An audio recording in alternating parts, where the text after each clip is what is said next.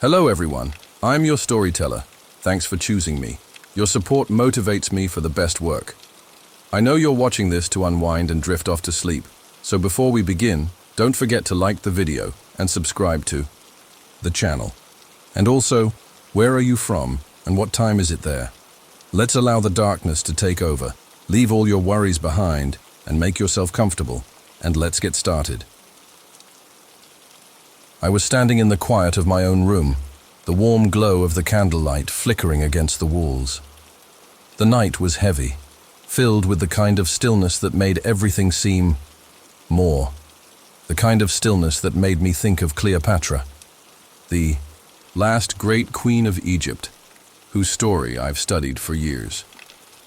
Her legacy, a mix of power and tragedy, is something that seems to breathe through history, always alive, always watching. It's funny though, I never thought I'd end up telling this story not like this in such an intimate way, but tonight it feels necessary. The way I stumbled into her tale wasn't by choice. It began like a whisper in the dark, a story shared between the pages of an ancient book. I was in Alexandria, wandering the city, when I found myself at a small forgotten corner of the library. There, among dusty scrolls, was a journal, an old leather-bound book that seemed to hum with an energy of its own. The name Cleopatra was scrawled across the first page, and I couldn't help but wonder what secret it held. I opened it, and my heart skipped a beat. The journal began with a story that chilled me, a story I could almost feel pressing in on me. It told of Cleopatra's birth, of whispers that followed her, and of the omens surrounding her arrival. They say she was born under a strange alignment of the stars, that her first cry was a call to something ancient, something powerful. But even more unsettling were the rumors. Some believed Cleopatra was cursed from the moment she was born. They said that she carried a darkness, that she was destined for greatness, but at a terrible cost. A cost not just for her, but for those she loved most. Some feared that she was marked by the gods. Others feared the prophecy that hung over her like a shadow. In those early days, no one could look at her without wondering, could she truly be a queen? Or was she a pawn in a game far greater than any mortal could understand? The journal, however, spoke of something even more unsettling. The people who had been there, who had witnessed Cleopatra's early years, felt an unease in the air. A sense that the palace wasn't just a place of royal beauty, but a place where something stirred beneath the surface, something hidden, something waiting. They spoke of strange sounds in the night, whispers that never seemed to come from anywhere but the walls themselves. Of course, they were only rumors. Or were they? As I sat there in the library, reading the journal under the flickering candlelight, I felt as though Cleopatra herself were standing beside me. The weight of her story, her power, her mysterious beginnings, pressed in on me. It was as if her very presence had filled the room, and I couldn't shake the feeling that there was more to her than I could understand. I remember one passage particularly clearly. It described a moment in her early childhood when Cleopatra first encountered her reflection. They say the first time she saw herself in the mirror, something strange happened. Her eyes widened, as though she saw not just her own face, but something far older, something darker.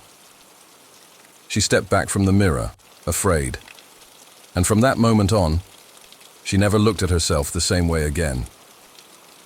It was as if the reflection, the image staring back at her, was not just her own, but the embodiment of something ancient, something that held power over her and over Egypt itself. Was it fate, or was it something far more sinister? I could feel the tension building as I read. My own thoughts seemed to scatter, as if my mind was trying to escape the weight of what I was reading.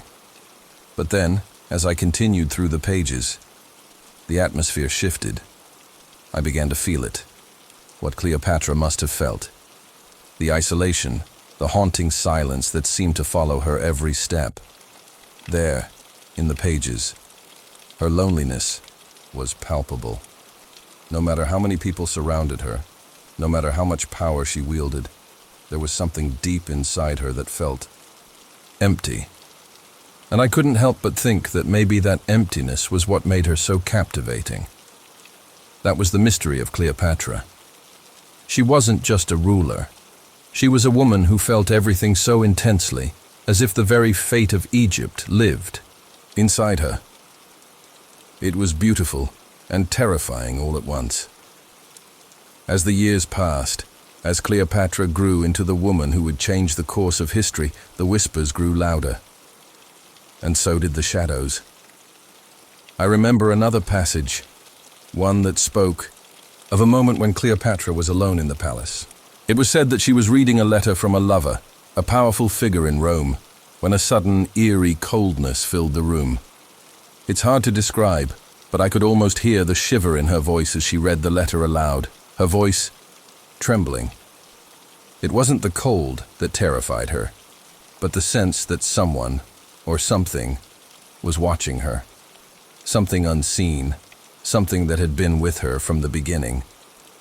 That night, Cleopatra couldn't sleep. She wandered the palace, her footsteps echoing in the empty hallways.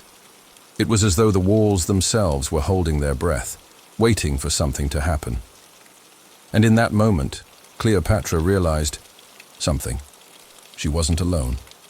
Not in the way we usually think of loneliness. She had something else, something inside her that she couldn't escape. The legend goes that she never fully understood what that feeling was. She spent the rest of her life trying to understand it, trying to control it. But no matter how many people came in and out of her life, no matter how many kingdoms she ruled, that feeling, the one she could never quite shake, always lingered. I think that's why Cleopatra's story is so captivating. It's not just the history of a great queen. It's the story of a woman who lived with the weight of something greater than herself, something dark, something beautiful, something tragic, the haunting feeling of being both a ruler and a prisoner.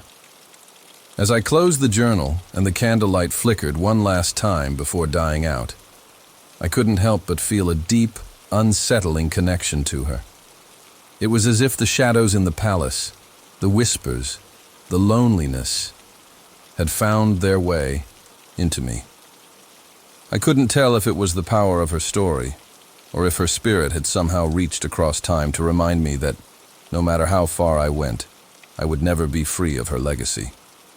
Or maybe it was just the way of the world, how the past never truly lets us go.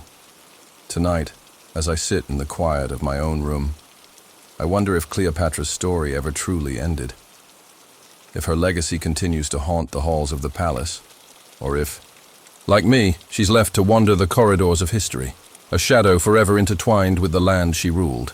And as I close my eyes, I feel it. Just a whisper, soft and distant, but unmistakable. Cleopatra, still watching, still waiting. Tomorrow, I will tell you more. But for now, let the silence wash over you, as the story fades into the night, leaving only the lingering sense of something ancient, something eternal. I remember the first time I set foot in Alexandria. The ancient city, with its labyrinthine streets and towering columns, had an air of mystery about it. The wind whispered through the cracks in the stone, carrying secrets that seemed too ancient for the world to hear. As the sun set behind the great lighthouse, casting a golden glow over the sea, I felt a strange pull, as though something was calling to me, something far older than any of us could understand. It was as if the city itself had a voice that spoke through the wind, the sands, and the stones.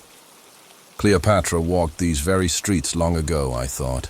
Her presence was still palpable, even centuries later.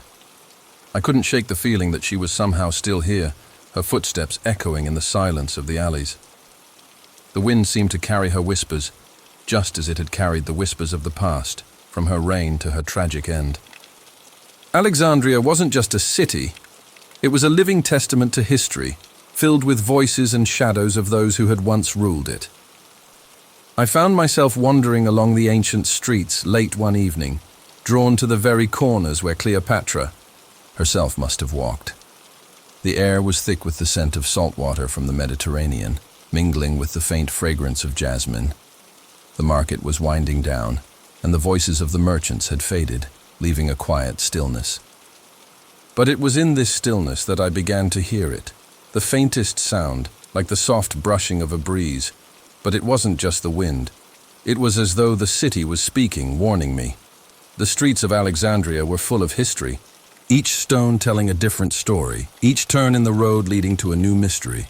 As I walked, I couldn't help but feel as though the city was alive, its past reaching out to me. I felt as if Cleopatra herself was watching from the shadows, guiding me down these forgotten paths.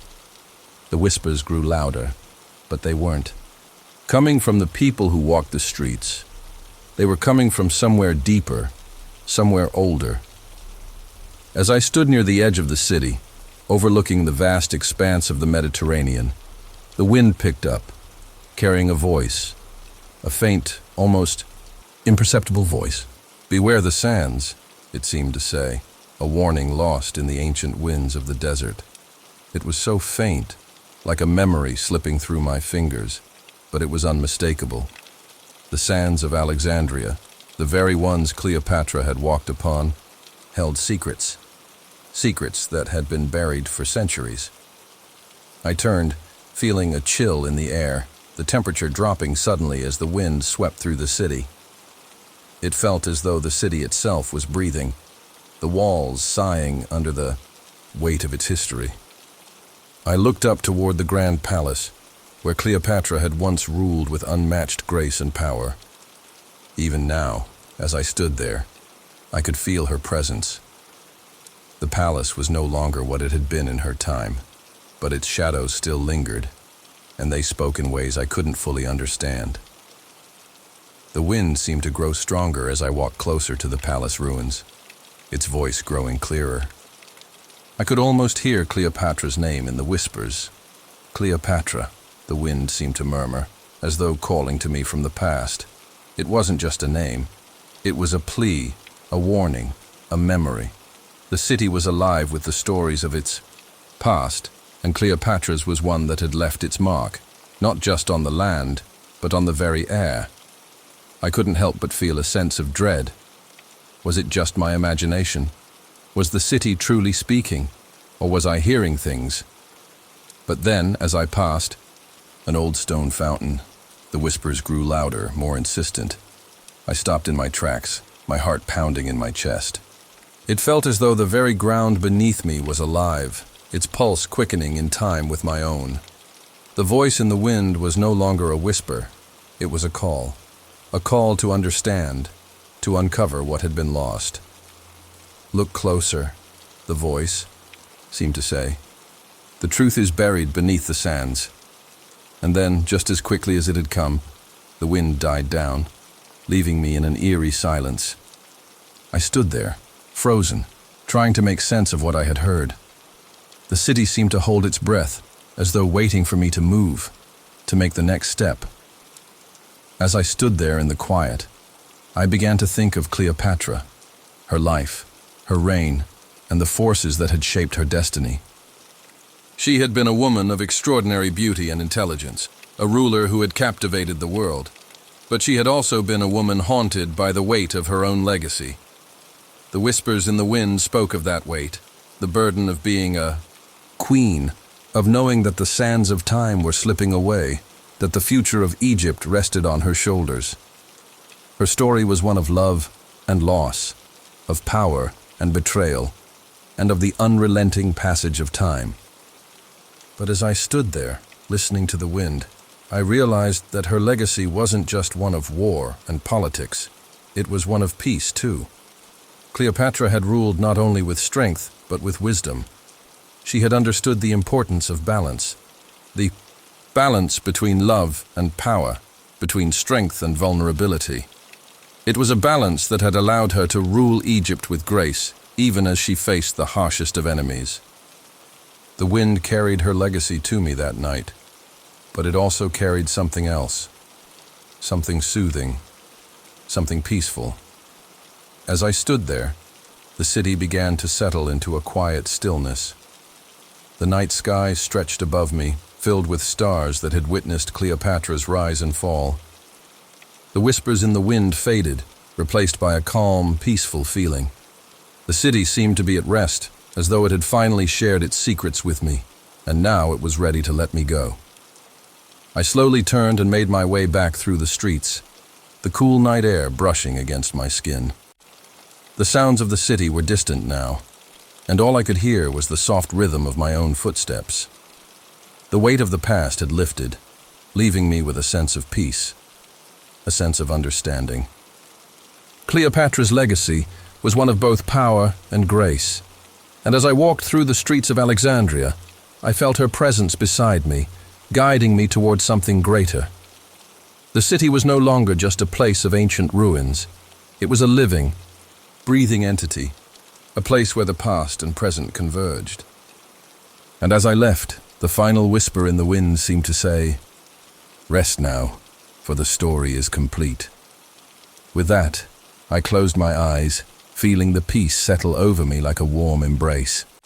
The wind had carried Cleopatra's whispers, but it had also carried her legacy of wisdom and peace. And now, in the quiet of the night, I felt at ease.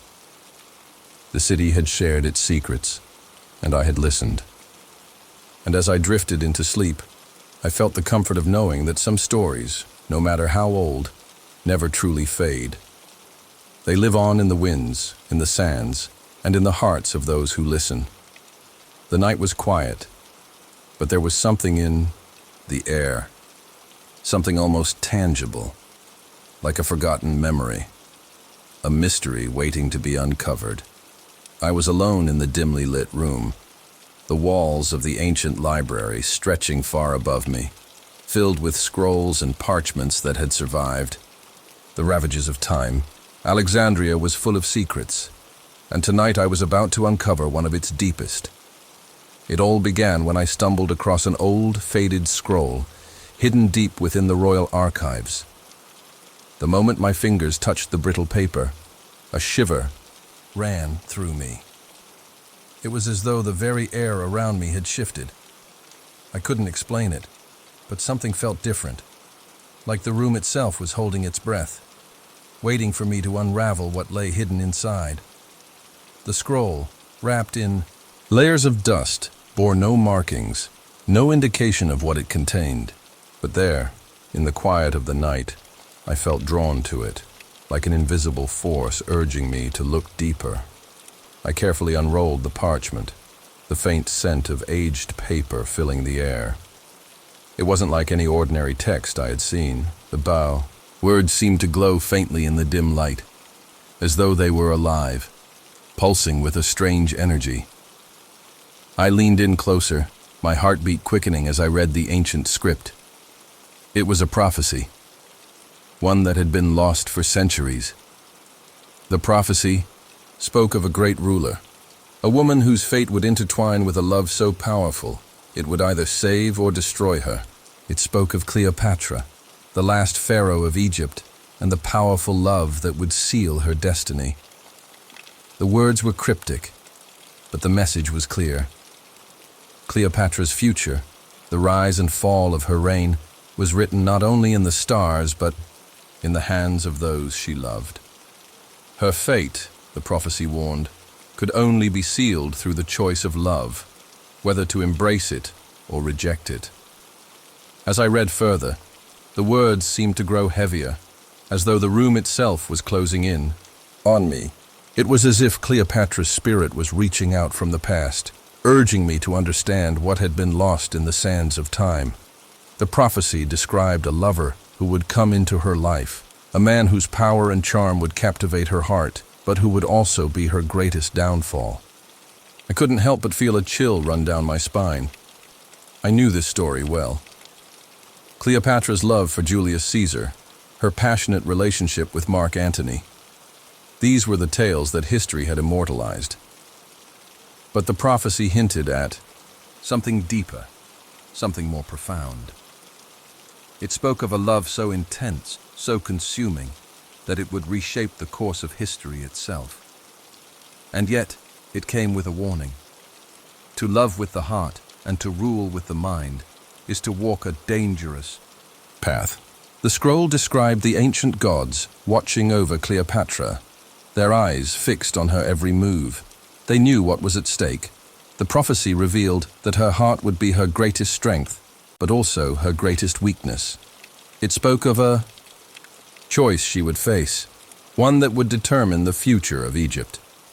The lovers who came into her life would not just be her partners, they would be the very instruments of her fate. As I read, the words became even more cryptic. The heart of the queen will burn bright, but the flames will scorch all that she loves. Choose wisely, for the fire you kindle will either save or destroy the kingdom. The warning seemed to echo through the room, the weight of it pressing down on me. The scroll continued, describing a moment when Cleopatra would stand at the crossroads of love and duty, a moment when she would have to choose between her heart and her kingdom. It spoke of betrayal, of alliances forged in fire and blood, and of a love so strong that it would either free or condemn her. It was a choice that no ruler should have to make, yet Cleopatra would face it, alone. I couldn't tear my eyes away from the scroll, my mind racing with the implications of what I was reading. What if the prophecy was true? What if the fate of Cleopatra had been sealed long before her birth, written in the stars and the sands of Egypt? What if her love, her choices, had not only shaped her destiny, but the destiny of an entire empire? I sat back in my chair, the weight of the prophecy settling heavily on my chest. It was as if the very walls of the library were closing in, as though Cleopatra's spirit was watching me from the shadows, urging me to understand the true nature of her legacy. I could almost feel her presence in the room, a quiet, haunting presence that spoke of both strength and sorrow. The scroll offered no answers, only more questions.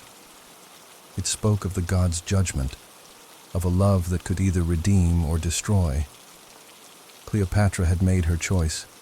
She had chosen love, and in doing so, had sealed her fate. But was it the right choice? Had the prophecy been fulfilled in the tragic end of her reign, the betrayal, the loss? Or had there been another way, a path not taken, a future that could have been? As the candle flickered and the room grew darker, I found myself lost in thought, my mind wandering through the corridors of history. Cleopatra's life was filled with passion, with love and loss, with triumph and tragedy. But now, in the quiet of the night, I began to see it in a different light. The prophecy spoke not only of Cleopatra's future, but of the delicate balance between love and power. It was a lesson that had been passed down through the ages, one that we all must learn, though few of us truly understand it. I closed the scroll, carefully rolling it back up and placing it gently on the table. The air in the room seemed to settle, and I felt a sense of peace wash over me, though it was a peace tinged with sadness. Cleopatra's story was not one of simple victory or defeat. It was a story of choices, of love, of destiny, and of the quiet whispers of the past that echo in the present. As I stood to leave the library, the silence of the night wrapped around me like a cloak. The city of Alexandria lay before me, its ancient streets still holding the secrets of the past. I couldn't help but wonder if Cleopatra's legacy would continue to haunt this city, her spirit forever bound to the sands and the whispers of the wind. Her love, her choices had sealed her fate, but it was the prophecy that had predicted it all, a reminder that some things are beyond our control, written long before we are born.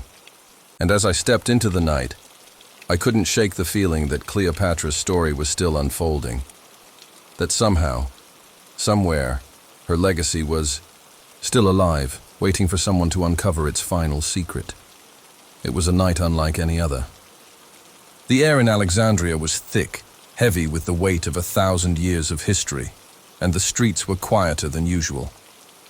I had spent the evening in the royal palace, the grand stone walls surrounding me whispering of ancient rulers, of times long past. But as I sat in the dim glow of the palace's torches, my thoughts turned to Cleopatra, the last pharaoh of Egypt. It said that her burden was unimaginable, that the weight of an empire rested on her shoulders. But tonight, as I gazed out at the darkened city, I began to wonder just how much she truly carried. Cleopatra was crowned pharaoh at a young age, but the role was not one she took lightly. From the moment the crown was placed upon her head, she knew her life would never be her own again. Egypt, the land of the gods, demanded her absolute devotion. Her people, her kingdom, they depended on her every decision. To be pharaoh meant to lead not just a nation, but a legacy, a future that could shape the very fabric of the world. But behind the regal facade, Cleopatra was a woman just like any other. Beneath the weight of her crown, her mind was often clouded with doubt. She had inherited a broken kingdom, torn by civil strife, and it was her responsibility to heal it. At times, she must have felt that the weight of the world was crushing her, that her every choice might be the one that tipped Egypt into darkness. I could almost feel her presence, even now, as I stood at the edge of the palace balcony. The wind picked up, the sound of the sea crashing against the shore filling the night air. I closed my eyes for a moment, trying to imagine what it was like to be her, to walk in her shoes, to carry her burden. But then a chill ran down my spine. It wasn't just the wind, it was something else, a strange sensation, an unease that seemed to settle deep within me. As I stood there, I began to hear it. The faintest whisper, barely audible, like a voice carried on the wind. It was as though the very air around me was alive, watching, waiting. I shook my head, trying to dispel the feeling. It's nothing, I thought. But deep down, I knew it wasn't nothing. I had heard these whispers before, in places forgotten by time, and I had come to recognize them, those ancient voices that spoke of things beyond our understanding. It was as though Cleopatra, in her own time, had felt these same whispers. Perhaps she had even heard them herself, felt their pull as I did now. I could imagine her, sitting in the silence of her chambers, her eyes haunted by dreams she couldn't explain. They say that Cleopatra's nights were often filled with strange dreams, visions of far-off places, of ancient gods who watched over her every move. But some of her dreams, the more disturbing ones, carried a different message. They spoke of a darkness that hovered just beyond her reach, an unseen force that watched her every move. It was said that these dreams tormented her, keeping her awake long into the night as she tried to decipher their meaning. I couldn't help but wonder. What had she seen? What had she felt in those moments between waking and sleeping when the boundary between the real world and the dream world became blurred? I couldn't imagine the weight of those dreams, the way they must have twisted inside her, making her question the very fabric of her existence. The whispers grew louder now, swirling around me like an ancient wind. They seemed to be coming from all directions, echoing in my ears, too faint to understand, yet too persistent to ignore. A voice, low and steady, began to form in the darkness. The burden is yours to bear. The future of Egypt rests in your hands. I froze. The voice, it sounded so real, so close, as though it was coming from within me. It was then that I realized the whispers were not just the wind. They were something else, something ancient. They were the voices of those who had lived before me, and perhaps the same voices that haunted Cleopatra all those years ago. I could feel her presence now, as if she were standing beside me, her eyes filled with the same unease, the same weight of responsibility. I imagined her waking in the middle of the night, drenched in sweat, hearing the same whispers, feeling the same pressure to live up to an impossible legacy. Her nights were filled with more than just royal duties. She carried the dreams of Egypt, the hopes and fears of an entire civilization, and the crushing burden of making decisions that would shape the future. And those dreams, Those dreams of something dark, something unseen, something beyond her control must have haunted her every night. What were they trying to tell her? Were they warnings from the gods, or were they merely a manifestation of her own fears and doubts? The ancient Egyptians believed that dreams were messages from the divine, but not all messages were easy to understand. I could almost see Cleopatra in the quiet of her chambers, sitting at the edge of her bed, her eyes wide with fear. The dreams had grown more intense in the days leading up to the fateful decision that would change the course of her life. A choice that would bring her closer to Julius Caesar, and later to Mark Antony. A choice that would lead her down a path she could never turn back from. The darkness in her dreams seemed to echo the darkness she would soon face: betrayal, loss, and the downfall of her empire. But was it destiny? Or was it the weight of her own choices that led her to her tragic end? The burden of being Pharaoh was not just the power she held, it was the constant fear of what might happen next, the fear that one wrong move could unravel everything she had worked for. I stood there, lost in thought, as the whispers continued to swirl around me. The weight of Cleopatra's burden had become my own, if only for a moment. I could feel the pressure of it, the uncertainty, the fear of the unknown. And in that moment, I understood, perhaps for the first time, the true cost of ruling an empire. It was not just the riches or the power. It was the weight of responsibility, the sleepless nights, and the constant burden of knowing that the future was never truly in your control. The wind died down, and the whispers faded into the night. The palace seemed to breathe again, the heavy air lifting as if a great weight had been removed. And though the city of Alexandria lay silent, I felt a deep sense of peace wash over me. The burden of Cleopatra's dreams, her struggles, had been passed down through the ages. But in the quiet of the night, I knew that it was her legacy that would live on, not the whispers of fear and doubt. The kingdom may have fallen, but the wisdom and strength of Cleopatra, the woman who carried the weight of Egypt on her shoulders, would never be forgotten. With a final glance at the city below, I slowly made my way back inside. The night was peaceful now. The dreams of the past settled like dust on the stone floors. And as I closed my eyes to sleep, I felt the weight of Cleopatra's crown lift from my shoulders. It was a night much like any other in the grand palace of Alexandria. The air was thick with the scent of incense and the soft rustling of the palm trees outside. The moon hung low in the sky, casting its pale light across the marble floors of the palace. It should have been a peaceful evening, but as I walked through the empty halls, something didn't feel right. The palace, so full of life during the day, was now silent, its shadows stretching across the walls like dark fingers.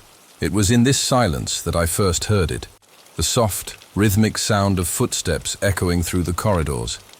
At first, I thought it was nothing more than the natural creaks and groans of the ancient building settling. But the footsteps were too deliberate, too distinct. They were not the sound of the wind, nor the house's ancient timbers shifting.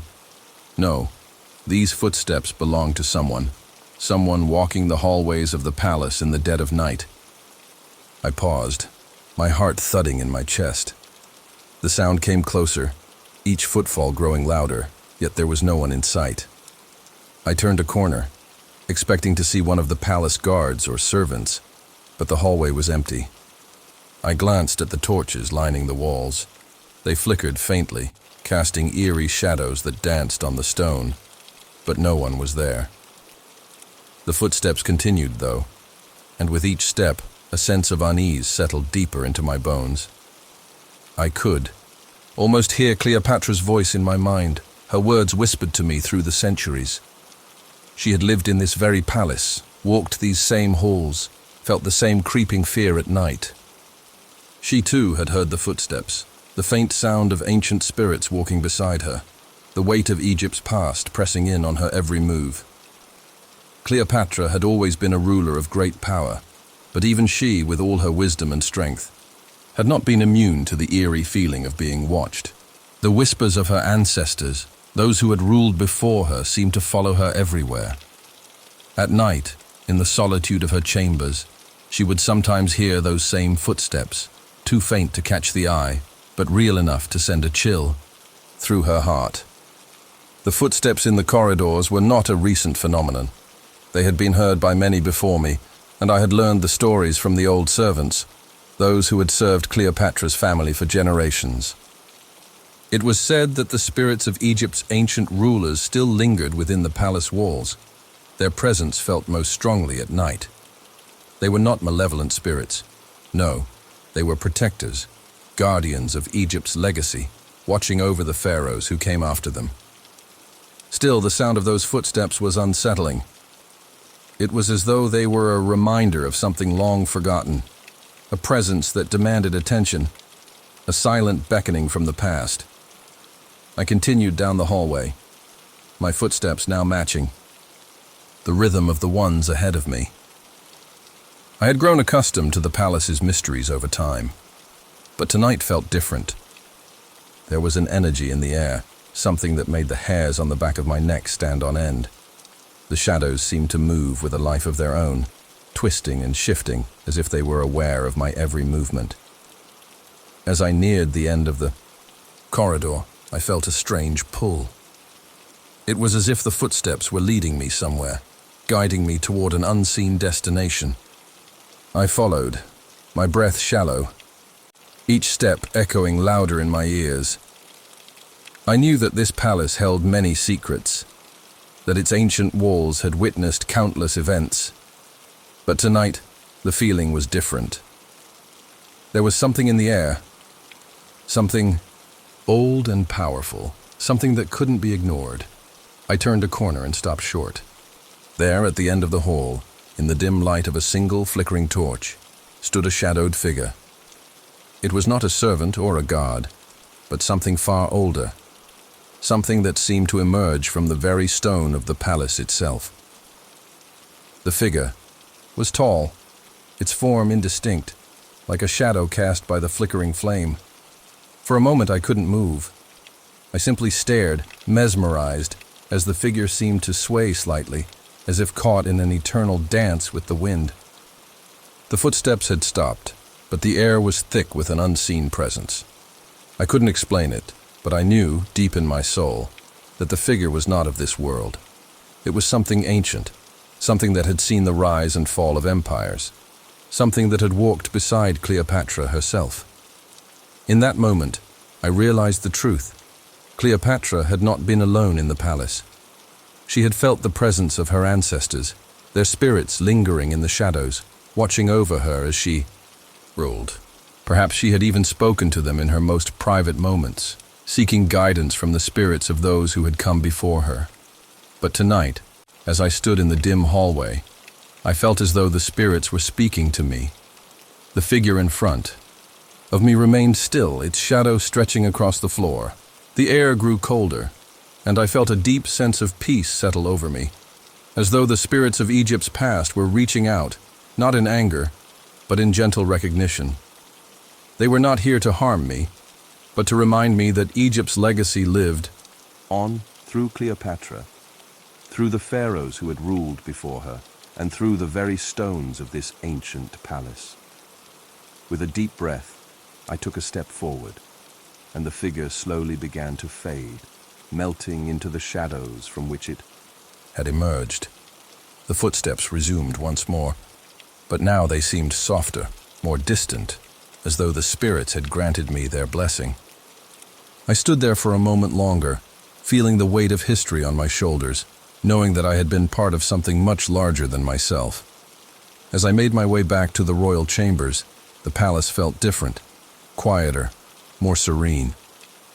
The footsteps that had once filled the halls with unease now felt comforting, like the soft whispers of the past, guiding me through the night. I knew now that Cleopatra had never truly been alone. The spirits of her ancestors had been with her, walking by her side, watching over her, just as they had watched over Egypt for centuries. And as I drifted off to sleep that night, I realized that Cleopatra's legacy was not just in the power she wielded, but in the spirits that had guided her, the shadows that had walked beside her in the quiet of the night. The weight of her crown was heavy, yes, but she was never alone. And neither am I. The palace grew still once more, the footsteps fading into the silence of the night. But the memory of that shadowed figure, that ancient presence, would stay with me forever, a reminder that in the stillness of the dark, we are never truly alone. The night was quiet, yet full of unseen movement. Alexandria, the city of wisdom and wonder, hummed beneath a velvet sky. The moon hung high, casting its silver glow over the ancient streets and the grand palace. The air was thick with the scent of jasmine and myrrh, carried by the gentle breeze that swept across the city. There was a stillness in the air, as if everything was waiting for something, and I was caught in its pulse. I stood at the edge of the palace garden, gazing out at the moonlit horizon. The palace walls loomed behind me, their ancient stones standing firm against the weight of time. But in that moment, I felt a strange unease. The city felt different tonight.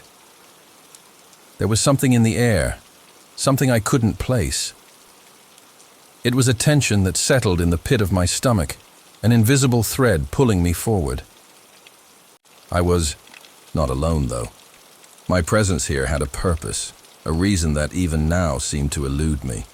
Cleopatra, the last pharaoh of Egypt, had summoned me. It was a rare thing to be invited into her inner circle, but I had earned her trust. There had been whispers of a foreign general arriving at the gates of Alexandria, a man with a name that stirred both curiosity and fear. His reputation preceded him, and the very thought of meeting him was enough to send a shiver down my spine.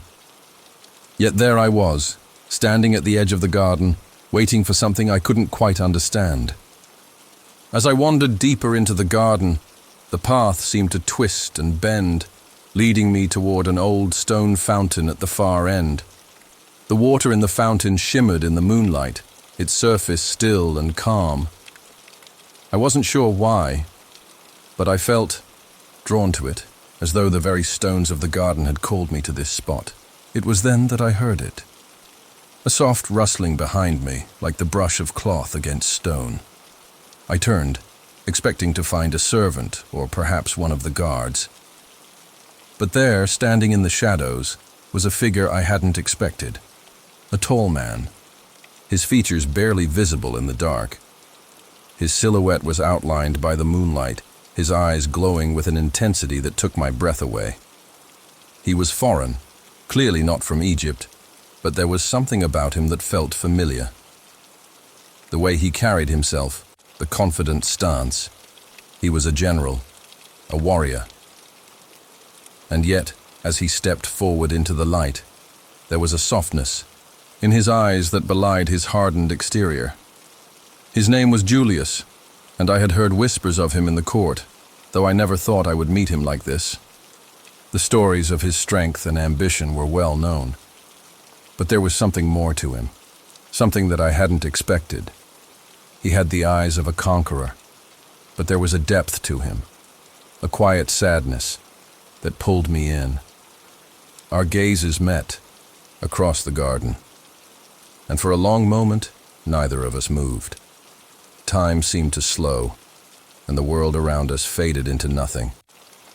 It was as if we were the only two souls in existence, suspended in that brief moment of recognition. It wasn't love. Not yet, but it was something stronger, a pull, a connection that neither of us could deny. "You are the one they speak of," he said, his voice low and steady, though there was an edge to it. Cleopatra's trusted advisor. I nodded, though I could not find my voice to answer. There was something about him, something magnetic that kept me rooted to the spot. I had heard the stories of foreign generals who came to Egypt to seek power, but this man was different. His eyes held secrets, and I could see that he was as much a prisoner of his own destiny as I was of mine. "Why are you here?" I finally asked, my voice barely a whisper, The words hung in the air between us, heavy with meaning. He hesitated, then took a step closer. "I came to speak with Cleopatra," he said, "but it seems fate has brought me here to speak with you instead." There was something strange in the way he said those words, as though he had been expecting me, as though he had known, long before he arrived in Alexandria, that we would meet like this, under the cover of night. The tension between us was thick, now almost palpable. I wanted to ask him more, to question why he had come, what his intentions were, but something stopped me. The words caught in my throat. I had spent my life serving Cleopatra, witnessing the rise and fall of those who sought her favor. Yet with Julius, I felt an unspoken understanding. It was as if our souls recognized each other, as if we had known each other in another life, another time. "You are afraid," he said softly, his voice barely a murmur. "Afraid of what this meeting means." I swallowed, unable to deny the truth of his words. Yes, I was afraid. Not of him, but of what this moment signified. The connection between us was undeniable, but it was also forbidden. Cleopatra had always warned me to stay away from those who might distract me from my duties. But in that moment, I couldn't pull away. I didn't want to. The draw between us was too powerful. As the night deepened, we stood there, the silence stretching between us, and I knew that the world was changing around us. The empire, Cleopatra's reign, Egypt itself. It was all shifting. Our meeting, however brief, would set the course for something greater, something none of us could yet understand. In the distance, the sound of footsteps echoed through the garden, and I knew that the moment was drawing to a close. Julius took a step back, his eyes never leaving mine. "We'll meet again," he said, his voice filled with promise and uncertainty. "When the time is right." And then, as quietly as he had arrived, he melted back into the shadows, leaving me standing alone in the moonlit garden, my heart racing in my chest. I didn't know what the future held, whether this meeting would lead to peace or war, love or betrayal. But one thing was clear: the bond between us was formed, and it would be impossible to break. The future of Egypt, of Cleopatra, of all of us, was now intertwined with a foreign general. And in that moment, I realized that the course of history had changed forever. I left the garden, the cool night air filling my lungs, but the memory of that meeting lingered. The moon still hung high above, casting its glow on the ancient city, and as I walked back to the palace, I couldn't help but wonder what tomorrow would bring. And so, in the silence of that night, with the weight of history pressing down on my shoulders, I carried with me the secret of a forbidden bond, a bond that would shape the future of Egypt in ways none of us could yet imagine. The palace was silent that night, the kind of silence that settles deep into your bones, as if the world itself were holding its breath. Alexandria, bathed in moonlight, seemed to stretch out before me like an endless sea of possibilities. The cool night air brushed against my skin, the scent of jasmine mixing with the distant hum of the city. I stood at the edge of the royal terrace, gazing out at the stars, my thoughts as scattered as the constellations above. I had come here often, to this quiet spot, away from the busy courts and the weight of the throne. It was a place of solitude, where I could feel the soft whispers of Egypt's past around me. But tonight, the air felt different. A strange tension hung over everything, thick and unspoken. It had been days since that first meeting. Days since Julius, the foreign general, had appeared at the gates of Alexandria, a man of power and purpose. I had heard the stories, of course. Everyone had. His reputation for strength, his unyielding ambition, and the fire in his eyes when he spoke of war. It was enough to unsettle anyone. But there was more to him, something deeper. Something that I couldn't quite understand. I heard the soft sound of footsteps behind me, and without turning, I knew who it was. Julius. His presence was unmistakable. It was like the world shifted. When he entered a room, like the air became heavier, more intense. Yet there was something calming about it too, like a storm that promised relief after the heat of the day. "Do you ever wonder, Cleopatra?" he began, his voice low and filled with something I couldn't quite place. "If the stars above us are watching, waiting for us to make our move? Or are we simply waiting for them to guide us?" His words hung in the air, swirling around me like the wind. I didn't know how to answer, so I didn't.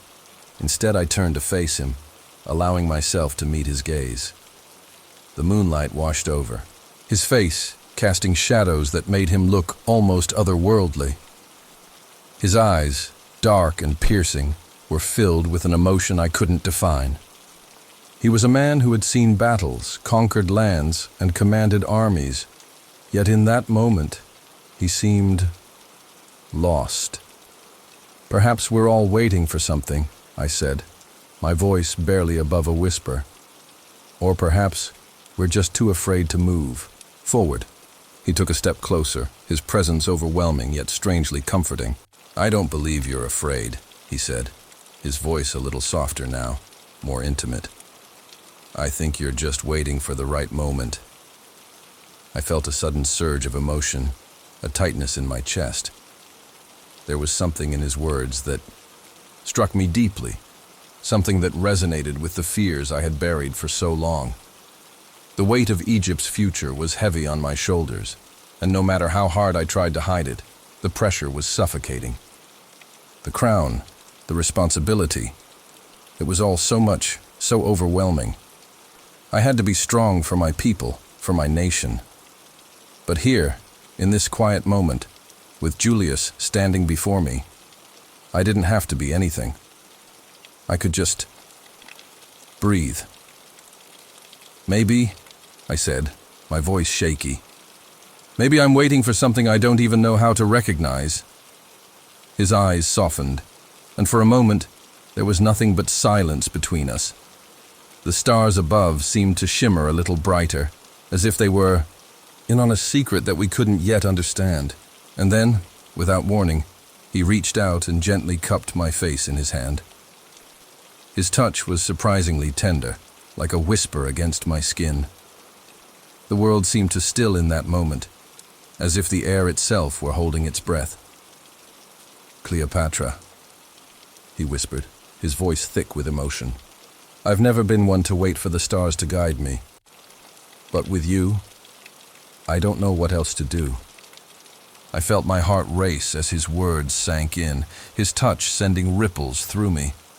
There was something about him, something that made me feel both alive and afraid at the same time. The connection between us, undeniable and strong, pulled me closer, though my mind screamed at me to stop. This was wrong. This was forbidden. But my heart wanted nothing more than to stay. His eyes searched mine, as if looking for something, as if asking for permission. And in that moment, I knew that this was a choice I didn't know if I was ready to make. But it was too late to turn back now. The pull between us was too strong. Slowly, almost hesitantly, I leaned in. His breath caught, and then, as if on cue, our lips met under the night sky, under the watchful eyes of the stars. The kiss was soft at first, gentle, as if we were both testing the waters, unsure of what this moment meant. But soon, it deepened, as if the world around us faded away, leaving only the two of us in the silence of the night. I could feel the weight of the moment pressing down on me, like the heavens themselves were bearing witness to this forbidden kiss. It was tender, but there was an unsettling undercurrent to it, something that I couldn't quite grasp. The kiss wasn't just an act of passion, it was a turning point, a moment that would change everything. When we finally pulled away, I was breathless, my heart pounding in my chest. Julius looked at me, his expression unreadable, as if he, too, was trying to make sense of what had just happened. "Do you regret it?" he asked softly, his voice barely above a whisper. I shook my head, unable to find the words. I didn't know if I regretted it, or if I was terrified by what it meant. The weight of the future, the legacy of Egypt, it all seemed so distant now. In that moment, all that mattered was the warmth of his touch, the connection we shared, and the strange, unsettling feeling that lingered between us. "I don't know," I said, my voice thick with uncertainty. "But I think we both know this is only the beginning." And as the night stretched on and the stars continued to watch over us, I couldn't help but wonder what the future would bring. Would this connection lead to something more, something that could change the course of Egypt's history? Or was it just a fleeting moment, a brief escape from the burdens we both carried? Only time would tell. But for now, all I could do was stand there under the stars and let the weight of the moment wash over me, unsure of what would come next. The night was heavy, with an almost suffocating silence. The kind of stillness that wraps around you and refuses to let go, like an unseen hand pressing gently against your chest. I, Cleopatra, ruler of Egypt, lay alone in my chambers, the weight of the crown and the empire always pressing against my brow. But tonight, something felt different. Something was stirring in the air, an unseen force, a presence that seemed to linger in the darkness. I had grown accustomed to the quiet, but this stillness, this silence was unnerving. The candles flickered softly, casting long shadows on the walls of my room. The moonlight filtered through the large windows, painting everything in a silver glow. Yet I felt no comfort in its beauty. I had the strange sensation that I was not alone, that perhaps someone or something was watching me. And then I drifted into sleep. At first, the dreams were familiar. The faces of my ancestors, the sound of the Nile's gentle current, the bustling streets of Alexandria. I had dreamed of these things before, visions of Egypt's past, of its endless rise and fall. But then, the dream shifted. The colors darkened. The air became thick, heavy with something I couldn't understand. I found myself standing in a vast, shadowy temple, surrounded by pillars that seemed to stretch endlessly into the sky. It was as though I had entered a realm beyond the mortal world, a place untouched by time. And there, in the center of it, all stood a figure, a woman, her form draped in dark, flowing robes, her face obscured by a veil of shadow. She was tall, her presence commanding, yet there was something serene about her, something powerful. Her eyes glowed with an otherworldly light, pale, like the moon itself. Her voice, when it came, was like a soft whisper that seemed to echo in the very core of my being. Cleopatra, the voice called my name, though it was not a name that echoed in the halls of my palace. It was a name spoken in ancient tongues, a name that resonated with the weight of centuries. You are the last of your line, the last of your blood. And yet, there is a storm coming, a tragedy you cannot prevent. I froze. My heart pounded in my chest as I tried to speak, but my voice caught in my throat. "Who are you?" I whispered, my words trembling, barely audible. The figure slowly raised her hand, and with a single motion, the world around me seemed to blur. The walls of the temple vanished, replaced by a vision of my kingdom. Alexandria, alive with its markets and grand architecture, appeared before me, bathed in a strange dim light. And in the center of it all, I saw myself, my face, my body. But it was not me in the way I knew. It was a shadow of me, a version, that seemed to be breaking apart, as though the very essence of Egypt was falling apart with it. The future of Egypt lies within your hands, but it is not only you who will shape it, the figure said. You must beware the forces that move in. The shadows, Cleopatra. Beware the ones who come with smiles and promises of peace. Trust not those who seek your heart and your throne. I tried to move, to reach out to the figure, but I couldn't. My body felt like it was frozen, bound by an invisible force.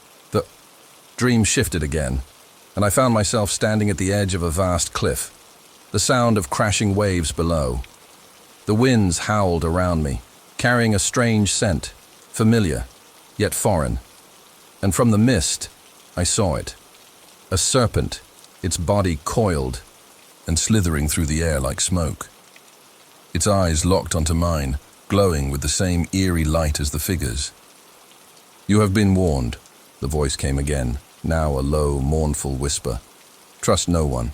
Trust even less those who claim to love you. The darkness is closer than you think. And just as quickly as it had come, the vision vanished. I was awake, lying in my bed, drenched in cold sweat. My heart was still racing, the echoes of the serpent's eyes and the goddess's warning still ringing in my ears.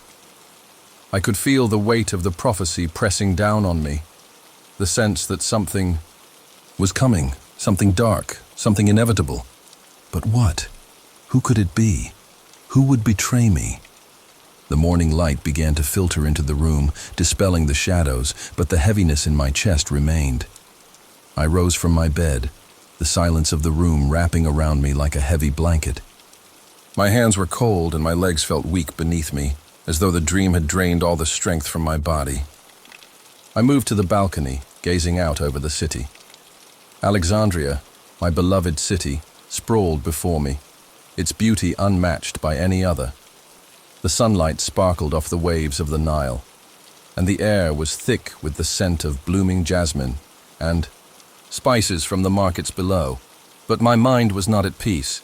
The words of the goddess echoed in my thoughts, warning me of forces that I couldn't see, forces that had already begun to stir in the shadows.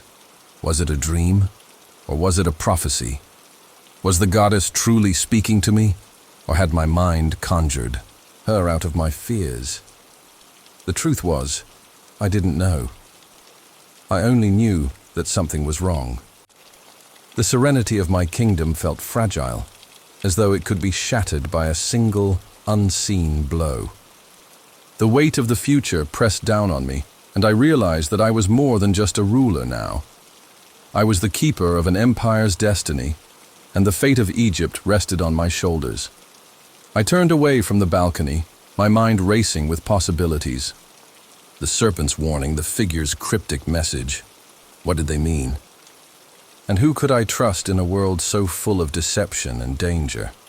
I had always been a strong ruler, a woman who had commanded the loyalty of many. But now, I felt the ground beneath me shifting, uncertain, as though the very fabric of my reign was beginning to unravel.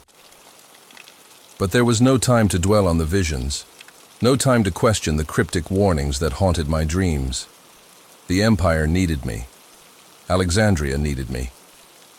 I would face whatever darkness lay ahead with the strength of the pharaohs who came before me. I would not falter. I could not falter. The day stretched out before me, but I knew deep in my heart that the shadows were already closing in. And I, Cleopatra, the last pharaoh of Egypt, would have to face them, alone if need be. The future was uncertain, but I would walk the path laid before me, guided by the whispers of the past and the haunting message of the goddess in my dreams. And as I stepped forward, I could feel the weight of the kingdom pressing down on me, and the silent warning in my heart. The royal court of Alexandria, magnificent and bustling by day, turned eerily silent by night. The corridors of the palace, once vibrant with the sounds of advisors, servants, and messengers, now seemed to hum with an unsettling quiet. As I, Cleopatra, moved through the palace halls, I could feel the weight of a growing unease pressing against me. Something was amiss. something that I couldn't quite place, but could sense in the air. The whispers. They were the first sign. At first, they were faint, nothing more than soft murmurs drifting through the chambers like the rustling of silk. I told myself it was the wind, or perhaps the soft echoes of the palace settling in the night. But soon, the whispers grew louder, sharper. They filled the empty spaces, curling into corners and lingering by my ear. The words were never clear, but their tone, low, almost conspiratorial, left a chill in my bones.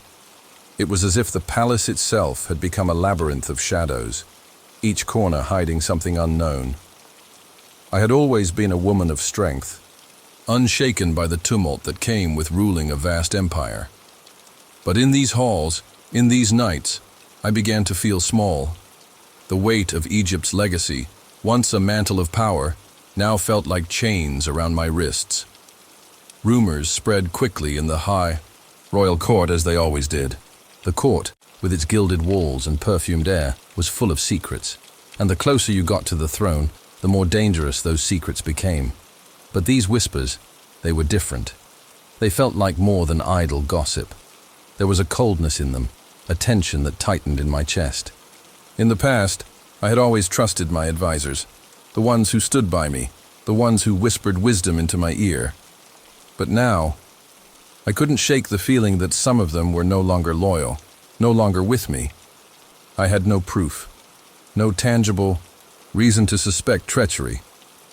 But in the silence of the palace at night, I couldn't ignore the knot of doubt in my heart. I sat alone in my chambers one evening, the soft light of the oil lamps flickering against the dark stone walls. The air was thick with the smell of incense, but even that couldn't mask the sense of foreboding that had settled in the room. My fingers drummed nervously against the arm of the chair as I stared out at the moonlit Nile, its waters shimmering like a veil of silver. Suddenly there was a sound, a footstep, faint but distinct, echoing from the hallway just beyond my door. My heart skipped a beat. I rose quickly, moving toward the door, but as I reached for the handle, I hesitated. What if it was one of my trusted guards? What if it was someone else? I opened the door, but there was nothing. Just the still, empty corridor. The air felt thick with something unspeakable, something lurking just beyond the reach of my vision. I looked both ways, but no one was there. The whispers, now louder, seemed to rise from the very walls, their voices blending with the distant murmur of the palace's hidden chambers. They were speaking of betrayal, of shadows creeping into the heart of Egypt. Who could I trust? I retreated into my chambers, locking the door behind me. But even then, I couldn't escape the feeling that the walls were closing in. The palace, once a place of strength, now felt like a haunted labyrinth, twisting and turning, trapping me in its maze of uncertainty. The next day, I gathered my closest advisors, hoping that their presence would ease the gnawing unease within me. We sat in the grand hall, discussing matters of state, but my mind was elsewhere. I couldn't focus. Every glance, every word seemed laced with hidden meaning. It was as though everyone in the room knew something I didn't. "Your Highness," one of my trusted generals, Petros, said, his voice steady but guarded. "The rumors of unrest in the northern provinces are growing. We need to address the matter quickly, or—" I held up my hand, cutting him off. "And what of the rumors here in the palace?" I asked, my voice barely more than a whisper, but carrying a weight that silenced the room. "What of the whispers that fill the halls, that travel like the Nile's current, swift and silent?" A hush fell over the room. Petros's eyes flickered to the others, and for a moment, I could see the faintest flicker of something in his gaze. Fear? Guilt? I have heard nothing of it, Your Majesty," he said quickly, his words almost too smooth. But the unease in his voice was enough. I saw it, the fear, the hesitation. "Tell me the truth," I demanded, my voice rising with authority. "Is there a plot against me? A betrayal in the court?" No one answered. The room seemed to freeze, as if time itself had paused, holding its breath. I felt my pulse quicken, the weight of the silence pressing against me. The whispers. They were not just in my head. They were real. I turned away from them, my heart heavy with the weight of suspicion. I had always ruled with strength and certainty, but now doubt clung to me like a shadow. That night, as I lay in my bed, the palace seemed to breathe around me. The quiet was deafening, and the whispers, those damn whispers, grew louder, more insistent. They seemed to come from everywhere and nowhere at once, curling into my thoughts, filling the silence with their chilling refrain. I turned, half expecting to see someone standing in the doorway watching me. But the room was empty. The only movement came from the shadows, shifting restlessly across the walls, as if they too were caught in the labyrinth of suspicion. Suddenly there was a knock at the door. Soft, hesitant, like the sound of a heartbeat. I rose quickly, my breath caught in my throat. "Who is it?" I called, my voice trembling. But there was no answer. The silence stretched on, heavy and suffocating. I stepped forward, my hands shaking as I reached for the door handle. When I opened it, there was nothing but the dark hallway stretching into the unknown. The whispers. They were all around me now. In the days that followed, the palace grew colder, the shadows darker. Every face I saw, every word spoken, seemed to carry an unseen weight, as though the walls themselves were whispering of betrayal. And so, I retreated further into myself, into the palace's darkened halls, where the labyrinth of suspicion continued to twist around me. Alone in my thoughts, I struggled to find the truth beneath the lies. But I knew one thing for certain. The palace was no longer a safe place. The court, once filled with my allies, now felt like a gathering of enemies. And the whispers, they would not stop. They would never stop until the truth was revealed. But who could I trust in the labyrinth of shadows? The walls seemed to close in, and the whispers, always just out of reach, told me the truth I feared most. I was alone.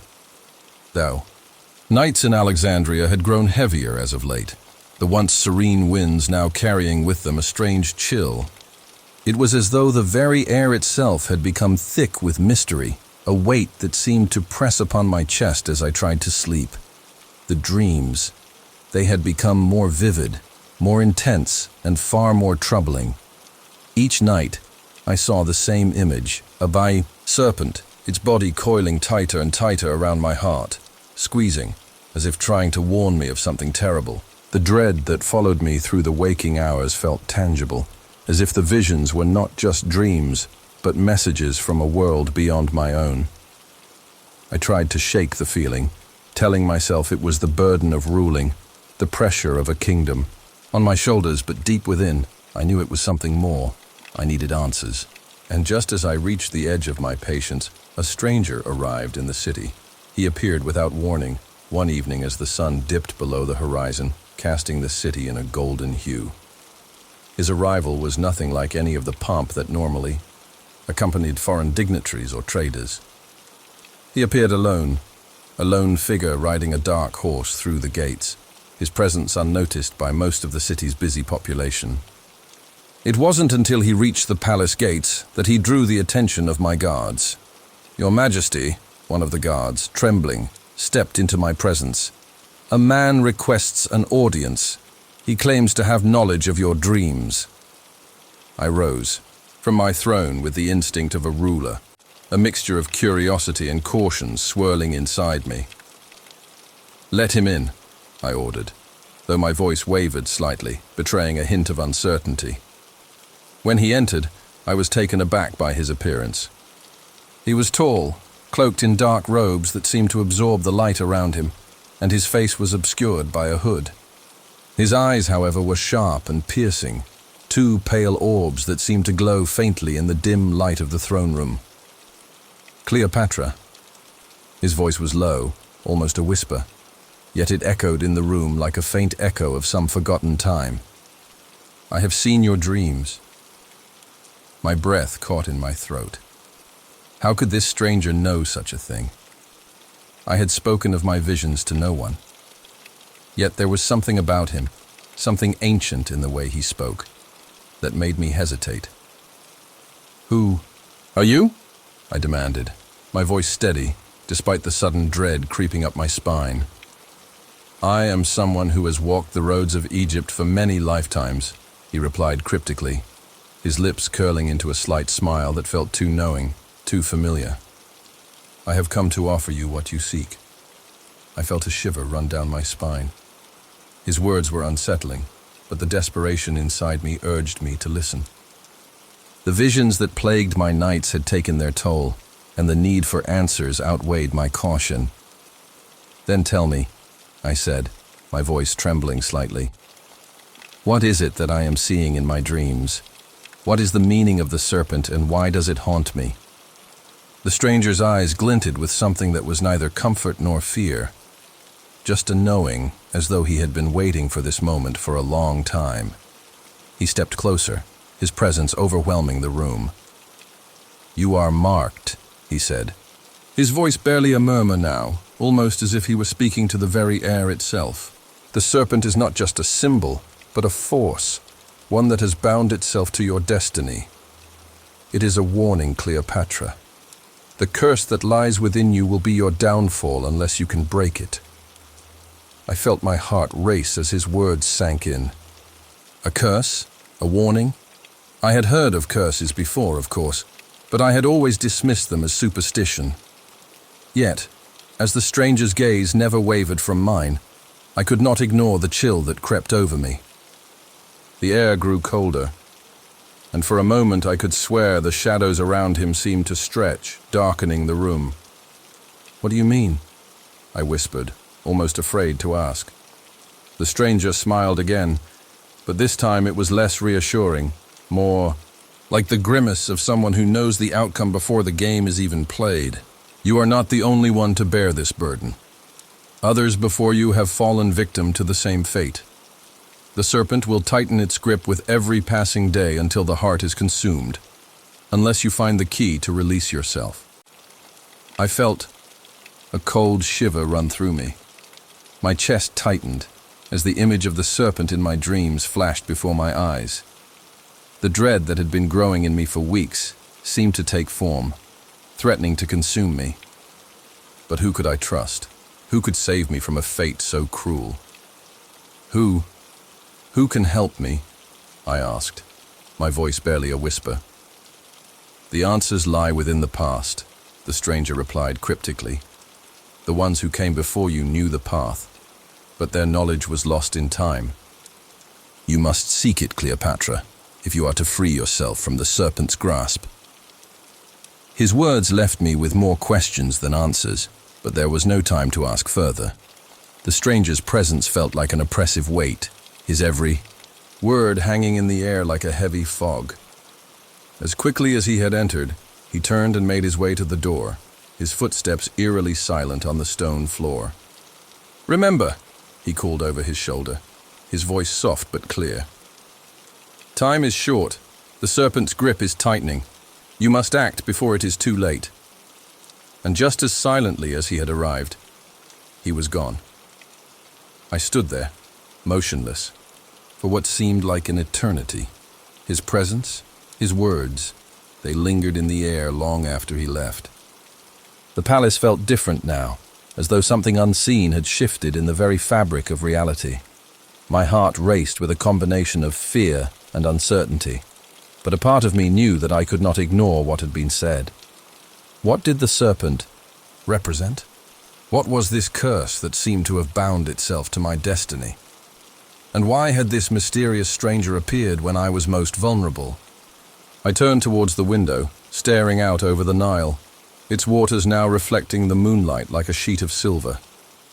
The city was quiet, but I could feel the weight of the unseen forces gathering around me, watching, waiting. In the silence, I could almost hear the whispers again, soft, haunting, like the wind. And I realized, with a sinking feeling, that the stranger had been right. My time was running out. With a heavy heart, I knew that the journey to unravel the mystery of the serpent, to uncover the truth behind the curse, had only just begun. And the path I would have to walk, though shrouded in darkness, was the only one that could save me, and Egypt, from whatever fate awaited. The weight of the unknown pressed upon me, but I couldn't turn away. Not now. The stranger's words echoed in my mind like an ancient chant, and I couldn't help but wonder, was he my salvation or my doom? The full moon hung heavy in the sky, casting an eerie light over the Nile.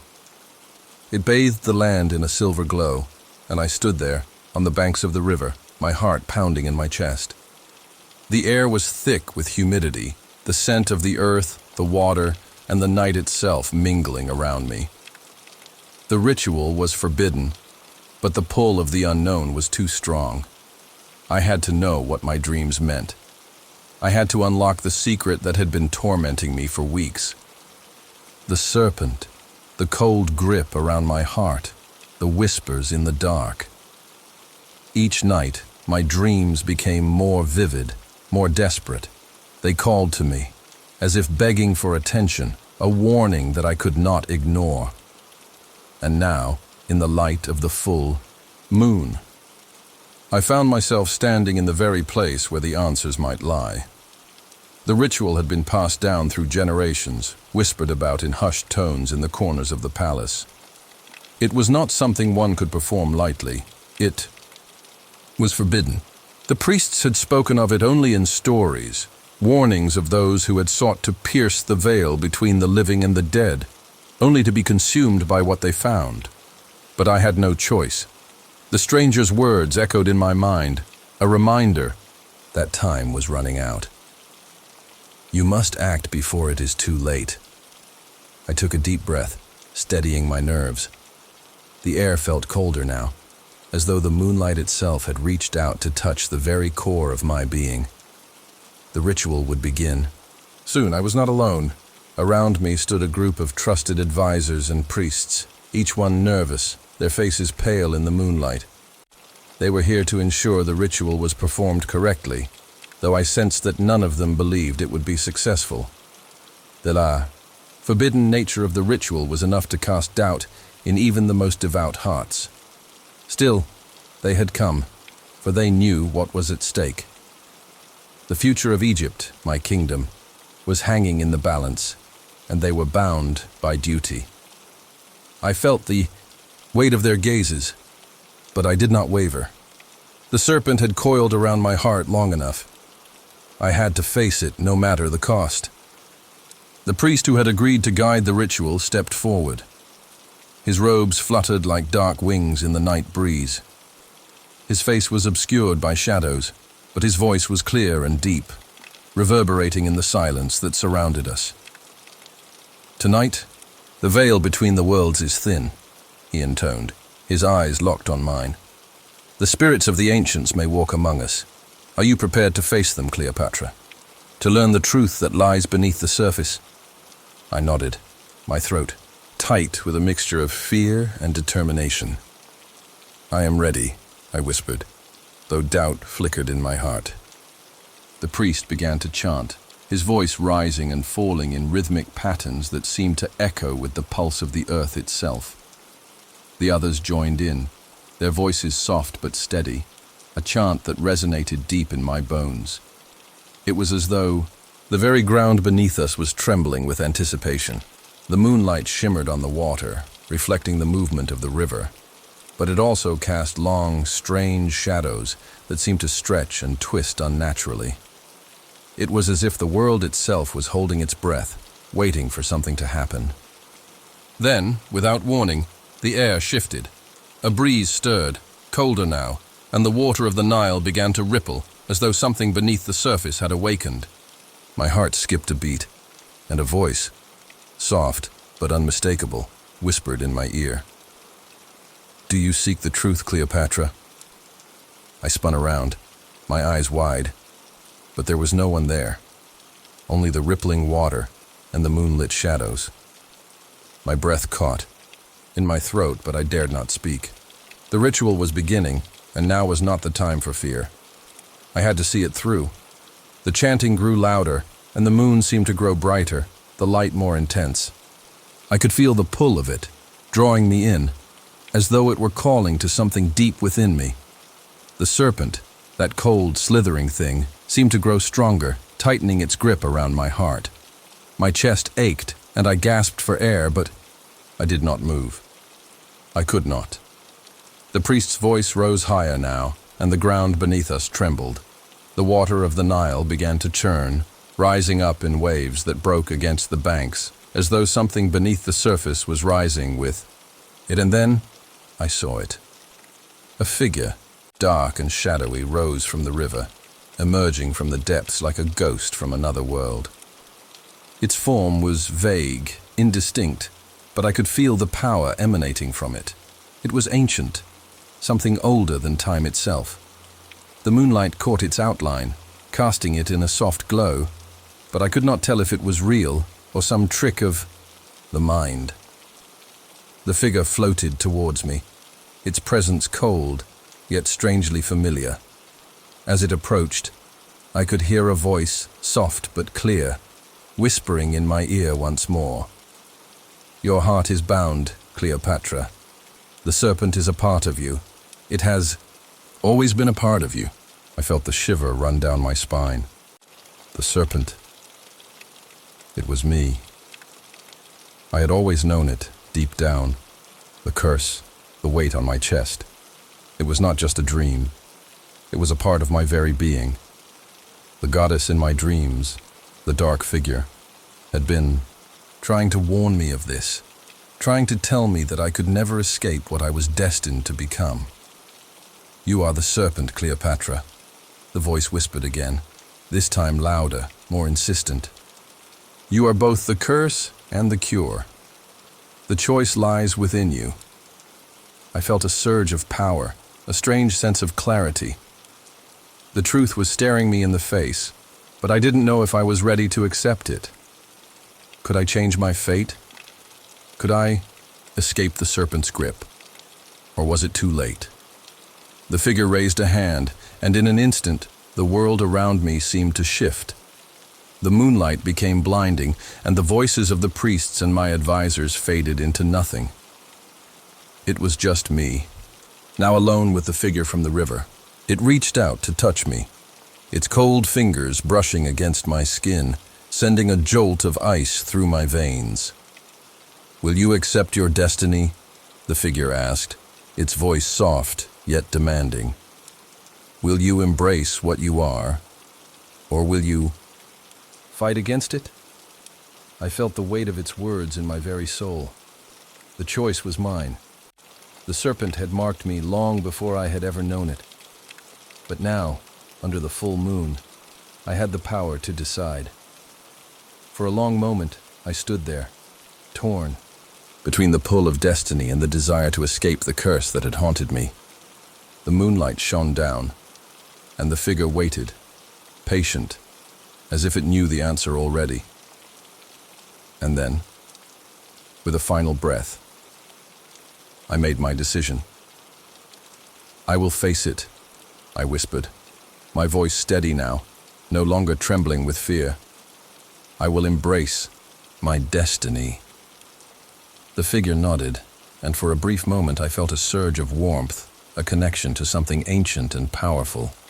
The moonlight dimmed, the air grew still, and the serpent's grip on my heart loosened. I had made my choice, and for better or for worse, I would walk the path that awaited me. The ritual was over. But as I turned to leave the banks of the Nile, I couldn't shake the feeling that my journey was just beginning. The truth had been revealed, but the road ahead was still shrouded in darkness. Would I be strong enough to carry the burden? Only time would tell. The night was silent, and the moon watched over me, its glow softer now, as if it had witnessed the birth of something new. The night had fallen over Egypt like a heavy blanket, its cool touch creeping across the land, bringing with it a strange stillness. I stood by the banks of the Nile, the waters once shimmering under the moonlight, now eerily dark, as if the river itself was holding its breath. The ritual was about to begin, and I could feel the weight of it pressing against my chest. My heart beat faster with every passing second, and the air seemed thick with anticipation. I had come to this place to uncover the truth hidden within my dreams. The dreams that had haunted me for weeks, that whispered of a darkness, of betrayal, of a shadow that loomed closer every night. And now, under the watchful eyes of the full moon, I had made my decision. I would perform the ancient ritual, the one I had been warned about, the one that could lead to answers, or perhaps to something far worse. The high priest stood before me, his face carved with the wisdom of ages, yet even he seemed uneasy as he prepared the sacred space. The air around us crackled with energy, the moment so fraught with power that it felt as if the earth itself was watching, waiting. The sacred fire in the brazier flickered, casting long shadows across the stone floor of the temple courtyard. The priests had already begun to chant, their voices rising in a soft, rhythmic hum that seemed to reverberate deep within my chest. I could feel the eyes of the court on me. They had gathered in silence, watching from the shadows, aware of the significance of what was about to unfold. My most trusted advisors, the soldiers and the royal attendants, all held their breath, knowing that whatever came next could change everything. I glanced over at them, but their faces were obscured by the darkness. It was as if the very shadows had swallowed them whole. The priest's voice was low, filled with the ancient power that had been passed down through the generations. "Cleopatra, daughter of the Nile, you seek the truth," he intoned, his eyes dark and distant. "But know this, the veil between the worlds is fragile. To pull back the curtain may bring forth what should remain hidden." I nodded, my lips dry, my breath shallow. "I am ready," I whispered, though deep within me, doubt stirred like a cold wind. As I stepped forward, the firelight flickered and seemed to dim for a moment, casting an eerie pallor across the landscape. I stood by the edge of the river, the cool breeze brushing against my skin. The priest began to chant again, his words rising in pitch, the air thick with the weight of ancient rites. I closed my eyes, letting the sound of the chant wash over me, trying to calm the storm that raged within. And then, it happened. The wind picked up suddenly, howling through the trees like a warning. A shiver ran down my spine as I opened my eyes, and the world before me shifted. The Nile, once a brilliant reflection of the heavens above, began to darken, its once clear waters turning a deep, inky black. The surface rippled, as though something beneath was stirring, awakening. The darkened water seemed to pull at me, as though the river itself was beckoning me closer. I took a hesitant step forward, but the air around me grew colder, the chill sinking deep into my bones. The shadow that had loomed in my dreams was no longer distant. It was here, with me, pressing against my soul. The priest's chant faltered as a wave of dread swept over the land, a deep sense of foreboding that clung to the air like smoke. The once gentle breeze became a harsh wind, carrying with it the scent of something foul, decay, rot, the stench of a world in decay. I could feel the eyes of the gods upon me, their judgment heavy in the air. The moon, which had once bathed the land in its soft, silvery light, now appeared to flicker, its glow dimming as if it too feared the coming darkness. A shadow, darker than the night itself, stretched across the Nile, its form indistinct yet terrifying in its presence. It seemed to grow with every passing moment, creeping closer, spreading like a plague. The murky water of the river churned as if trying to resist the encroaching darkness. I could feel it. This sense of doom, as if the very fabric of reality was tearing, unraveling, pulling me towards something terrible. The priest's voice cracked, his chant faltering as the shadow grew bolder, pressing against the temple walls. "Cleopatra," he whispered, his voice trembling, "you must stop the ritual. The veil has been torn. The darkness has been set free." But it was too late. I could feel it now, this malevolent force, seeping into my very soul. The serpent, which had slithered through my dreams, now seemed to coil around my heart, its cold touch a cruel reminder of the curse I could not escape. The shadow stretched toward me, and I felt a coldness, as if the very breath of life had been drained from the air. For a moment, everything was still. I stood there, frozen, unable to move as the shadow loomed over me, its presence suffocating. And then, with a sudden force, the shadow surged forward, engulfing me in its darkness. I gasped for breath, my heart pounding as if it would burst from my chest. The world around me seemed to spiral into a vortex, the air thick with a sense of doom. I could hear whispers now, soft, insistent, like the sound of 1,000 voices speaking all at once. The voices of those who had come before me, the spirits of the past, each one carrying a warning. Betrayal, they whispered. Deceit. The serpent will consume you.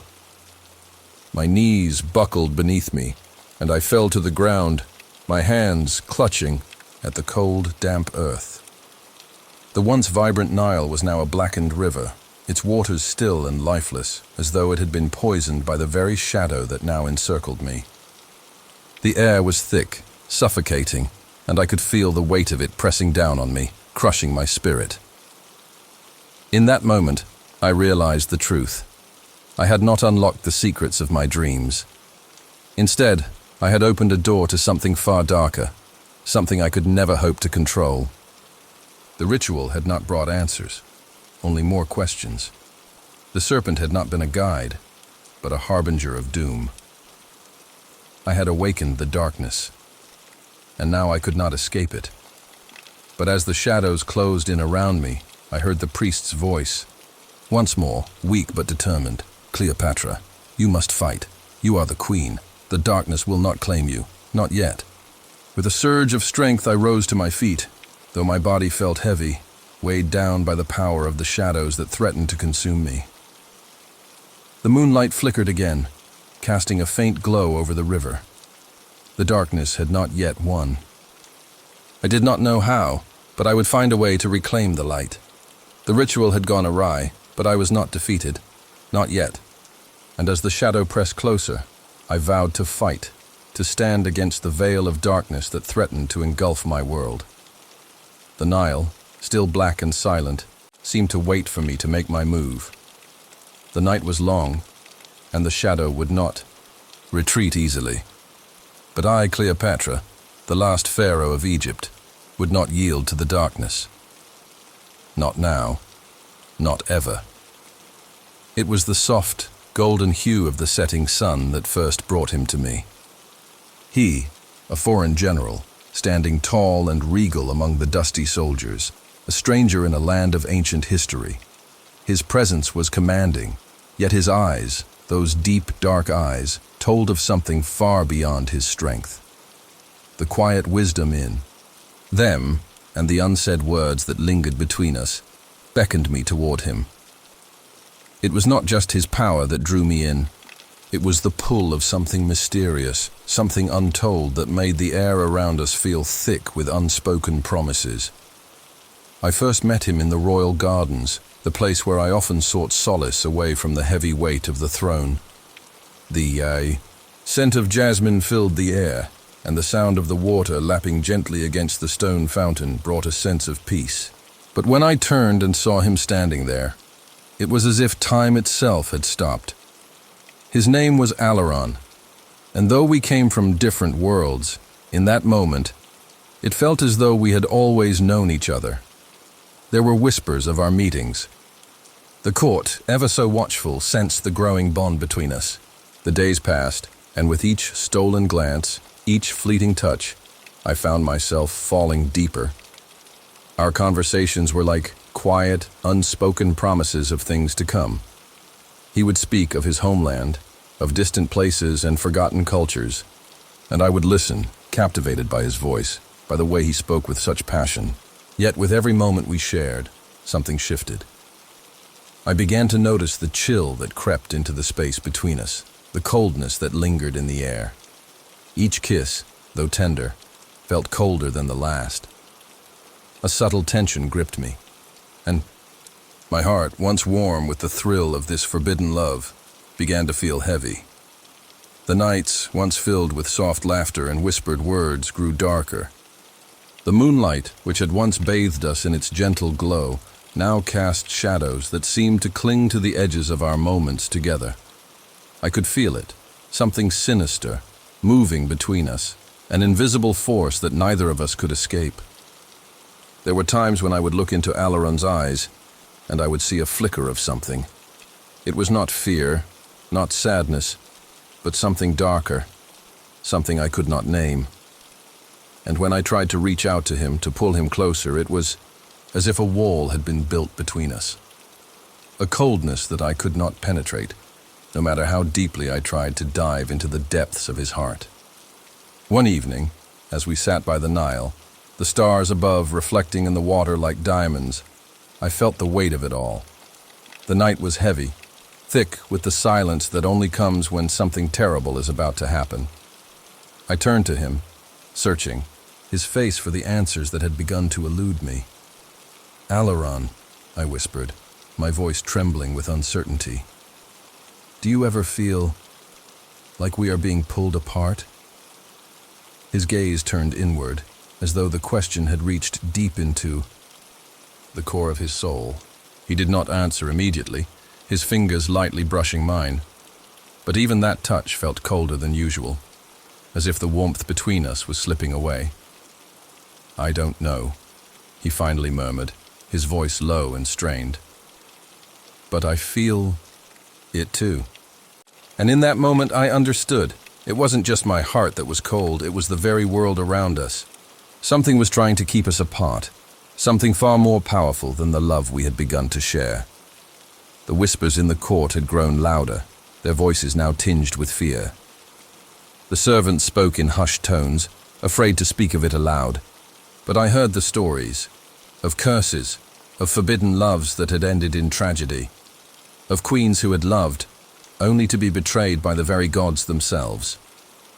There were even those who said that the gods themselves were angry with me for daring to fall in love with a man who was not of Egypt, that my love, my heart, would bring about the downfall of my kingdom. The weight of the crown I wore grew heavier with each passing day, and I could feel the eyes of my ancestors watching me, their disapproving gazes like shadows over my every move. They had warned me, hadn't they, of the dangers that lay ahead if I let my heart wander, and now I was beginning to feel the consequences of my actions. The distance between Alaron and me grew wider with each passing moment, a gap that I couldn't bridge, no matter how hard I tried. It was during one of our last meetings that the truth came to light. I had returned to my chambers after another long day of court affairs, the weight of my duties pressing down on me like a heavy stone. As I entered the room, I noticed something strange. The air was thick with an unfamiliar scent, one I could not place. It was almost as if the room itself had changed, as though it were no longer mine. A shadow moved across the floor, flickering like a flame in the wind. Before I could turn to leave, Alaron appeared, stepping from the shadows. His eyes were dark, deeper than I had ever seen them, and there was something unsettling in his expression, something distant. He reached for me, and I let him pull me close, though a sense of dread washed over me. His kiss, once warm and full of promise, was now cold and devoid of life. His lips brushed mine, but the connection between us felt severed, like the final thread that once held us together had snapped. "Cleopatra," he whispered, his voice almost unrecognizable. "I must leave. There is no future for us." The words hit me like a dagger to the heart. I stepped back, my body trembling, the air around me thick with an overwhelming sense of loss. "Why?" I asked, my voice barely a whisper. His face softened for a brief moment, but the coldness in his eyes never wavered. "There are things in this world that even love cannot conquer," he said. And then, with a final lingering glance, he turned and walked away, disappearing into the shadows from which he had come. I stood there, my heart breaking as the door closed behind him. I wanted to call out to him, to beg him to stay, but something held me back. They knew, just as I did, that this was no ordinary alliance. It was something deeper, something dangerous. The way Antony looked at me, the way he spoke to me, it was as though he could see straight into my soul, and it terrified me. But despite the warnings of my heart, despite the growing sense of unease that gnawed at me, I could not pull away. His presence became a part of me, and in the silence of the night, I would lie awake, wondering what had truly brought us together. Was it love? Or was it something far darker, something that even the gods themselves could not control? One evening, as we sat together in the dimly lit hall, the tension between us was palpable. The firelight flickered in his eyes, casting shadows that danced across his face. He looked at me, and for the first time, I saw something in his gaze that made my heart race with fear. "I didn't come here just to conquer, Cleopatra," he said, his voice barely above a whisper. "I came here to claim what is mine." The words hung in the air like smoke, curling around us, suffocating us. I didn't know what he meant, but I knew deep down that it was not a promise made out of love. It was a threat, a declaration of intent that sent chills down my spine. I tried to push it aside, to ignore the creeping sense of dread that had settled in my chest, but it was impossible.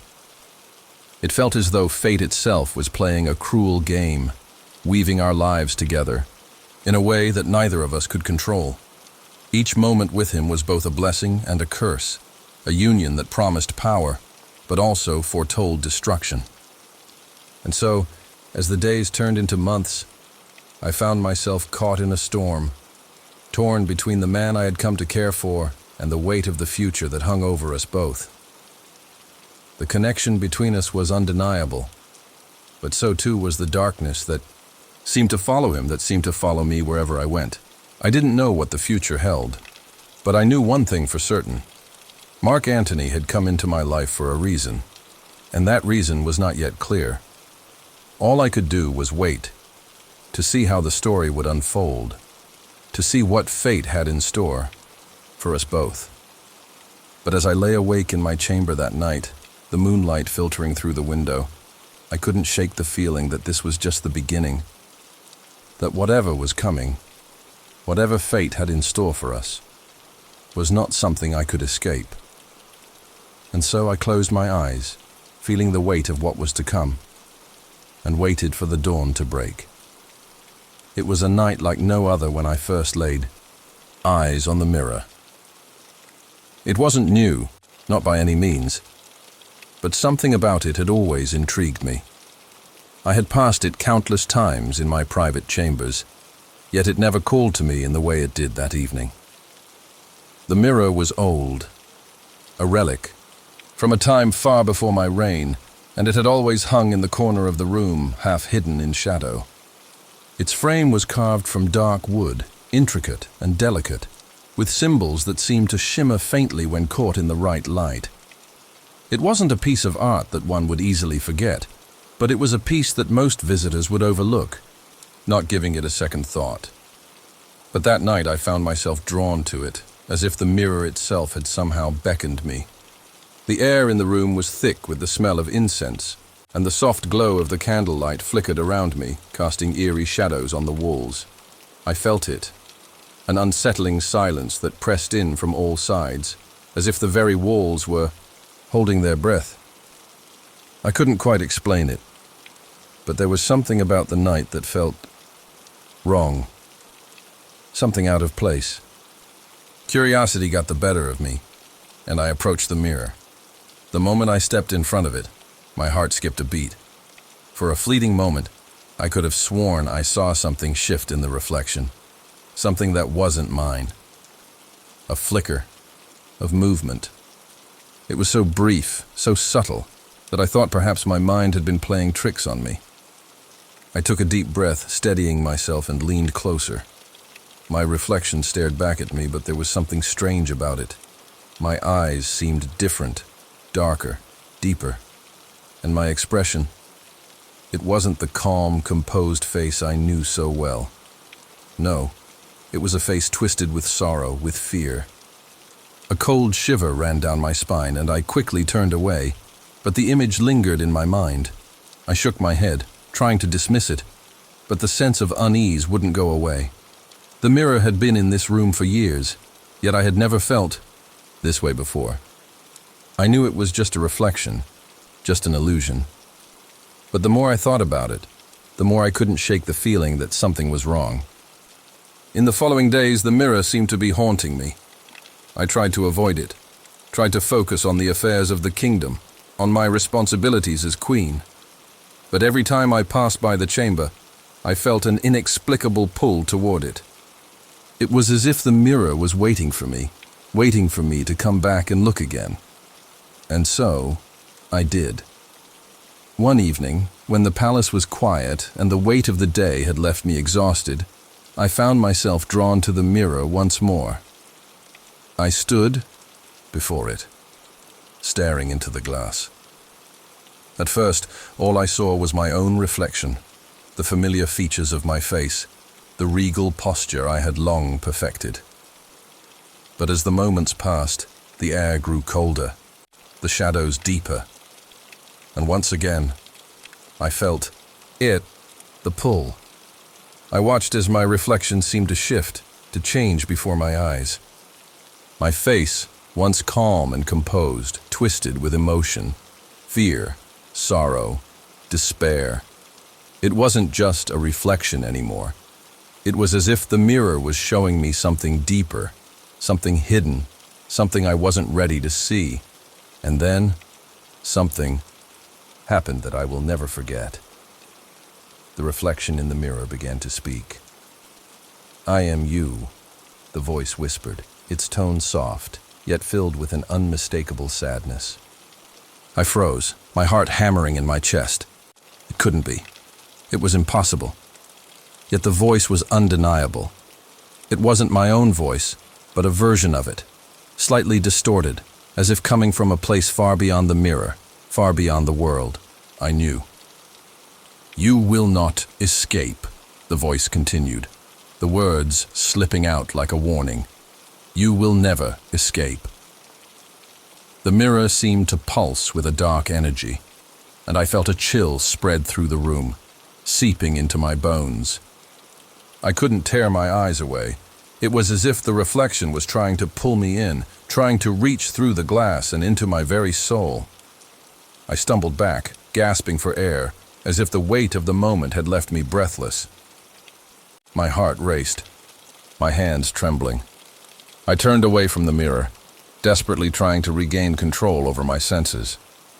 But even as I fled from the room, I couldn't escape the feeling that the mirror was watching me, waiting for me to return. I knew that it held some truth, something that I was too afraid to understand, too afraid to face. For days after that, I couldn't sleep. Every time I closed my eyes, I saw the reflection, the face twisted in fear and sorrow. It followed me into my dreams, its voice echoing in the darkness, warning me, haunting me. It wasn't long before I could no longer ignore the feeling that something had changed in me, something dark, something I couldn't explain. I had long been a queen of strength, of resolve, but now I felt as though the very foundations of my power were crumbling. It was as though the mirror had shown me a side of myself that I could not bear to face. But the more I thought about it, the more I realized that I could not run from the truth. The mirror had shown me something I had been trying to avoid, a reflection not of my physical self, but of my soul, of the weight of the crown, of the choices I had made, and the consequences of those choices. The mirror held a truth I was too afraid to confront, a truth that could shatter everything I had worked so hard to build. It was a mirror of the soul. not just a reflection of the body. I knew that I would have to face it again. I couldn't hide forever. But as the days passed, I found myself unable to summon the courage to stand before it once more. I don't know what the mirror truly was, or what it sought to reveal to me. But I do know this. There are some reflections we are not meant to see, and there are some truths that, once glimpsed, are never easily forgotten. And so, I left the mirror behind. I covered it with a cloth and placed it in a far corner of my chambers.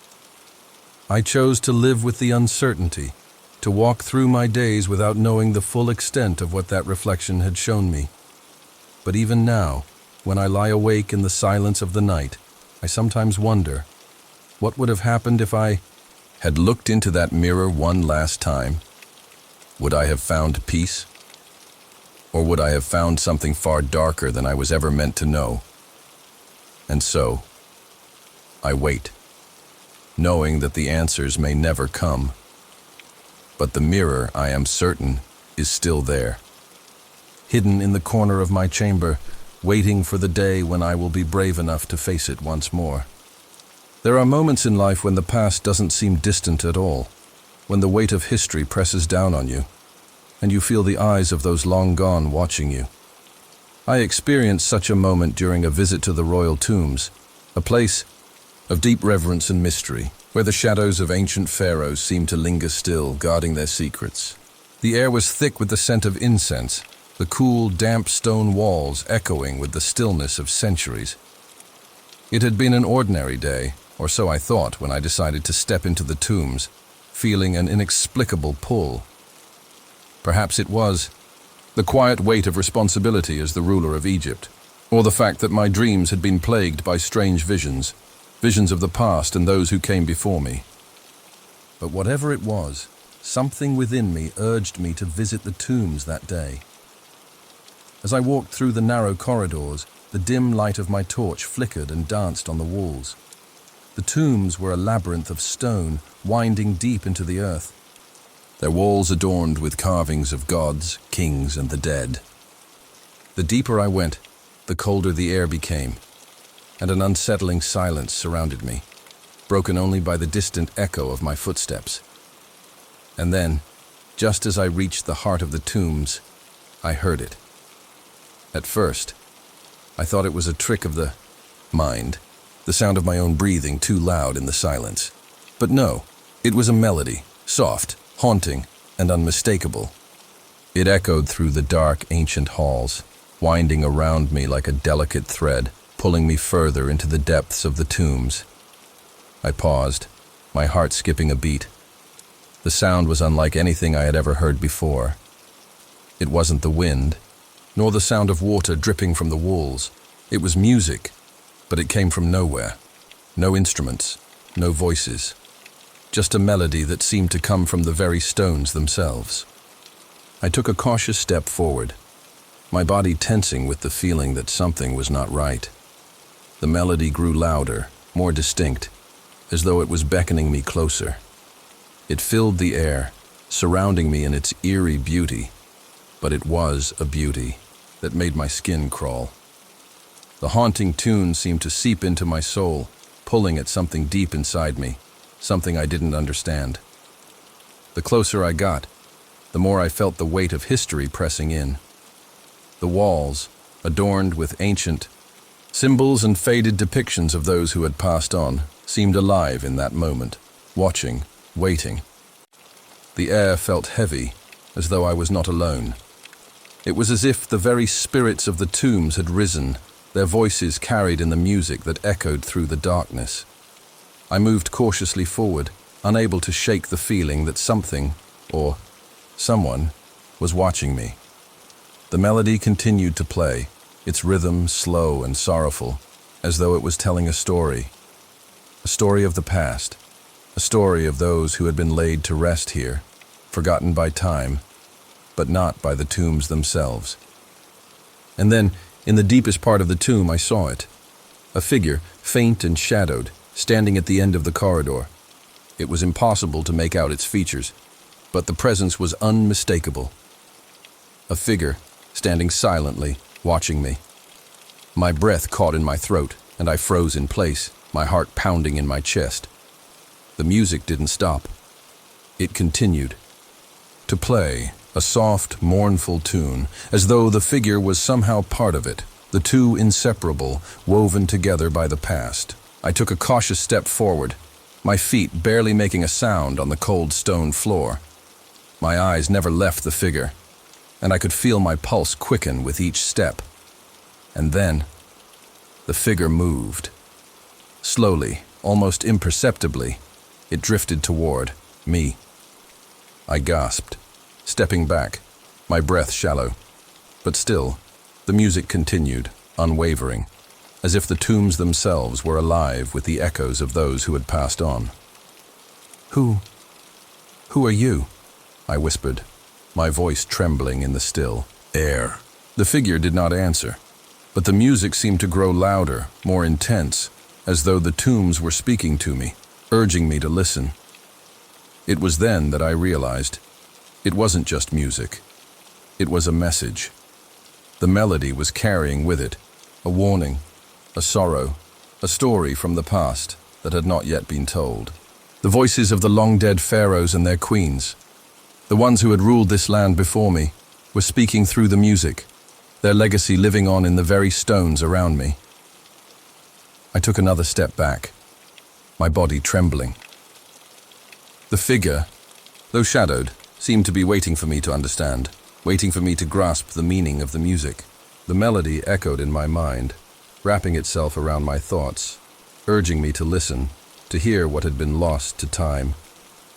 But I was afraid.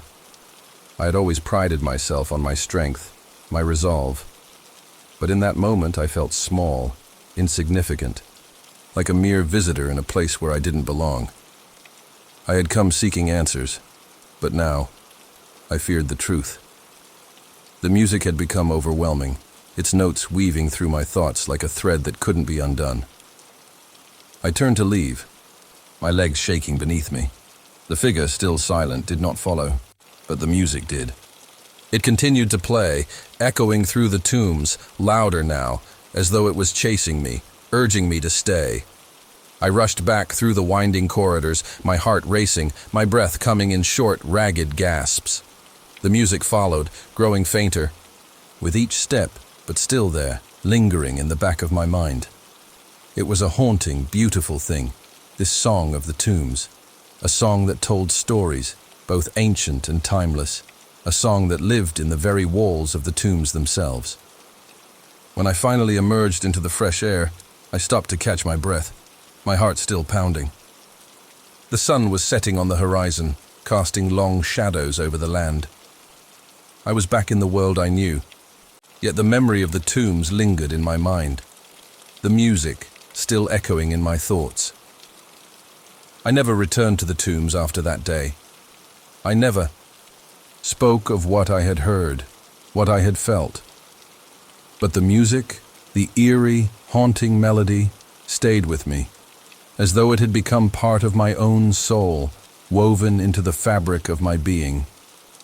It was a reminder of the past, of the weight of history that rests on our shoulders, of the lives we can never truly escape.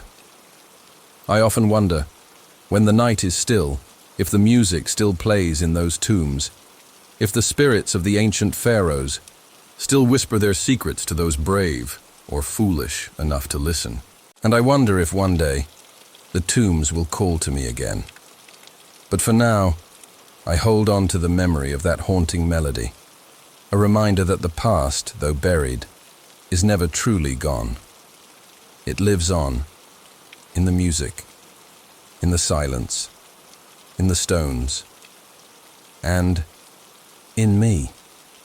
It was a night like no other, when the air in Alexandria seemed too still, too heavy. I had spent the day overlooking the River Nile, the lifeblood of Egypt, which had nourished our land for centuries. Yet that evening, as I walked along its banks, something felt wrong, unnatural. The once mighty river, which had been bountiful and full of life, appeared strange, almost lifeless. The waters, which had always flowed with a calm, assured power, now seemed slow and sluggish, as if something inside them had begun to wither. It was not just the river's change, but the feeling in the air, a sense of unease, of foreboding. The lands that had been fertile and full of abundance were beginning to show signs of drought. Crops were failing, animals weak, and the people whispered of an ancient curse. I, Cleopatra, daughter of the gods, had always prided myself on my ability to rule with wisdom and foresight. Yet tonight, as I stood gazing over the river, I felt helpless. The Nile had always been my ally, but now it felt like an ominous force, pulling away from the very life that had sustained Egypt for thousands of years. That night the dreams came. Dreams so vivid, they felt like a reality more true than the waking world. I was lying in my chamber, the moonlight streaming through the window, casting long shadows on the walls. I felt a strange pull, like an invisible hand guiding me through the darkness, leading me somewhere I did not want to go. I found myself standing by the Nile again, but this time the river was different. Its waters were dark, thick like ink, no longer flowing with the grace of life, but stagnant and silent. As I stared into its depths, a voice, soft, distant, yet unmistakable, whispered my name. Cleopatra, it said, and I felt a chill run through me. The voice seemed to come from the very river itself, as if the Nile itself were speaking to me. I tried to move, to speak, but I couldn't. My feet were rooted to the ground, and I was forced to listen. The curse has been placed upon you and your kingdom, the voice continued, its tone mournful and heavy with sorrow. The Nile, once the giver of life, now withers, as will all that you hold dear. Only one can break the curse, the one whom you love most. But be warned, for the cost will be great. The price is one that will tear your heart asunder. The words echoed in my mind as I awoke, my breath shallow, my body drenched in a cold sweat. I knew in my heart that this was no ordinary dream. It was a warning, a message from the gods, or perhaps from something darker, something ancient. I rose from my bed, trembling, my thoughts racing. The Nile, my people's source of life, was dying, and the curse that had been placed upon it could only be broken by someone I loved most. But what did this mean? Who did I love most? As I paced through the halls of the palace, my mind could not shake the feeling of dread that clung to me. I had loved many, my country, my people, my family. But there was one whose face haunted me in the quiet moments. Mark Antony. A foreign general. A man who had captured my heart with his strength and wit. A man who had shared my most intimate thoughts and dreams. But could it be him? Could he be the one to break the curse? The very thought of it filled me with dread, for the cost of such an act seemed beyond comprehension. What would it mean to lose him? What would it mean to lose that which I held closest to my heart? The days that followed were filled with unease. The river continued to retreat, and the land grew drier with each passing day. I sent my advisors and priests to search for answers, but nothing could explain the curse that was unraveling my kingdom. The once thriving farmland now lay barren. The crops withered beneath the heat of the sun, and even the once lush palm trees began to wilt. It was as if the very heart of Egypt was dying, and there was nothing I could do to stop it. In the quiet moments when I was alone in my chambers, I would hear the haunting melody of the dream echoing in my ears. The voice calling my name, the river's sorrowful whispers. It was as if the curse was alive, watching me, waiting for the decision that I was too afraid to make. One evening, I stood before the Nile once again, my heart heavy with the burden of the choice I had to make. The river, once my ally, now seemed like a great force of nature, unstoppable and wild. It shimmered in the moonlight, but the waters seemed darker, more foreboding than before. The wind had died, and there was an eerie silence around me. I could hear nothing but the sound of my own breath, steady and slow, as if my heart were the only thing still alive in a world that was dying. I closed my eyes, praying for guidance, but no answer came. Only the whispers of the past, the ancient voice that seemed to pull at my very soul. The next morning I summoned Mark Antony to my side. He arrived, as he always did, with his charming smile and commanding presence. But today I saw him differently. The man who had once been my lover, my partner, now seemed distant, as if the weight of the world pressed down on him as much as it did on me. We stood together on the balcony, overlooking the Nile, and I could feel the tension between us, the fear and uncertainty that lay beneath our love. I looked at him, and in that moment I knew what I had to do. I had to ask him to sacrifice himself, to break the curse that had fallen upon our land. But as I opened my mouth to speak, I hesitated. How could I ask him to pay such a terrible price? How could I ask the man I loved most to sacrifice everything? Mark Antony turned to me, his eyes filled with understanding, as if he knew what I was about to say before I even spoke. He reached out to touch my hand, and in that simple gesture, I felt a wave of emotion flood over me. Love, fear, and sorrow. He knew what had to be done, and he would not hesitate. "Cleopatra," he said softly, his voice steady and calm. "I will do whatever it takes to save Egypt. But we must be prepared for the cost. No great change comes without sacrifice." His words sent a shiver down my spine. The cost of the curse would be greater than either of us could bear. And yet in that moment, I understood. Love, sacrifice, and fate were all intertwined in this ancient curse. I had to make a choice between the love of my life and the survival of my kingdom. But as the days passed, something changed.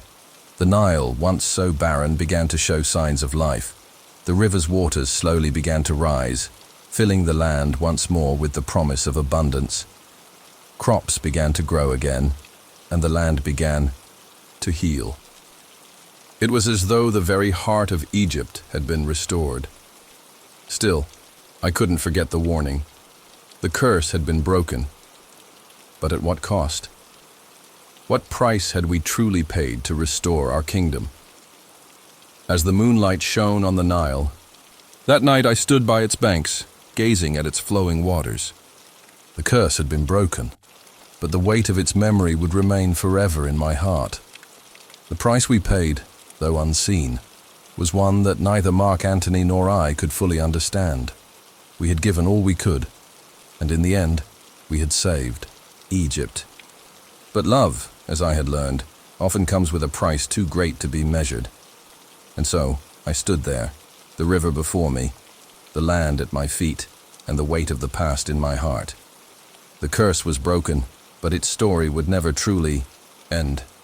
It would live on, in the hearts of those who had loved, sacrificed, and fought for Egypt, the land I would forever call home. The night was unusually still. There was an unnatural quiet that seemed to stretch through the palace, as though even the winds were holding their breath. I, Cleopatra, had always been attuned to the subtle shifts in my surroundings, the politics of my court, the whispers in the shadows, the eyes that followed my every step.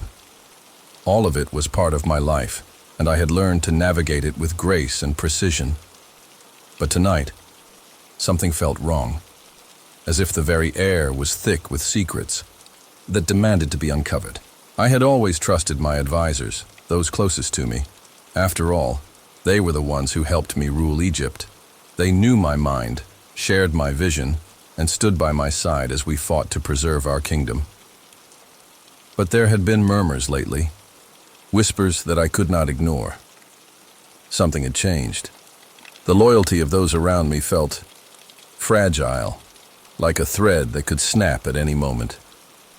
And though I had brushed aside the uneasy feeling, it had settled deep within me, gnawing at my soul.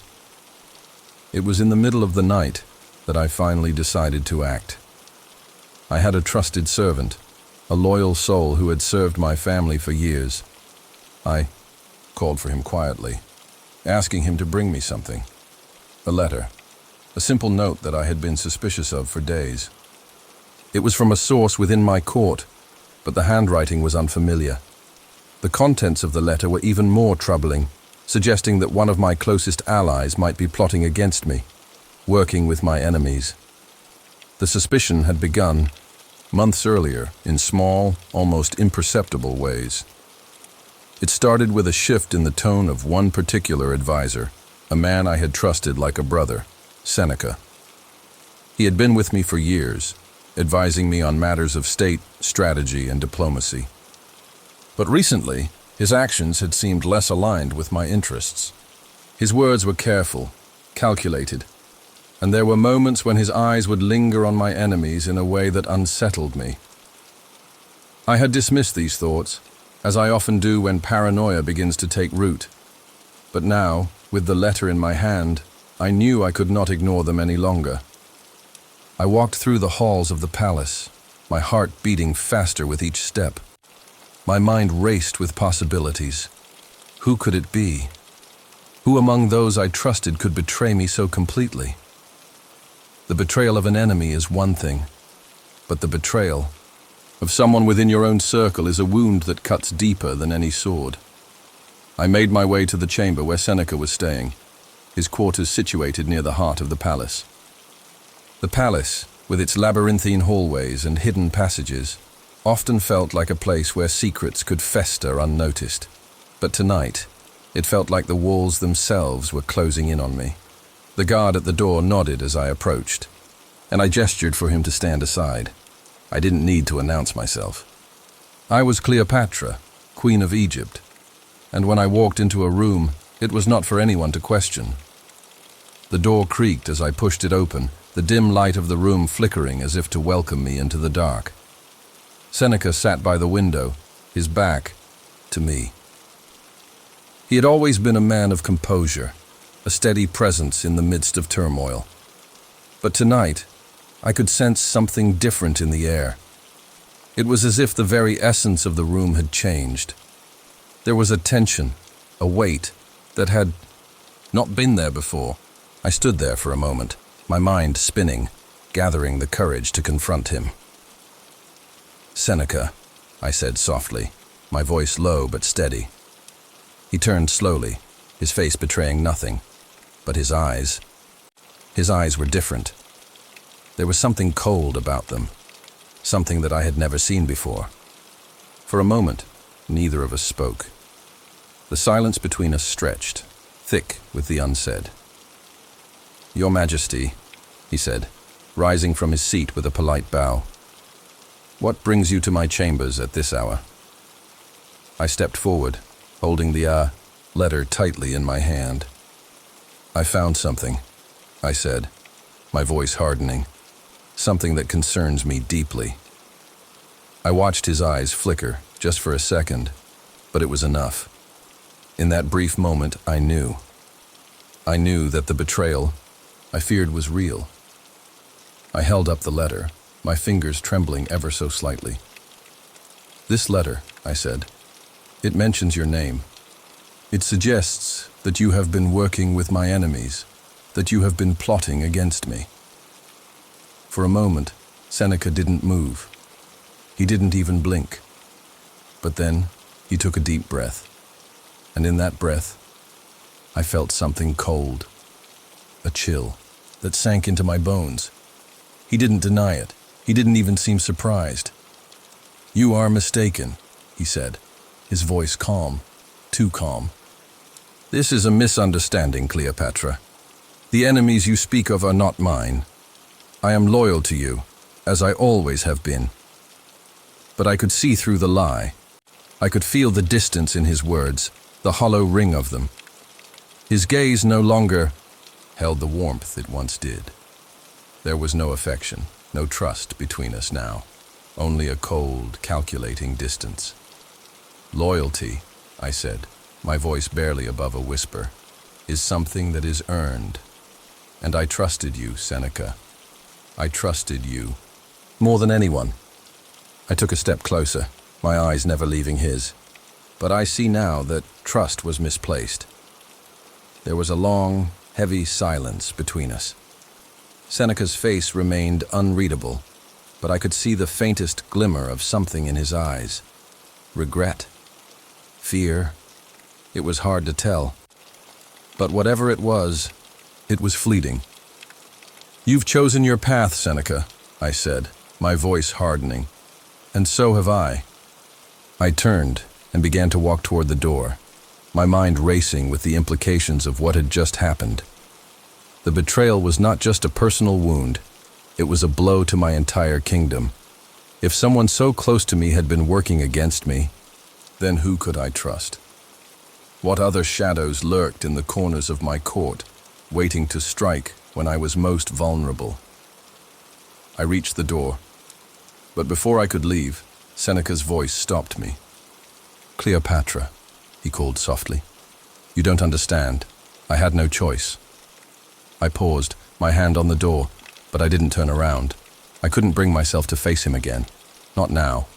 Not after what had happened. "Everyone has a choice, Seneca," I said, my voice soft but filled with finality. "And you chose betrayal." I left the room, the weight of the truth settling over me. The betrayal was complete. And as I walked through the quiet corridors of the palace, I felt the sting of it, deep and raw. But I also felt a sense of resolve, a clarity. I had uncovered the truth, and in doing so, I had uncovered the strength to face whatever came next. As I stood by the window in my chambers, looking out over the city that I ruled, I knew that this was not the end. It was only the beginning. The enemies of Egypt had not only shown themselves through Seneca's actions, they had revealed the very nature of their ambition. And I, Cleopatra, would not allow such treachery to tear apart the kingdom I had fought so hard to protect. Night was quiet once more, but it was a quiet filled with purpose, a quiet filled with the promise that, though betrayal may come from the most unexpected places, I would stand strong. I would rule Egypt with wisdom and strength, and those who betrayed me would learn that no darkness could ever truly overshadow the light of the Nile. The moon hung low over the Nile, casting a pale glow over the tranquil waters as I sat in my chamber, staring at the ancient scroll in my hands. The words written on it were faint, almost indecipherable, but their meaning was clear. The prophecy that had been passed down through generations had found its way to me, Cleopatra, the last pharaoh of Egypt. The words had spoken of great love, great loss and betrayal, but until now, they had been nothing more than vague whispers on the wind. But tonight, as I read the prophecy once more, I felt an unsettling chill in the air. It was as though the very earth beneath my feet had shifted. I felt the weight of the prophecy pressing down on me, its words echoing in my mind. It spoke of love so powerful, so consuming, that it would bring both great joy and devastating sorrow. But it also warned me of betrayal, a betrayal that would come from within my own family, from the very blood that ran through my veins. The thought sent a tremor through me, and I could feel my breath quicken. My heart, which had once been filled with the hopes and dreams of an everlasting reign, now trembled with doubt. The prophecy spoke of a love that would become my undoing, a love that would tear apart everything I held dear. The first part I had already experienced. My love for Mark Antony had burned brightly, and our passion had brought me both strength and vulnerability. But now, as the prophecy unfolded before me, I could feel the shadows creeping in, threatening to consume the very light that had once illuminated my world. I closed my eyes, trying to quiet the storm of thoughts in my mind. But the words of the prophecy persisted. "Your greatest love will be your undoing," it had said. And yet, despite the fear that gripped me, I could not bring myself to turn away from Mark Antony. His presence in my life had become as necessary as the air I breathed. and I could not imagine a future without him. But what if the prophecy was true? What if my love for him would lead to the fall of Egypt, to the destruction of everything I had worked so hard to build? I stood from my seat and walked to the balcony, my gaze drifting over the great city of Alexandria, the city I had always sworn to protect. The streets were quiet, save for the faint rustling of leaves in the evening breeze. But beneath the calm, I felt an undercurrent of tension, as if something was lurking just beyond my reach. I had always trusted those closest to me, but in the back of my mind I couldn't shake the feeling that the prophecy was warning me of something I had not yet seen, something that was hidden in the shadows of my own family. The door to my chamber creaked open, and I turned to see my sister, Arsinoe, standing in the doorway. Her eyes, usually filled with warmth and familiarity, now seemed cold, distant. She had always been a presence in my life, but tonight there was something different about her, a subtle shift in the air that made my heart race. "Cleopatra," she said softly, her voice laced with something I couldn't place. "I know you are troubled. The prophecy has reached you, hasn't it?" I nodded, unable to speak at first. The words were caught in my throat, and I could feel my pulse quicken as I looked into her eyes. There was something in her gaze, something that felt like an accusation, a judgment. I had always thought I could trust Arsinoe, but now, as I stood before her, I felt a growing unease. The prophecy had warned me of betrayal, and I could not ignore the nagging feeling that it was her who would betray me. "Why do you look at me like that?" I asked, my voice trembling slightly, betraying the storm inside me. Arsinoe stepped into the room, her movements slow, deliberate. She crossed the floor and stood beside me, her eyes fixed on the scroll in my hand. "Because I know the truth," she said softly. "I know what the prophecy says, Cleopatra, and I know that you will not survive the choices you are about to make." I felt a shiver run down my spine. The air between us grew heavier, and I could hear the sound of my own heartbeat in my ears. "What do you mean?" I asked, my voice barely a whisper. Arsinoe's lips curled into a faint, knowing smile, but there was no warmth in it. "You love him," she said, her tone almost mocking. "Mark Antony. You have fallen so deeply for him that you cannot see what is happening around you. You cannot see the danger he brings to our kingdom." I stared at her, my mind racing. How could she speak of him like that?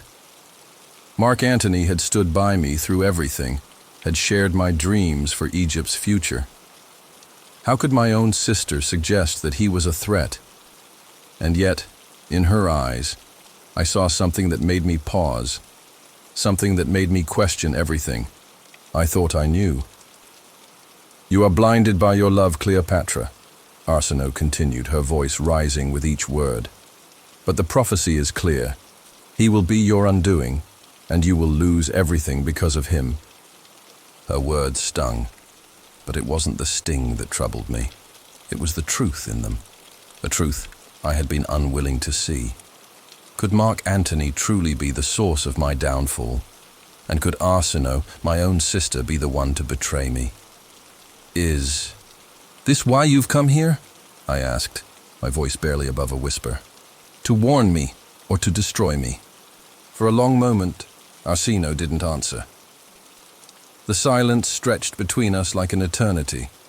I could feel the weight of the prophecy on my shoulders, crushing me beneath its burden. I had always been the ruler of Egypt, always in control, always the one who made the decisions. But now I felt as though I was drowning, lost in a sea of doubt and uncertainty. "I came to remind you of your duty," Arsinoe said, her voice softening slightly. "Your duty to Egypt, to our family. You cannot allow your emotions to blind you. You must be strong, Cleopatra.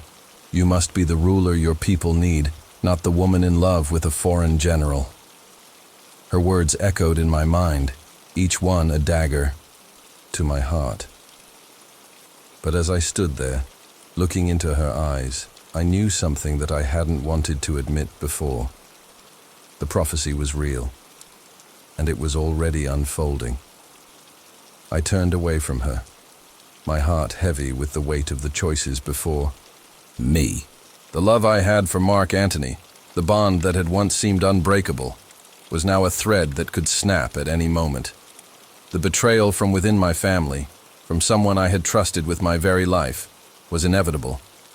And as the moonlight bathed the room in its cold glow, I realized that the future I had once dreamed of was slipping through my fingers like sand in the desert wind. But even as the darkness closed in around me, I knew one thing for certain. I would not let the prophecy define me. I would not let it be my undoing. No matter the cost, I would fight for Egypt, for my people, and for the legacy of the last pharaoh. The path ahead was uncertain, but it was mine to walk, and I would walk it with courage, even if it meant facing the darkest truths of my life. The chambers of the palace were filled with a heavy silence, thick with the weight of betrayal. I could feel it pressing down on my chest. Every breath I took more labored than the last. It was as if the walls themselves were closing in, suffocating me with the knowledge that someone close to me had betrayed my trust. But who? And why? I stood in the center of the room, the flickering torches casting eerie shadows on the stone walls. My mind raced, each thought more desperate than the last. The traitor had been revealed, but their face had yet to be seen. I had always believed in loyalty, in the strength of those around me. But now I was forced to confront the reality that someone within my court had conspired against me. Someone I had trusted. Someone who had shared my victories, my triumphs, and my deepest secrets. The words echoed in my mind like a drumbeat, growing louder with each passing moment. The betrayer is one of your own.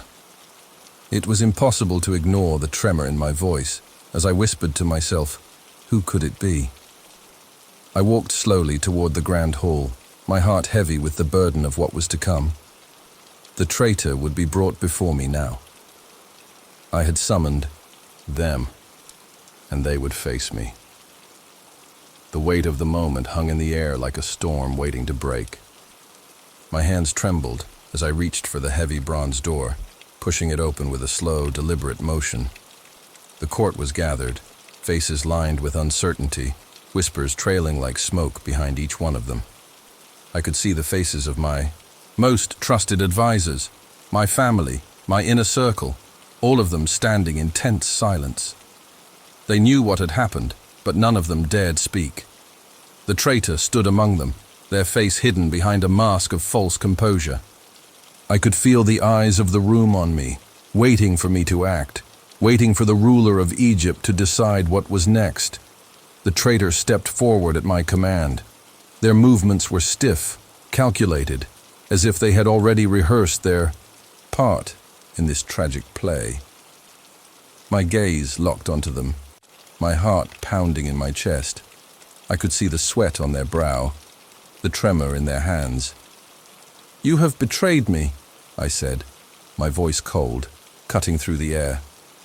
The words left my lips, like a curse, and I could feel the weight of each syllable as it fell between us. The traitor said nothing, their eyes avoiding mine, refusing to meet my gaze. I took a step closer, my eyes narrowing as I studied them. "Why are you hiding?" I thought. "Why can't you look me in the eye?" "Look at me," I demanded, my voice sharp like a dagger. And slowly, they raised their eyes to meet mine. At that moment, everything seemed to slow down. The room, the voices, the flickering lights, they all faded into the background, leaving only the two of us. In that one glance, I saw something I hadn't expected. Fear. Not fear of me, but fear of something much deeper, something older, darker, something I couldn't quite understand. And then I saw it. The betrayal wasn't just recent. It wasn't something that had happened in the shadows of the past few months, or even years. No, it had been planned long before I had ever ascended to the throne. The betrayal had taken root deep within the court, hidden beneath layers of loyalty and friendship. I could see it in their eyes, the resignation, the knowledge that they had been working toward this moment for so long. It was as if everything had led to this. They had always been part of the plot, part of the plan to see me fall. It was not just my trust they had shattered, but the very foundation of Egypt itself. The traitor had not acted out of selfishness or greed. No, their betrayal was part of something far larger, a scheme that had been in motion for years, before I had ever donned the crown, before I had ever tasted the power that came with ruling Egypt. I swallowed hard, my throat tight with the realization that the face of the traitor was not just one of deception, it was one of manipulation, of a long game played out in shadows. I had been blind to it all. They had waited, patiently, for the perfect moment. And now, standing before me, they had achieved their goal. For a moment, I felt the weight of it all. The fear, the anger, the hurt. It all washed over me like a tidal wave. But then something inside me shifted. I was Cleopatra, the last pharaoh of Egypt.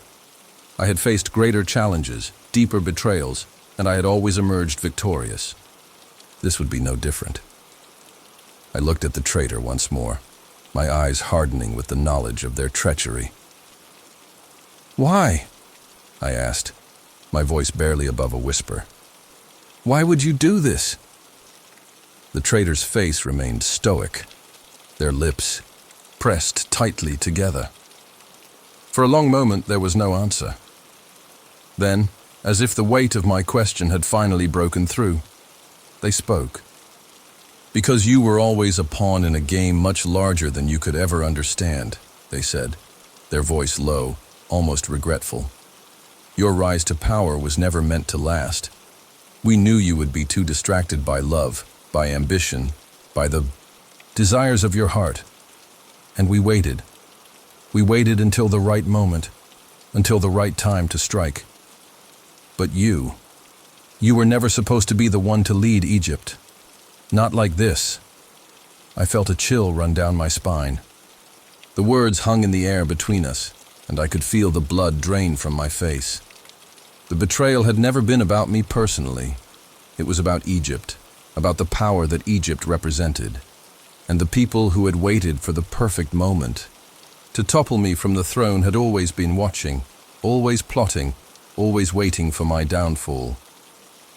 The traitor's eyes locked onto mine once more, and for the first time I saw a flicker of doubt, a flicker of remorse, buried deep beneath the mask of their carefully constructed facade. But it was too late.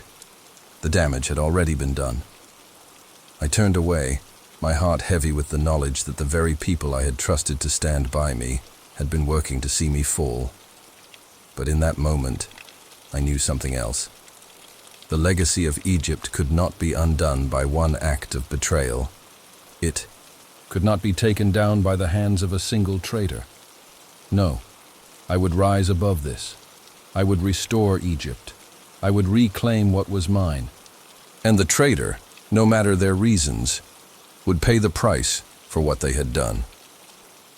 The court was silent, but I could feel the eyes of everyone on me. They were watching, waiting. And in that silence, I knew one thing for sure. This was only the beginning, and I, Cleopatra, would not be broken. I turned back to face the traitor once more, my heart steady. "Leave now," I said softly, my voice laced with authority. "And never return." The traitor bowed their head, but said nothing. They turned, and with slow, measured steps, they left the room, leaving me standing alone with the weight of my future resting in my hands. And though the road ahead would be fraught with more challenges, more betrayals, I would not falter. I was Cleopatra, and no one could take that from me. The palace was silent, the kind of silence that presses against your ears like the weight of 1,000 secrets. It was the kind of silence that spoke of inevitable endings, of decisions that could change everything. I, Cleopatra, sat alone in My chamber, my mind a storm of conflicting emotions, each thought more turbulent than the last. The glow of the flickering candle cast long shadows on the stone walls, but I felt no comfort in their warmth. The night had grown cold, and the weight of what was coming pressed down on me. War was on the horizon, the distant sounds of soldiers, boots, the rustling of the banners, the sharp cries of orders. It all reached my ears, even through the thick stone walls of my palace.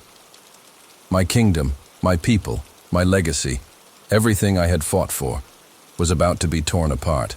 It was all slipping away, and there was nothing I could do to stop it. And yet, there was one thing that held me back from fully embracing the harsh reality. The one thing that made my heart ache with such intensity, it was as though I could feel my chest cracking open. Love. The love I had tried so desperately to protect. The love that had blossomed between me and him, Mark Antony. I had always known that love and power could never coexist in perfect harmony. But never had I imagined how cruelly this truth would manifest. The war was coming, and I had to choose between the future of Egypt and the man I loved. One would be sacrificed. My hands trembled as I picked up the ancient scrolls, the ones that had guided my ancestors, the ones that carried the weight of Egypt's future. The symbols on the pages were familiar to me, but tonight, they felt foreign. The ancient wisdom seemed like a distant echo, offering no answers, only more questions. How had I come to this point?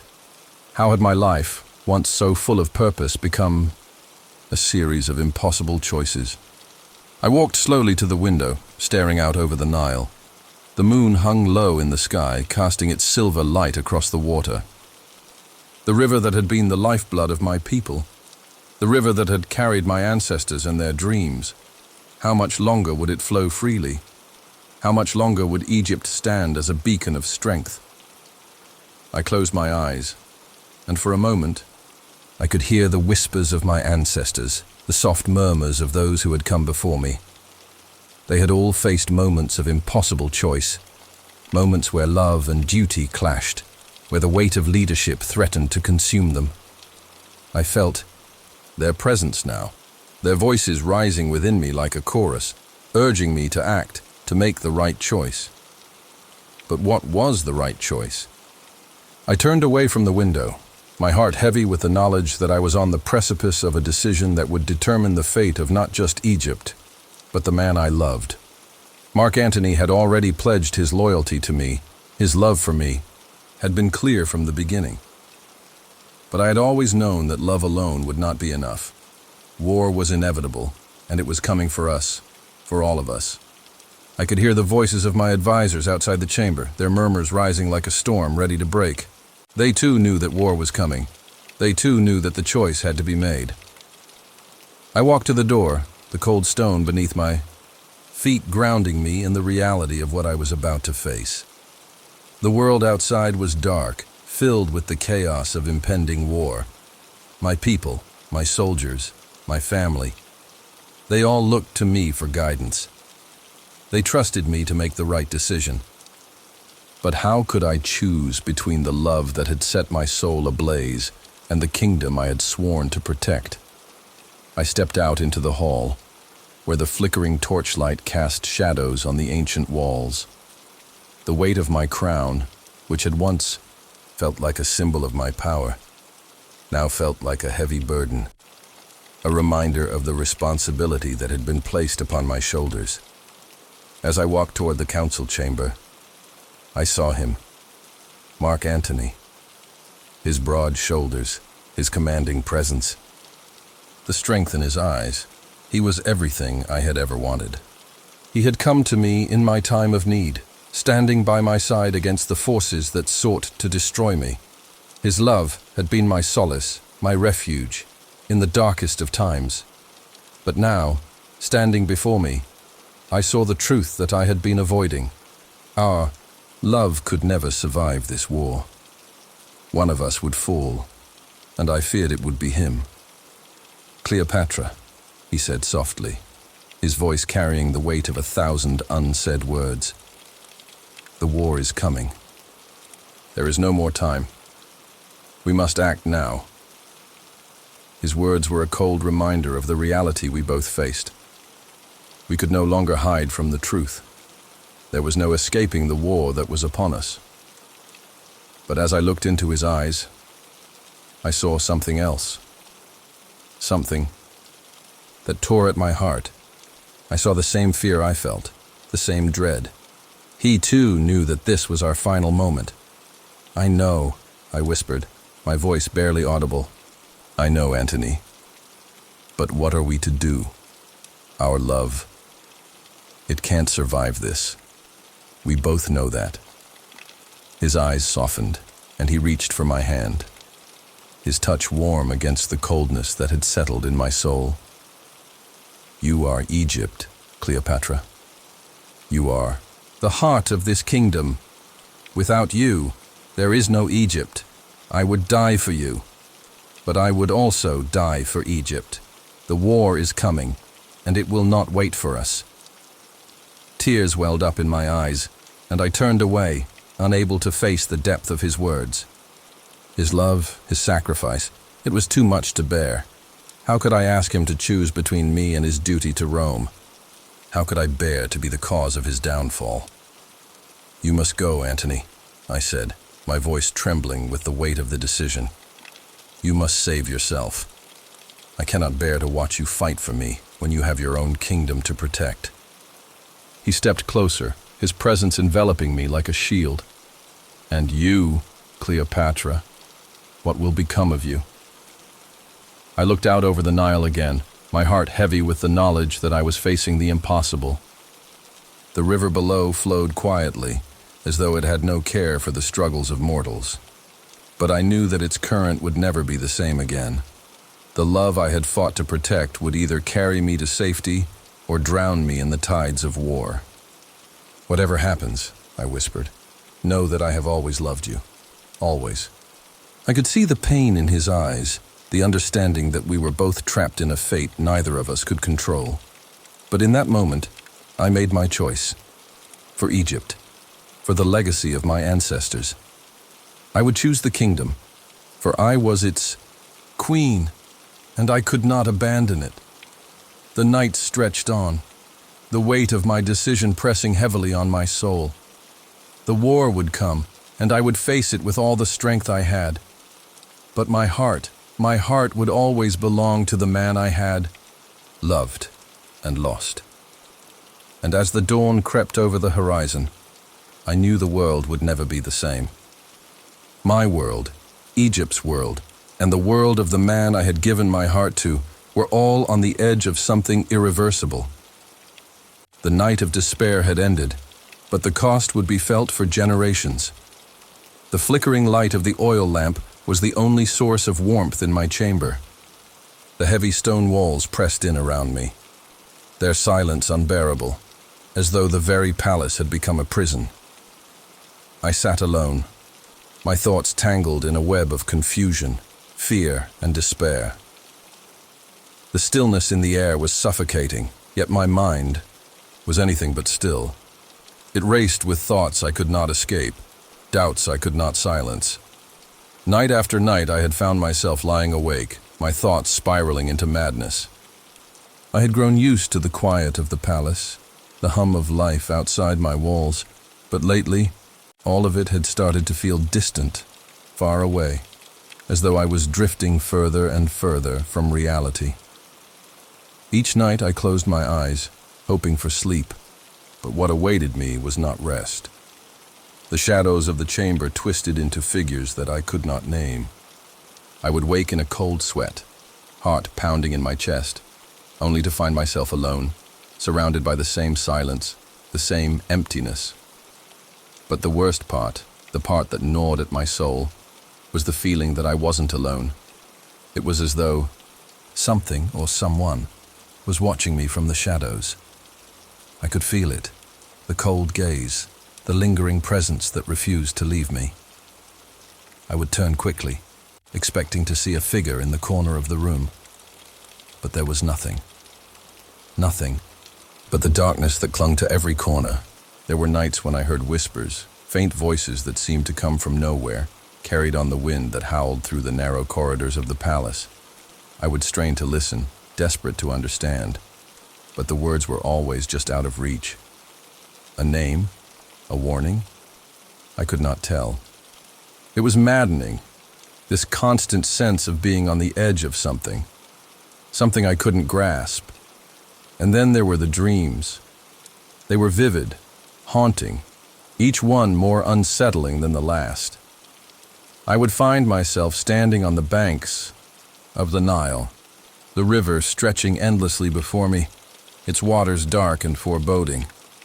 In my dream, I would reach for the water, my hands trembling as I dipped my fingers into its depths, only to feel a coldness that seeped into my bones. The river would twist and writhe, pulling me into its depths, and I would struggle, my body heavy, sinking into the abyss. I would wake with a gasp, drenched in sweat, my heart racing, only to find myself alone, as always. But the sense of dread never left. The nightmares bled into my waking hours, the boundaries between dream and reality growing thinner with each passing day. The whispers continued, louder now, until I could no longer tell whether they were real or the product of my fractured mind. It was not just the nightmares that tormented me, it was the strange sense of being cursed. I had always been told that the gods favored me, that I was their chosen ruler, their beloved daughter. But now, I questioned everything. Had they turned their favor away from me? Had I angered them in some way? Or was it simply my mind, unraveling under the pressure of the weight I carried? The fear grew stronger, a constant companion in the dark hours of the night. I would look into the mirror and see the face of a woman I barely recognized. Her eyes, once filled with determination and strength, now seemed hollow, haunted by something that she could not escape. The reflection before me was not the woman I had once been. Was this what the gods had intended for me? A ruler, destined to crumble under the weight of her own fears? I had always prided myself on my strength, on my ability to control the future of my kingdom. But now I found myself powerless against the forces within my own mind. The throne. I had fought so hard to claim, the crown I had worn with such pride felt like chains, binding me to a fate I could not escape. In the quiet of the night, I would often find myself walking the halls of the palace, my footsteps echoing through the empty corridors. The darkness felt like a living thing, creeping along the walls, reaching for me, and I could not help but feel that something was waiting for me in the shadows. The flicker of the torches seemed to cast strange, elongated shadows, dancing on the walls like phantoms. Was it the wind, or was it something more? I would stop in the middle of the hall, my breath shallow, and listen. The silence was all-encompassing, but in it, I could hear the sound of my own heartbeat pounding in my ears. It was as though the palace itself was holding its breath, waiting for something to happen. But what? What was coming for me? What was I afraid of? It wasn't long before I began to question the nature of the curse that seemed to have descended upon me. I had always been taught that the gods were merciful, that they would guide and protect their chosen rulers. But I could no longer see their favor. I could no longer feel their presence. Was I truly cursed, or was I simply losing my mind? The fear began to consume me. Each day felt like a struggle to keep my grip on reality, to hold onto the identity I had built for myself. But it was slipping through my fingers like sand in the wind. I would go through the motions, attending to my duties as queen, but I felt detached, as though I were living in a dream. The voices continued, whispering in the corners of my mind, growing louder and more insistent. They spoke of betrayal, of treachery, of a future that seemed to mock me with its certainty. I began to wonder if I was truly alone in this madness. Was there anyone else who could hear the whispers? Could anyone else see the shadows? Or was I, Cleopatra, the last ruler of Egypt, doomed to face this descent into madness alone? One night, as I sat in the stillness of my chamber, I found myself staring at the mirror once more. My reflection seemed to ripple, distorting like the surface of water disturbed by a breeze.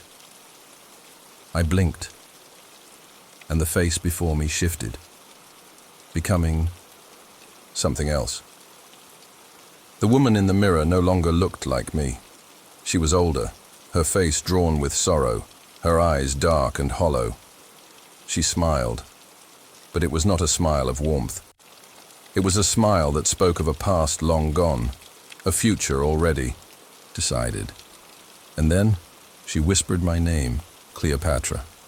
The voice was not my own, and it sent a shiver down my spine. I stumbled back from the mirror, my breath coming in ragged gasps. What had I seen? What was happening to me? The room seemed to close in around me, the walls pressing tighter, and the shadows grew longer, stretching towards me like fingers, reaching for my very soul. I could not escape the feeling that I was being pulled under, dragged down into a darkness I could not understand.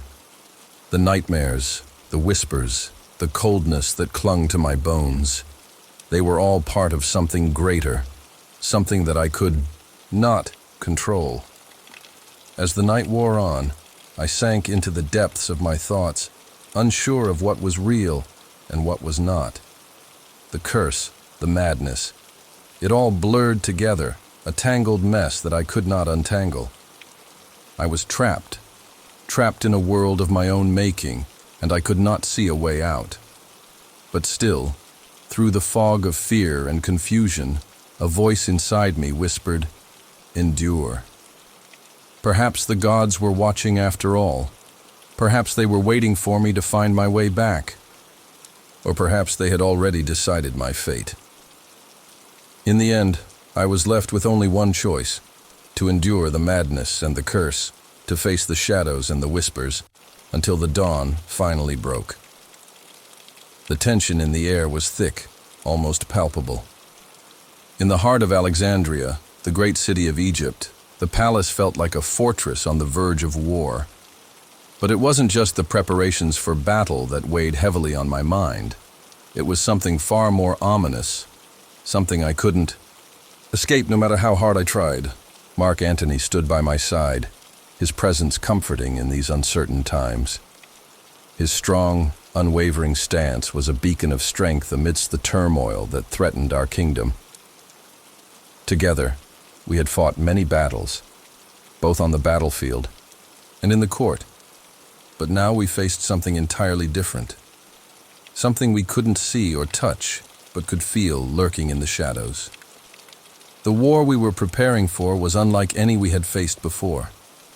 It wasn't just a battle for land, power, or glory. It was a battle for the very future of Egypt.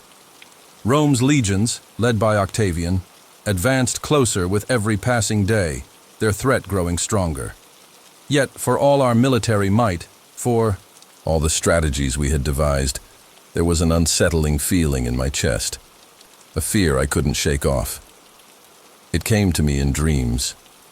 Night after night, the same vision plagued my sleep, each one more vivid, more terrifying than the last.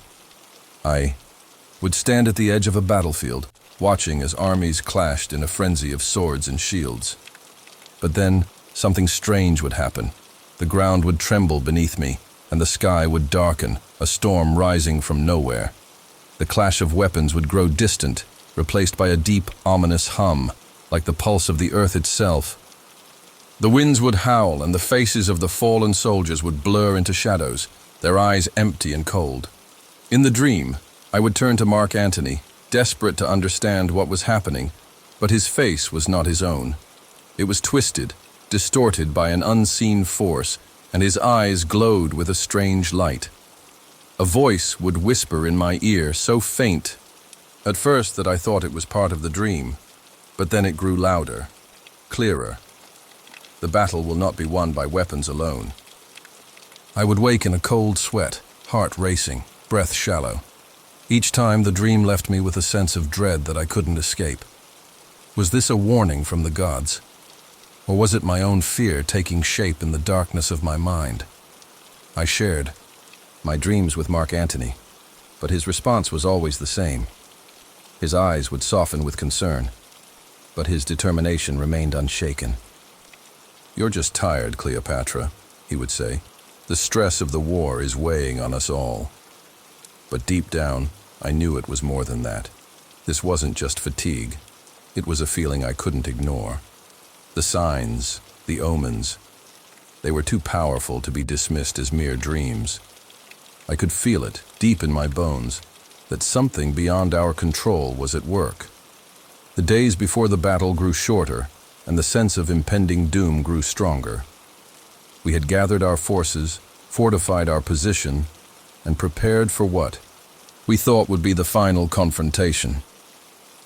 But as the sun began to set on the eve of the battle, something strange happened.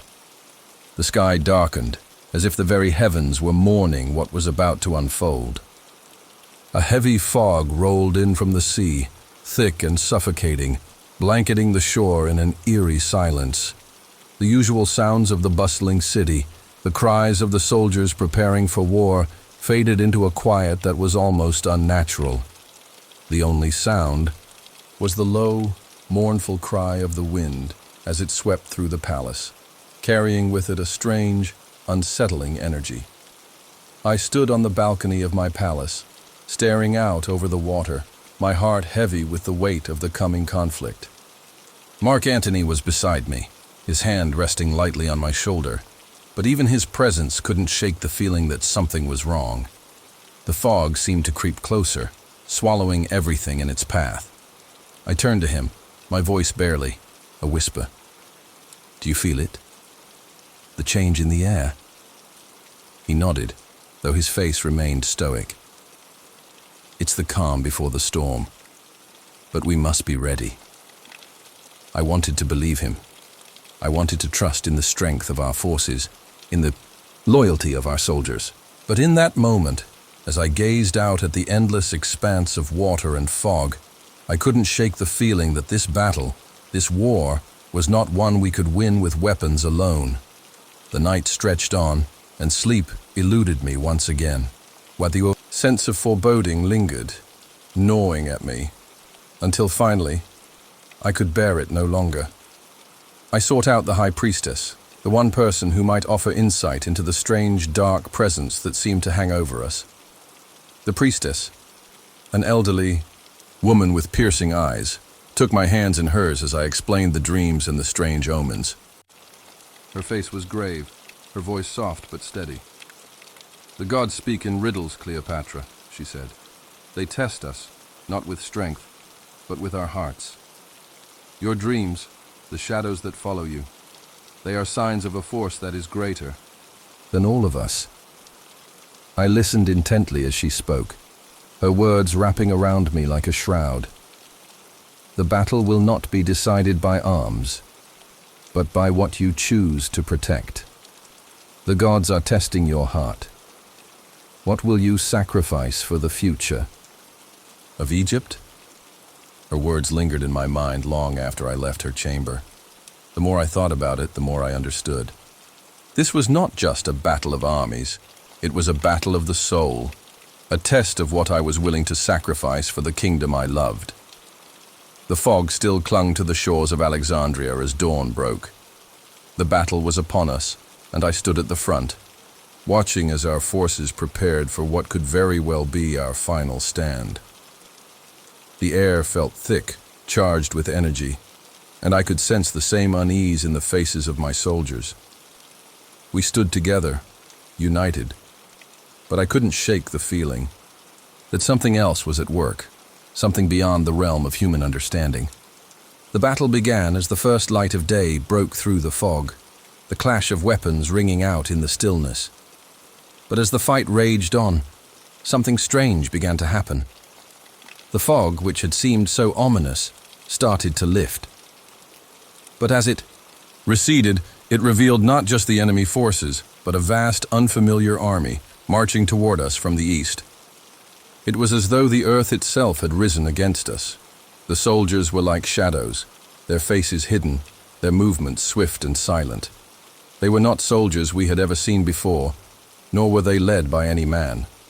They were an army of the forgotten, of the lost souls who had been swept away by time and fate. The battle waged on, but it was clear that this was not a battle we could win. The forces before us were beyond our comprehension, and as we fought, I realized that the true enemy was not Octavian's legions, nor any army of flesh and blood. It was something far older, far darker, something we had no power to control. In that moment, I understood. The gods had not cursed us. They had merely shown us the truth, that the future of Egypt, of my legacy, would not be determined by war or bloodshed, but by the choices we made in the face of the unknown. As the battle reached its climax, I stood with Antony by my side, our forces faltering around us. The dark army retreated into the fog, vanishing as mysteriously as they had appeared. The fight was over, but the truth had been revealed. What we had feared most was not death, but the unknown. A force beyond our control, beyond our understanding. And in that moment, I realized that the greatest battle of all was not fought on the battlefield, but in the heart. As I looked out over the quiet battlefield, I felt a strange peace. The storm had passed, and though the future remained uncertain, I knew that I had fought with everything I had against the forces of fate and against the forces of my own fear. And with that, I let go of the burden that had weighed so heavily on me, allowing the winds of destiny to carry me into the unknown. The air in Alexandria felt thick with tension, the weight of destiny pressing down on me, almost suffocating. The final battle was approaching, and though we had prepared as best we could, there was something in my heart, something deeper than fear, that told me this war would not be won in the way we had expected. It would not be a clash of armies alone, but a battle for the very soul of Egypt. Antony, by my side as always, stood tall and resolute. His presence was my anchor in this storm, but even he could not shake the growing sense of inevitability that seemed to hover over us like a dark cloud. As we paced through the palace, surrounded by the preparations for war, the whispers of the past seemed to call to me. That night, as I lay in my chamber, unable to sleep, I felt the weight of centuries upon me. The moonlight filtered softly through the curtains, casting a silver glow on the stone walls. The sound of the wind rustling through the palace gardens seemed distant, like a song from another time. It was then that I heard it, the faintest whisper, like the rustle of ancient parchment carried on the night air. Cleopatra. The voice was soft, yet unmistakable, echoing in the very depths of my soul. My heart raced, and I sat up, my breath caught in my chest. Had it been a dream? Or was it something more? I glanced around the room, the shadows, dancing on the walls as if alive, and for a moment, I thought I saw the outline of a figure standing in the corner. Before I could react, the figure stepped forward, emerging from the darkness. My breath caught in my throat. It was not a living being, but a spirit, a ghost, if you will, though it was neither terrifying nor hostile. The face before me was familiar, yet not quite. It was the face of my ancestors, those who had ruled Egypt before me. Their features, regal and wise, seemed to shimmer in the moonlight. "Do not be afraid, Cleopatra," the spirit said, its voice echoing with the wisdom of ages. "We have come to speak with you." I could hardly speak, the weight of their presence pressing down on me. The room seemed colder now, the air thicker. I could feel their eyes on me, their gaze both comforting and unsettling. It was as though they knew something I did not. "Your fate has been sealed long before you were born," the spirit continued, its voice like a soft breeze carrying the weight of ages. "The blood that runs through your veins is not just a gift, it is a burden." I swallowed hard, struggling to keep my composure. "What do you mean?" I whispered, my voice shaking slightly. "The gods have chosen you, Cleopatra. Chosen you to carry the weight of Egypt on your shoulders. But be warned, child of the Nile, not all battles are fought with weapons. The enemy you face is not just the one who marches at your gates, but the one within your heart. The words struck me like a blow, and for a moment, I could not breathe. The spirits of my ancestors, the rulers who had come before me, had always been a source of pride. But now, as they spoke, I understood that their legacy was not one of simple glory, but of sacrifice, of choices made that echoed through the generations. But I do not want to lose Egypt, I said, my voice barely above a whisper. I do not want to lose him, I added, my thoughts turning to Mark Antony, my love, my strength. The spirit's eyes softened with an ancient sorrow. What you want is not what matters. It is what is destined that will come to pass. The gods will have their way. I felt a shiver run down my spine, and for a moment, I thought I might fall to my knees, overwhelmed by the enormity of their words. What must I do? I asked, my voice hoarse, trembling. Do not fight the fate that calls to you, the spirit advised. The Nile has always flowed to its destined end. You too must follow the path that is set before you. Before I could respond, the figure stepped back into the shadows, fading from view as quickly as it had come. The room grew warm again, the night sounds returning to my ears. I was left alone, my heart pounding in my chest, my thoughts swirling in confusion. The ghost of my ancestors had spoken of destiny, of a fate that had been sealed long before I was born. What did it mean? What was I meant to do? I had always believed that I could control my own destiny, that the choices I made would determine the course of my life. But now, with the spirits of the past hovering over me, I was unsure. Was this battle I was preparing for truly mine to fight? Or was I just a player in a game that had been set in motion centuries before? Sleep was impossible that night.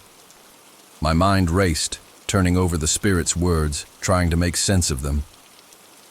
As dawn broke, the golden light filtering through my windows, I found myself standing before the grand mirror in my chamber, gazing at my reflection. What had they meant by the gods choosing me? And what was this burden they spoke of? The final battle loomed ever closer, and though I tried to remain strong, I felt the weight of my ancestors' eyes upon me. I wondered if they had faced the same doubts, the same fears, as I now did. Had they too stood at the crossroads of destiny, torn between love and duty, between what their heart desired and what their kingdom demanded? I sought out Mark Antony the following morning, eager for the comfort of his presence. His calm, unwavering demeanor was a balm to my frayed nerves, though I could see the worry in his eyes as he saw the fatigue in mine. You are troubled, Cleopatra, he said gently, his hand resting on my shoulder. Tell me what burdens you. I hesitated, the weight of the prophecy heavy on my heart. I could not burden him with the spirits of my ancestors, the cryptic advice they had given me. But the doubt lingered. What if our love, our bond, was the very thing that would lead to our downfall? I fear we cannot win this war, I said, my voice trembling. I fear it is not the enemy outside that we must fight, but the destiny that haunts us. Mark Antony frowned, his brow furrowing in confusion. What do you mean? I mean that the gods have already decided our fate, Antony, I whispered. This war, our love, it was all foretold long ago. Perhaps there is no escape from the path we are on. His grip tightened on my shoulder, his gaze steady as he looked into my eyes. No, he said firmly. The gods may have shaped the world, but it is we who walk the path. We decide what happens next, not fate. But even as he spoke those words, I knew in my heart that our fate had been sealed long before we had met. The final battle was not just about military strength, but about the choices we made in the face of a destiny we could not outrun. As the day of battle drew nearer, the weight of the spirit's words lingered with me. I could not ignore their warning, nor could I silence the fear that gnawed at my heart. But one thing was clear. I would face the battle ahead with courage, no matter what the gods had in store for me. For in the end, perhaps it wasn't the war we fought that defined us, but the strength we found in the face of the unknown. And so, with the spirits of my ancestors watching over me, I stepped into the uncertain future, prepared to face whatever came next, with the heart of a queen. The night was thick with silence, the kind that seems to suffocate every sound, as though the world itself was holding its breath. In the palace of Alexandria, where the scent of jasmine and the distant sound of the waves were the only things that normally accompanied me in my thoughts, there was an emptiness tonight. A heavy emptiness that weighed on my chest. I walked through the marble corridors, my footsteps echoing in the stillness. Each step a reminder of the uncertainty that loomed just beyond the horizon. Mark Antony had been restless all day. His eyes, once so full of fire and passion, were now clouded with worry. The war we had prepared for was drawing near, and yet, despite our best efforts, we both knew deep down that this was not a battle of strength or might. It was something else, something larger than us. I found him in our private chambers, standing by the window, his back turned to me as he gazed out over the city. The golden light of the setting sun painted his figure in a halo of warmth, but it didn't reach his eyes. His expression was distant, as if he were looking at something far beyond the walls of our home. "Antony," I whispered, my voice barely a breath against the silence of the room. He turned, his face softening as he saw me, but the heaviness in his gaze never wavered. He crossed the room toward me, and for a moment, time seemed to slow. The weight of what we had come to face, of the inevitable battle that was already unfolding, hung between us like a veil. "Cleopatra," he said, his voice low and steady. "There is something in the air tonight, something that tells me we may not win this." I took his hand, pressing it against my cheek. The warmth of his skin, the strength of his grip, was the only thing that made sense in a world that was slowly falling apart. "We will face it together, Antony," I whispered, my voice barely audible. "Whatever comes, we will stand side by side." He said nothing at first, just stared at me, as if searching for something deeper in my eyes. It was as though he was looking for reassurance, something that I wasn't sure I could give him anymore. The air between us felt thick with the weight of our unspoken fears.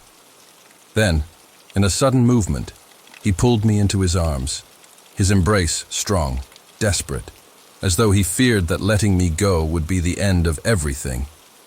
I could feel his heart beating fast against my chest, and for a moment, I simply allowed myself to sink into the comfort of his arms. His lips brushed against my forehead, a soft touch that seemed to carry all the unspoken emotions between us. "Do you believe in fate, Cleopatra?" he murmured, his voice breaking through the silence, like a whisper in the dark. "Do you believe that we were meant to come together, only to be torn apart?" The question hung in the air, heavy with meaning. I closed my eyes, trying to hold on to the warmth of his body, but there was a coldness creeping in from somewhere. Beyond us, a chill that seemed to reach into the very core of my being. Something was wrong. It was as if the very universe was trying to pull us apart, to rip this moment away from us, to tear us from each other. "I don't know," I admitted, my voice trembling slightly. "But I know this. I know that when I am with you, when we are together, the world feels right. And in this moment, I don't want anything to change." Mark Antony's hands cupped my face, his fingers trembling slightly. He leaned down, his lips brushing mine, soft at first, then more urgent, more passionate. The kiss deepened, a desperate plea for something more, for something that we both knew was slipping through our fingers. But even as we kissed, even as our hearts beat as one, there was an undeniable sense that something was slipping away, a tugging at my soul, a whisper in the back of my mind that told me this moment, the one I had longed for, fought for, and dreamed of, was not meant to last. I pulled back slightly, looking into his eyes. The intensity of his gaze made my chest ache, and for a moment, I thought I might crumble under the weight of it all. "Antony," my voice faltered, unsure of what I was trying to say. He looked at me, his brow furrowed. "What is it, Cleopatra? What is it that you fear?" "I fear that we are not meant to win this battle," I said, my voice breaking. "I fear that we are not meant to be together, no matter how much I want it." His expression softened, and for the briefest of moments, I saw a flicker of understanding pass between us. It wasn't just a battle for power, for Egypt, or for survival. It was a battle for our very love, and that was a fight. "We may not be able to win. I don't know if we are meant to win either," he said softly, his thumb tracing the line of my jaw. "But I do know this. Whatever happens, I will always love you. In this life and the next, you are my queen." A tear slipped down my cheek, and I leaned into him, my arms wrapping around his neck as if trying to hold on to him forever. I could feel his breath against my ear, his heart still pounding in his chest. In this moment, it felt like we were the only two people left in the world, as though nothing else mattered but the love we shared. And yet, even as I clung to him, I could not ignore the gnawing feeling in my gut, the sense that something was out of our control, something that neither of us could change. It was as though the universe itself had decided that this moment, this love, was not meant to be. The night stretched on, and though we remained in each other's arms, the weight of the future seemed to settle heavily between us. No words were spoken after that, for words seemed futile in the face of the truth we both knew. Our time together was running out. But even as the darkness closed in, and the world outside pressed in on us with the threat of war and loss, I felt a strange peace settle in my heart. Perhaps it was because, in that final embrace, we had shared something deeper than just love. We had shared our souls, our hopes, and our fears. And though the future was uncertain, though the outcome of the battle was unknown, I knew one thing for sure. In that moment, we were as one, and that was all that mattered. As the night faded into morning, the weight of what we had shared lingered, like a sweet dream that would soon vanish. But in the quiet aftermath, there was comfort in knowing that no matter what happened next, we had loved each other fully, without reservation and without regret, and that love, even in the face of all that was to come, would remain forever. The air in Alexandria was thick with tension as the sun dipped below the horizon, casting long shadows over the ancient city. It had been a day like any other in recent weeks, filled with whispers, glances, and the ever-present weight of impending war. The day I had spent preparing for battle, fortifying the walls of my kingdom, and trying to maintain some semblance of peace, was ending. But peace had become a distant dream. As I paced through the halls of my palace, I couldn't shake the unease that had settled deep within my chest. Mark Antony and I had been preparing for the final confrontation, and yet there was something more pressing than the war itself. Something I couldn't quite put my finger on. It was then that a messenger entered, his footsteps echoing down the marble corridor. In his hand, he held a single letter. The wax seal was familiar. It belonged to one of my closest advisors, a man I had trusted with everything. My heart skipped a beat as I reached for it, the weight of the letter seeming heavier than it should have been. I tore open the seal and began to read, my eyes scanning the words. At first, the message seemed ordinary, just a report on the state of the army, the supplies, and the general readiness for battle. But as my eyes continued to move down the page, a cold chill spread through me. The letter wasn't just a report. It was a confession, a betrayal. My mind reeled as I read the words that followed. The advisor I had trusted most, the one who had always stood by me in times of need, had been working with my enemies all along. His loyalty was nothing but a facade, a carefully constructed lie designed to manipulate me, to use me for his own ambitions. I felt the world around me begin to crumble, as though the very foundation of everything I had built was dissolving with each word I read. The letter spoke of secret meetings, of promises made in the shadows, of alliances forged in secrecy, all meant to bring about my downfall. I could feel my heart breaking as I read the final lines, a plea for forgiveness, a justification of his actions, as though they were done in the name of the greater good. I dropped the letter, my hands trembling. The room seemed to close in on me, the walls growing tighter with every breath. My throat tightened, and for a moment, I couldn't breathe. I had been betrayed, not by a stranger, but by someone I had trusted with my life, someone I had considered a part of my family. For a long time, I stood there, my eyes unfocused, trying to make sense of the overwhelming flood of emotions that surged through me: anger, betrayal, grief, and beneath it all, a deep, gnawing fear that the world I had fought so hard to protect was slipping through my fingers, that my love, my kingdom, everything I had known, was falling apart before my very eyes. I could feel the tears welling up in my eyes, but I refused to let them fall. I was Cleopatra, the last pharaoh of Egypt. I could not afford the weakness of tears, and yet in that moment I felt smaller than I ever had before. I heard footsteps approaching, and I quickly wiped my eyes, trying to regain my composure. It was Mark Antony, his presence like a steadying force in the chaos of my mind. But as he entered, his expression faltered when he saw the look on my face. "What's wrong?" he asked, his voice filled with concern. I handed him the letter without saying a word, my hands still shaking. Antony's brow furrowed as he read, and I could see the shock in his eyes as he reached the final lines. "I had no idea," he whispered, his voice trailing off. His gaze shifted from the letter to me, then back to the paper as though trying to comprehend the reality of what he had just read. His jaw clenched, his face hardening with the fury that I knew he must have been feeling. But even in his anger, I could see the same sense of helplessness that had overwhelmed me.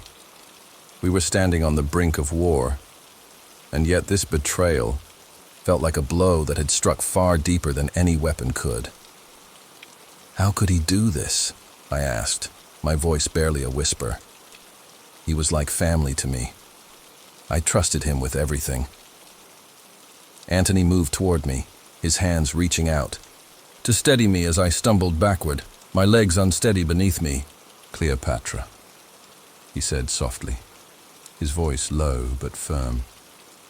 "This is not your fault. You could not have known." But it didn't change the fact that the foundation of everything I had fought for was now in ruins.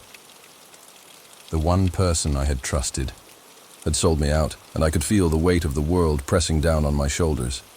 I tried to steady my breathing, to push back the overwhelming emotions that threatened to overtake me.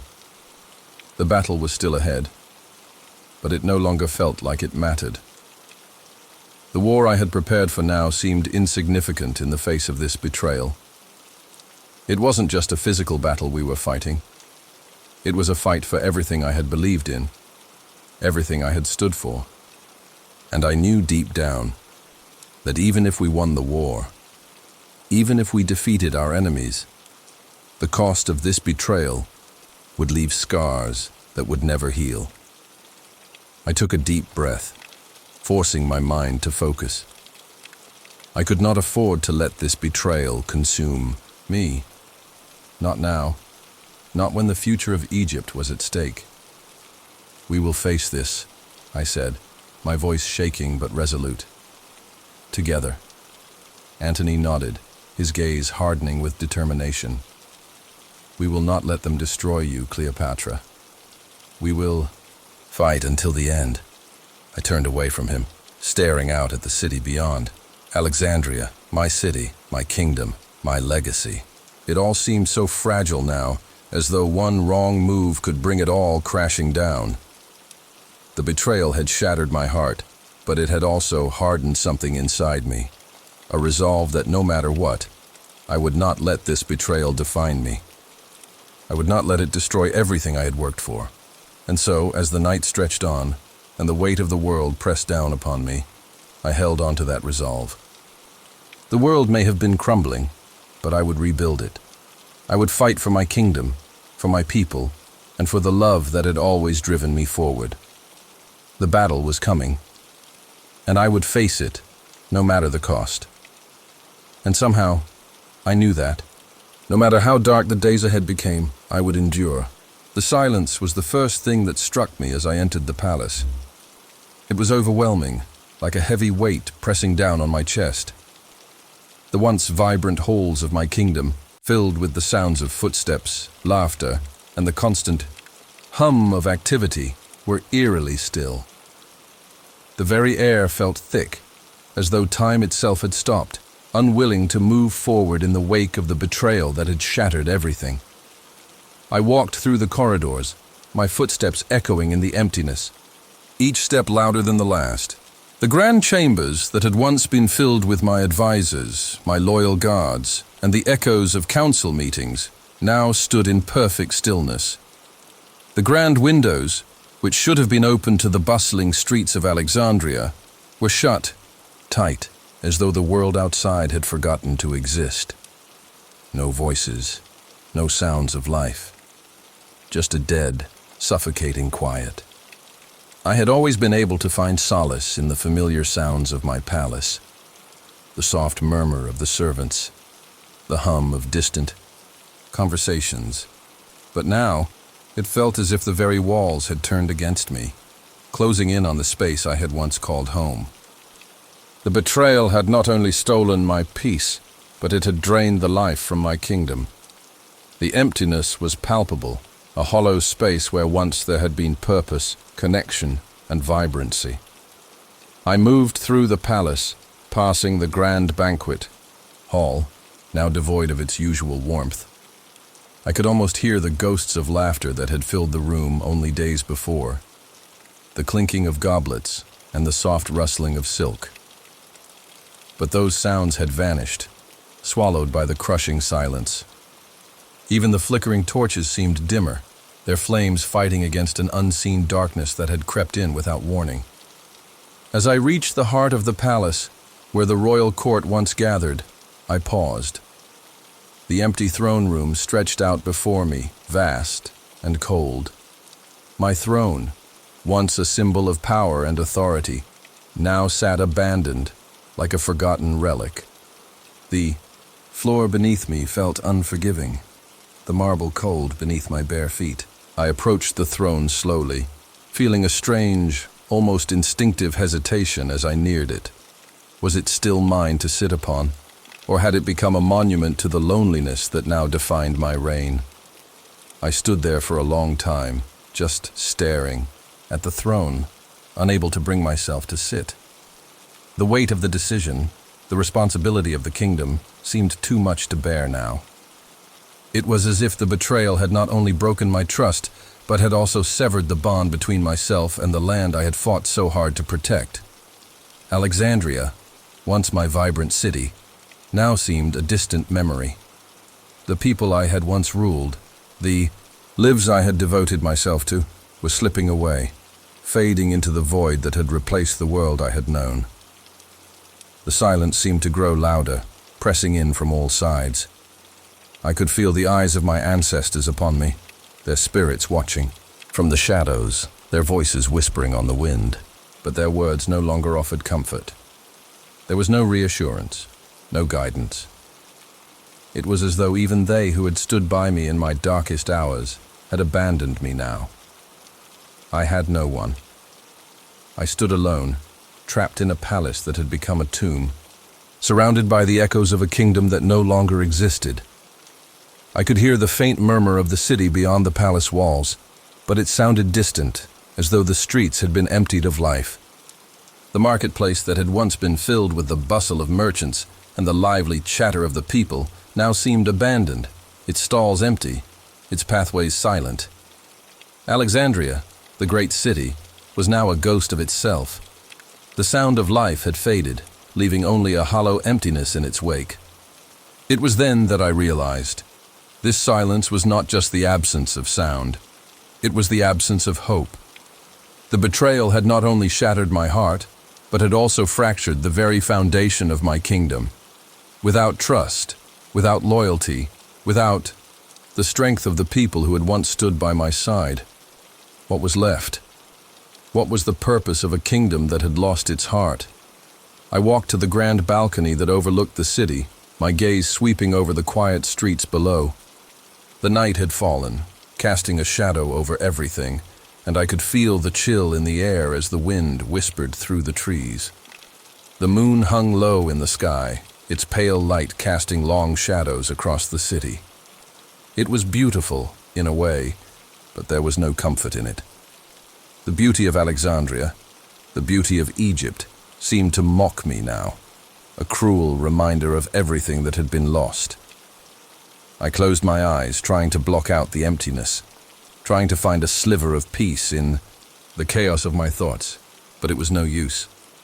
The silence was too loud, the betrayal was too deep, and I was too tired. But I knew that I could not give in, not yet. There was still a part of me, a small flicker of determination that refused to let the darkness consume me. I would not let this silence define me. I would not let this emptiness become my legacy.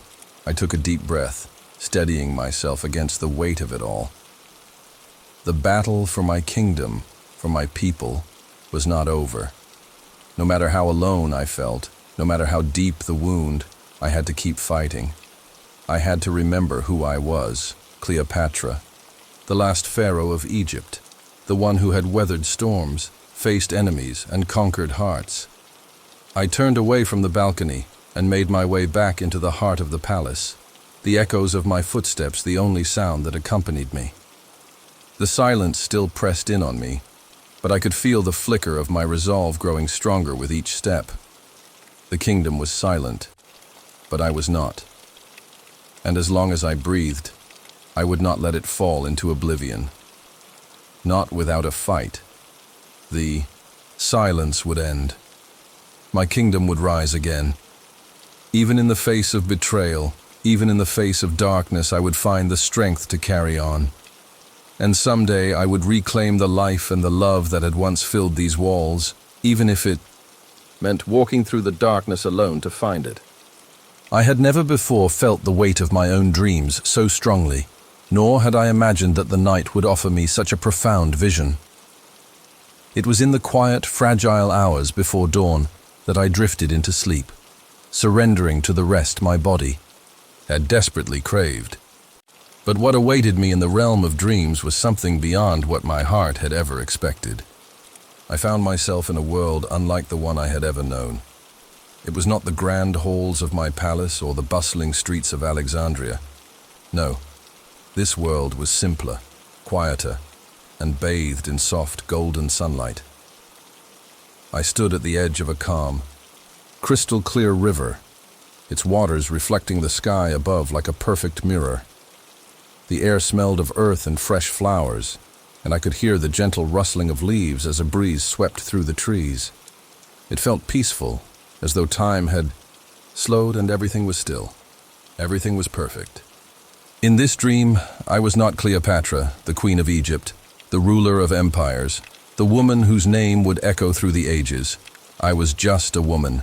No crown, no royal robes, no throne to bear the weight of the world upon my shoulders. I wore simple clothes, a flowing linen dress that caught the light as I walked along the riverbank. My hair, unadorned, flowed freely in the wind, and I felt a lightness, a freedom that I had long forgotten. I walked for what felt like hours, the river beside me whispering secrets. But I was not alone.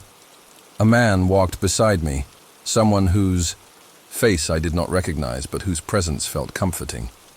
His voice was calm and gentle, and he spoke of things that made me smile, things that had nothing to do with politics or power or war. He spoke of simple joys, the joy of the sun on your face, the peace of a quiet morning, the pleasure of laughter shared with a friend. And as he spoke, I felt something stir in me, something I hadn't realized had been buried deep within my heart for so long, a longing for a life of simplicity and peace. We sat on the grassy riverbank, the soft earth beneath us, and I felt the weight of the world lift from my shoulders. There were no conspiracies here, no betrayals, no wars to wage or kingdoms to defend. There was only the gentle hum of nature, the warmth of the sun, and the comfort of his presence. For the first time in years, I felt truly at peace. But then, as dreams often do, it began to shift. The air grew heavier, the once clear sky began to cloud over, and the man beside me turned his gaze away. I followed his eyes to the horizon, where dark storm clouds were beginning to gather. The river, once so calm, began to churn, its waters turning dark and turbulent. The breeze, which had once felt so light, now carried with it a cold, biting chill. I felt a pang of unease, a growing sense of something terrible approaching.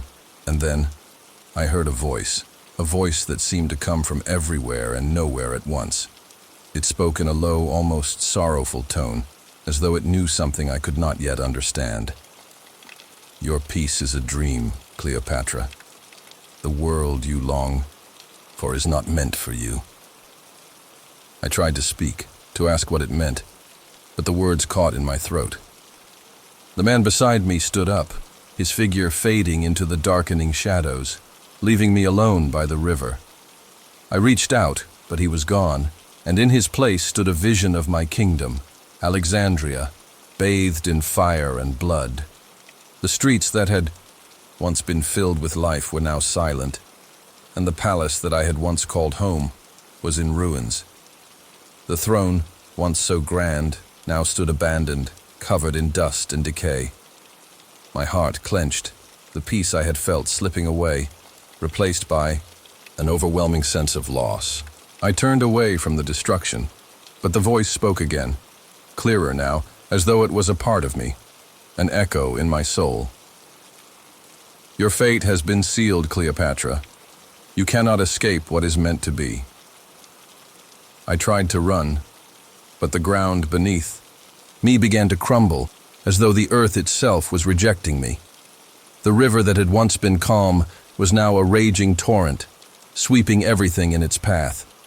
The sky above me darkened, and the winds howled like a storm. I reached for something, anything to hold on to, but there was nothing. The world I had dreamed of was falling apart, and I was powerless to stop it. And then, just as suddenly as it had started, everything stopped. The winds ceased, the storm vanished, and the world returned to its quiet, peaceful state. I was once again standing by the river, but the man was gone, and the river itself seemed to reflect my sorrow. The calm was no longer comforting. It felt empty, like a promise that could never be fulfilled. I woke with a start, my heart pounding, the remnants of the dream still lingering in my mind. The room around me was dark, the only light coming from the flickering flame of a nearby lamp. My breath came in quick, shallow bursts, and for a moment, I didn't know where I was. But as my senses returned to me, I remembered. I was Cleopatra, the last pharaoh of Egypt, and the world I had dreamed of was nothing more than an illusion. I lay there in the stillness of the night, staring at the ceiling, the weight of the dream settling over me like a shroud. It had been so real, so vivid. The peace I had longed for, the life I had imagined, it all felt so close within reach. But the voice, that haunting voice, had reminded me of something I could not ignore. I could not escape my fate. I had always known that my destiny was entwined with the fate of my kingdom. The battles, the politics, the power. It was all a part of who I was. But the dream had shown me a different life, a life where I was not a queen, a life where I could be free from the weight of a crown, a life where I could simply exist without fear or sorrow. But now, I understood. The life I had dreamed of was not meant for me. It was a dream, a fleeting vision of peace in a world that was anything but peaceful. I could not turn away from my duties, from the people who depended on me, my kingdom, my people. They were my responsibility. I could not abandon them, no matter how tempting the dream of peace was. The choice was clear now. My path was set, and I would follow it, no matter where it led. The world I had dreamed of could never be mine, but the legacy I would leave behind would be built on the strength of my resolve, the power of my will, and the love I had for my people. As I closed my eyes and allowed sleep to reclaim me, I knew that the dream had given me clarity, and in the stillness of the night, I found peace. Not the peace of the riverbank, but the peace that comes from knowing the choice is yours to make, even when the world around you seems beyond your control. The night was still, the kind of stillness that felt like the world was holding its breath, waiting for something, anything to happen. I sat alone in my chamber, my fingers tracing the cool edges of the stone windowsill. The view before me, my beloved Alexandria, was bathed in the soft glow of the moon, the ancient city I had ruled for so many years. My heart felt heavy as I stared at the distant horizon, knowing the impending storm was closer than ever. I had always known this day might come. As queen, I had made decisions that altered the course of history, each one weighed with the lives of thousands. But none of those choices had ever been like this. This time, the decision I faced was more than a matter of power or politics. It was a decision of the heart, a decision that would shape the future of my people, my kingdom, and perhaps even my soul. The letter had come just hours ago. It was a simple thing, an urgent message wrapped in an official seal. I had known what it would say before I even opened it. The enemy had gathered, their forces growing by the day. The betrayal I had felt so deeply in my bones was now made real. My own allies, the ones I had trusted most, were turning away. They were abandoning me, leaving me to face the threat alone. The choice before me was agonizing. My kingdom, my people, depended on me. I had always known that I could never simply step aside and let Egypt fall into chaos. But at what cost? The letter revealed that the path ahead was fraught with devastation. If I chose to fight, if I chose to sacrifice everything, there was a chance, just a small chance, that I could save my people. But the cost would be unimaginable. Mark Antony, my closest confidant, my partner, was already preparing for battle. But I could feel the distance between us growing. His voice, once so full of conviction, now sounded weary. His eyes, once filled with fire, now seemed to carry a quiet desperation.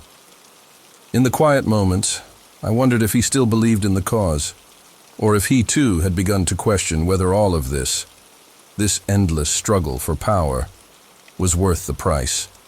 As the moonlight filtered softly through the chamber, I closed my eyes, my thoughts consumed by the weight of my responsibility. The dream I had so vividly experienced days ago returned to me, as though the universe was speaking through it.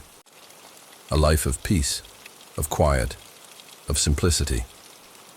Was it possible for someone like me, someone bound by duty and destiny, to find that kind of peace? Or was I doomed to remain in this cycle of conflict, forever running from the storm that had been chasing me since the moment I was crowned? The silence in the room grew, pressing down on me, suffocating me. I could feel the weight of history closing in around me, the echoes of ancient pharaohs whispering in my ear. Their voices were soft, almost inaudible, But there was one that stood out. The voice of my mother, who had passed long ago. Her words were a faint murmur, but they echoed with an undeniable truth. "Your people need you, Cleopatra," she had said. "They have always needed you, and you must not falter. You must lead them, no matter the cost." I opened my eyes, my breath steady, but my heart trembling. My mother's voice lingered in my mind, and I felt the weight of her words deep in my chest. She had always taught me that leadership was not about personal desire. It was about sacrifice, about the good of the many. My people were the ones who had supported me, who had trusted me with their lives. To abandon them now, to choose my own happiness over their future, would be unforgivable. And yet, I could not ignore the pain in my own heart. The decision I had to make was one that would haunt me for the rest of my life. If I chose to sacrifice everything, my love, my happiness, my chance for peace, what would be left for me? Would I ever be able to forgive myself? Could I live with the weight of so many lives lost in the pursuit of victory? Would the future I sought be worth the sacrifice? I stood up from the window and walked slowly to my bed. The moonlight now bathed the room in an ethereal glow, the shadows dancing on the walls like fleeting memories. My body felt heavy, as though I had aged 100 years in a single night. The choice before me was not one I could make lightly. I had always believed that my destiny was to rule, to protect my people. But now, as I stood on the precipice, I realized that ruling was not enough. To save Egypt, I would have to sacrifice the very thing I loved most, my own peace, my own happiness, and perhaps even the future I had dreamed of. I could hear the sounds of the palace stirring in the distance, the quiet rustling of servants, the soft murmur of voices. The world was still turning, even as I faced the end of everything I knew. The pressure of the choice was unbearable, but I knew deep down that there was no other way. The morning would come soon, and with it, the inevitable march toward battle. My people would look to me for guidance, for strength, and I would give it to them, even if it meant losing everything. I would stand tall, as I had always done, and face whatever came with the courage of a queen.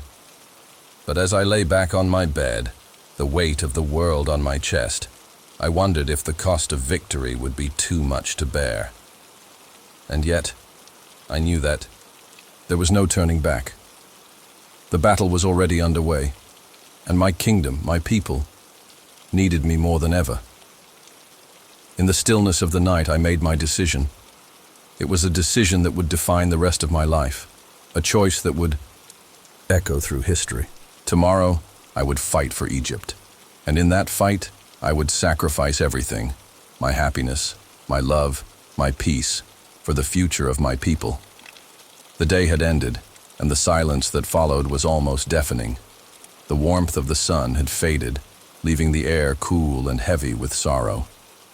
I stood there, my hands trembling slightly, as I gazed down at the lifeless body before me.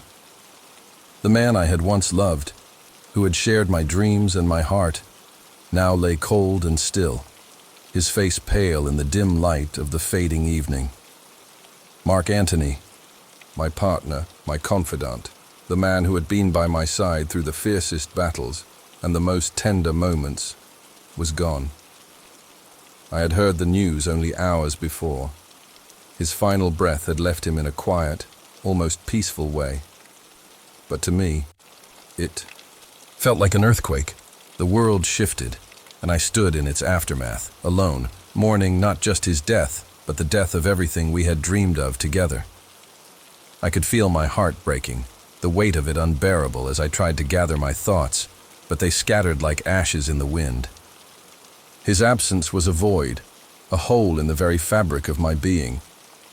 How could I move forward without him? How could I face the future that seemed so uncertain, so grim without the man who had been my constant? The palace was silent.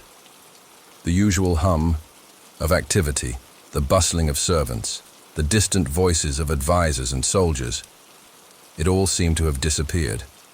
All that remained was this quiet, oppressive stillness that pressed against my chest, threatening to suffocate me.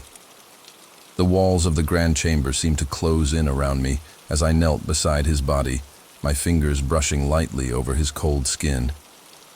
I had never imagined it would come to this. I had never imagined that the love we shared would end in such a way. Tears welled up in my eyes, and I allowed them to fall freely, without the strength to hold them back. For all the power I had wielded, for all the battles I had won, this was a moment that no crown could protect me from. I was just a woman, grieving the loss of a love that had once seemed so indestructible. And then, in the stillness of the room, I felt it. A faint whisper, almost like the wind, brushing against my ear.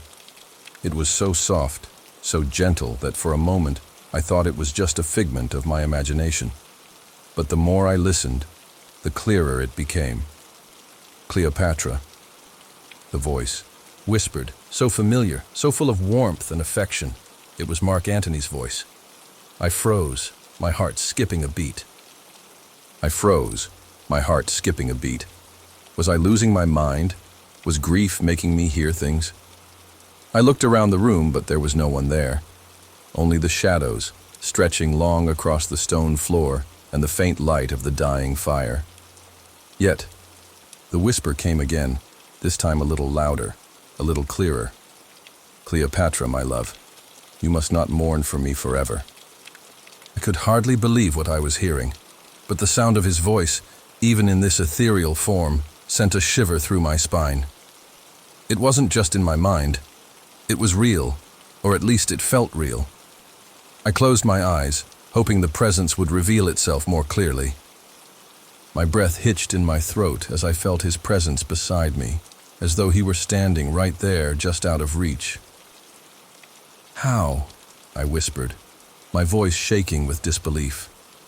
"How can you still be here? How can I let you go?"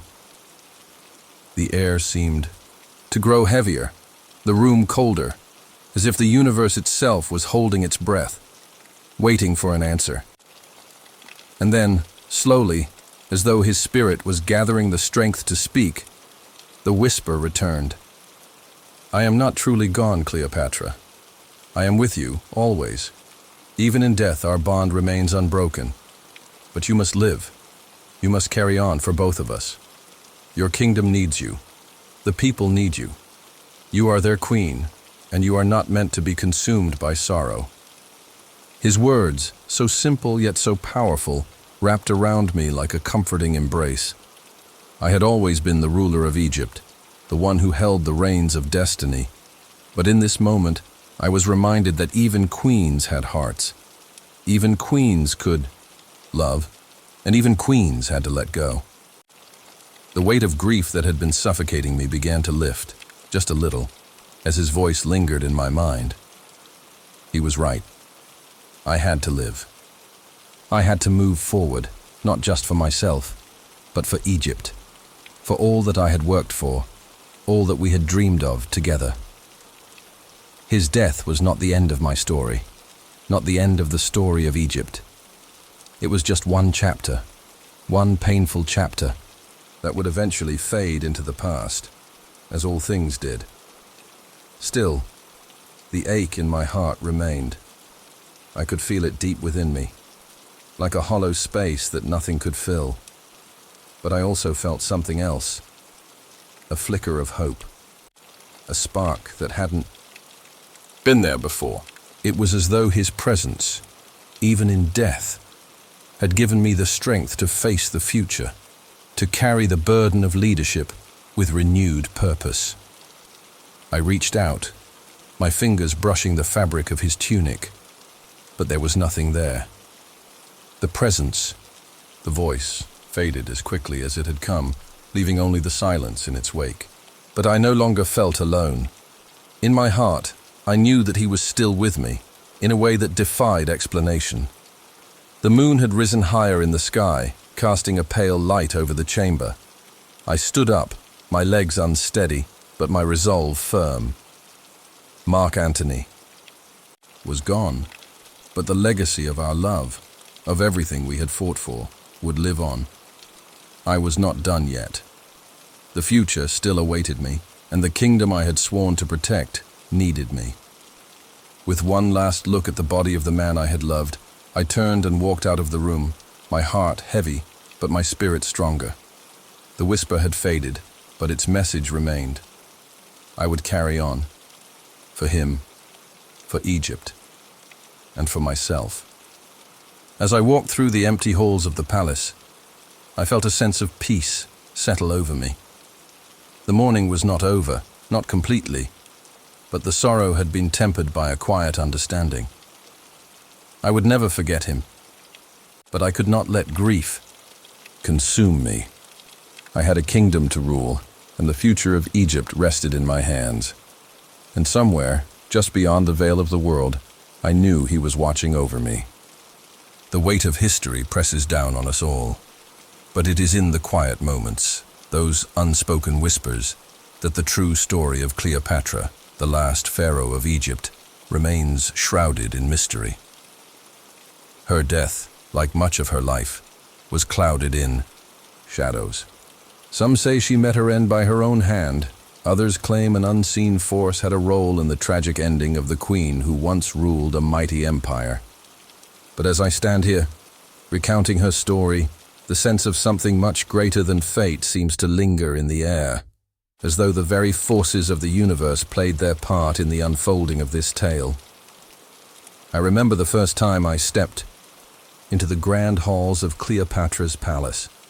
The walls, adorned with intricate carvings and frescoes, whispered of a past both glorious and tragic. The scent of jasmine and myrrh lingered in the air, mingling with the heavy, ever-present silence. The palace, once filled with the bustle of servants and visitors, now stood eerily still. There was something about the place, something otherworldly, that made it feel as if time itself had paused. It was as if the kingdom, and the queen who ruled it, were both suspended in some sort of inescapable trance. Cleopatra's life had been a series of powerful decisions, each one shaping the course of history. She had fought for her kingdom, made alliances, and faced betrayals. She was no mere ruler, she was a force of nature, commanding the respect of kings, generals, and even gods. Yet, it was the mystery surrounding her death that seemed to stir the greatest emotions in the hearts of those who knew her story. As I walked through the silent corridors, I could almost hear the echoes of the whispers that had followed her throughout her reign. She had lived and died under the watchful eyes of the gods, yet her final moments were as enigmatic as her rise to power. The ancient texts speak of her demise in two ways. Some say that Cleopatra chose to end her own life, taking her fate into her hands with a venomous asp. Others speak of something more mysterious, that an unseen hand had guided her final breath, pushing her toward the abyss of death long before she had truly chosen it. The truth, I believe, is somewhere between these stories, woven into the very fabric of her existence. Cleopatra was a woman who had always been in control, who had manipulated the winds of fate to her favor. Yet, in her final days, as the empire she loved began to crumble, there were whispers that she had started to sense something beyond her control. An invisible force, perhaps an unseen hand, pulling her toward an inevitable end. I remember sitting by the banks of the Nile one evening, my mind swirling with thoughts of her death. The river, calm and unperturbed by the storms of history, mirrored my own state of contemplation. Was it really the will of the gods that Cleopatra's reign had to end in such a way? Or was there something more sinister at play? A force beyond her understanding? Something far darker than the political betrayals and power struggles she had faced in life? The more I thought about it, the more I realized that her life had always been shaped by forces unseen. She had been born into a world of constant intrigue, where allegiances shifted like the desert sands. She had learned to navigate these treacherous waters with grace, using her intellect and beauty as her weapons. But in the end, no matter how powerful she was, there was something even greater that she could not control: the will of the universe, or perhaps the will of those who had been watching her from the shadows. As the sun began to set over the river, I could not shake the feeling that Cleopatra had known her time was coming to an end. Her last days were marked by an eerie stillness, an unsettling quiet that seemed to seep into her very soul. It was as though she had been preparing herself for something unknown, something she could neither understand nor escape. And then, in the hours before her death, the palace was said to have been filled with a strange energy. Servants and advisors spoke of an inexplicable chill in the air, of shadows that seemed to move of their own accord. Some even claimed to have heard voices in the night, whispers that echoed through the corridors like a mournful wail. No one could say for certain what caused these strange occurrences, but to me, it felt as though the very walls of the palace were aware of the end that was drawing near. Cleopatra's death, though tragic, was not simply the end of a queen. It was as if the world itself had reached out and claimed her, a final moment of reckoning for a woman who had spent her life defying the odds. Whether she ended her life by her own hand or succumbed to the forces around her, I cannot say. But I do know that in her final moments, she must have felt the weight of the universe pressing down on her, the unseen hand that guided her toward a fate that was already written in the stars. In the quiet after her passing, Egypt mourned, but the world beyond Egypt seemed to exhale a breath it had been holding for centuries. Cleopatra's reign had been a bright flame that flickered in the darkness, and now, as her light faded, it left behind a sense of emptiness, a void that no one could fill. As I sit here now, years removed from that moment, I cannot help but feel a deep respect for Cleopatra. She was more than just a queen. She was a woman who understood the forces of fate, who fought against the tides of destiny, even as she knew they would eventually pull her under. Perhaps it was her own strength, her own will, that led her to that final moment. But I wonder if there was something more, something beyond her control, that guided her to the end. The silence of the palace still lingers, the echo of Cleopatra's legacy whispering through the halls. I feel it now, as if she is still watching, still guiding those who walk in her footsteps. And though her death remains one of history's greatest mysteries, the truth of it is that some forces are simply beyond our understanding. Sometimes we are all just players in a larger story, one written by the unseen hands of fate and time. The night had fallen like a heavy cloak over the ancient land of Egypt, the Nile flowing gently under the pale moonlight. The palace, once a place of grandeur and vibrancy, now stood silent, its halls filled with only the echoes of a past long gone. I found myself walking through the corridors, the cool stone beneath my feet steady and reassuring. But as I passed, there was an unsettling feeling that lingered, a whisper of something that was not quite of this world. Cleopatra's legacy, I was told, had never truly left these walls. It wasn't just the tapestries, the gold, or the exquisite architecture that spoke of her reign. It was the feeling in the air, a presence that had become woven into the very stones. Her decisions, her triumphs, her losses, everything about her seemed to echo through time, as though the past could never fully let go of its hold. I had always been drawn to her story. There was something deeply compelling about Cleopatra, the last pharaoh of Egypt, a woman who had held the weight of an entire empire on her shoulders. But as I stood in her once thriving palace, it felt as if she were still there, watching, guiding, and perhaps even speaking to those who were willing to listen. I ran my fingers along the cold stone of one of the palace columns, feeling the smooth texture beneath my skin. The silence around me was profound, almost too heavy. It was then that I heard it, a faint whisper, like a breath against my ear.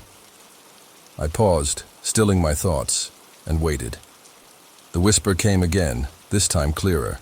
It wasn't just a breeze, it was a voice, soft, melodic, as if carried through time itself. "Do you hear it?"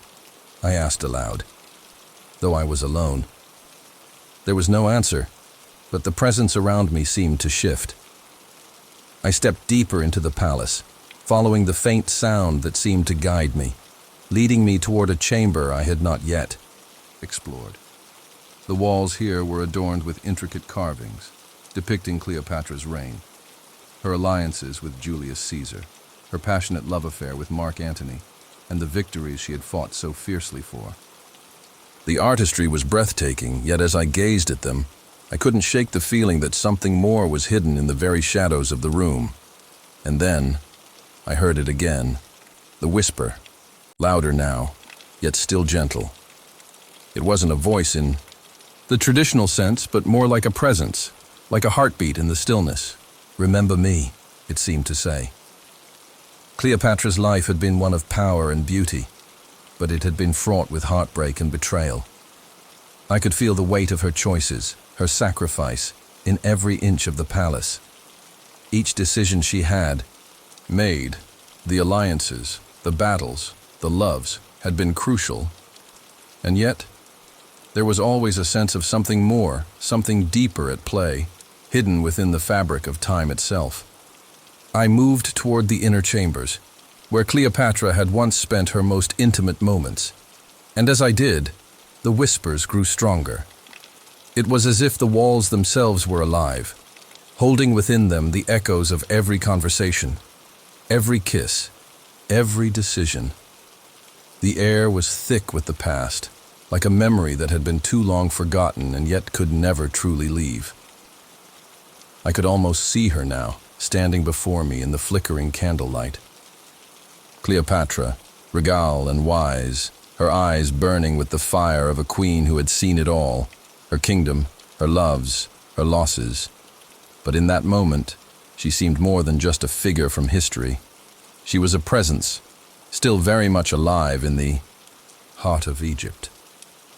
"Why do you remain here?" I whispered to the air, as if seeking an answer from the very walls themselves. There was no response, but the feeling of her presence only grew stronger. The palace, it seemed, was not just a place of stone and gold. It was a vessel for the memories of a woman who had shaped the course of history. Cleopatra had ruled with wisdom and grace, but she had also loved fiercely, and in her love, there had always been a trace of sorrow.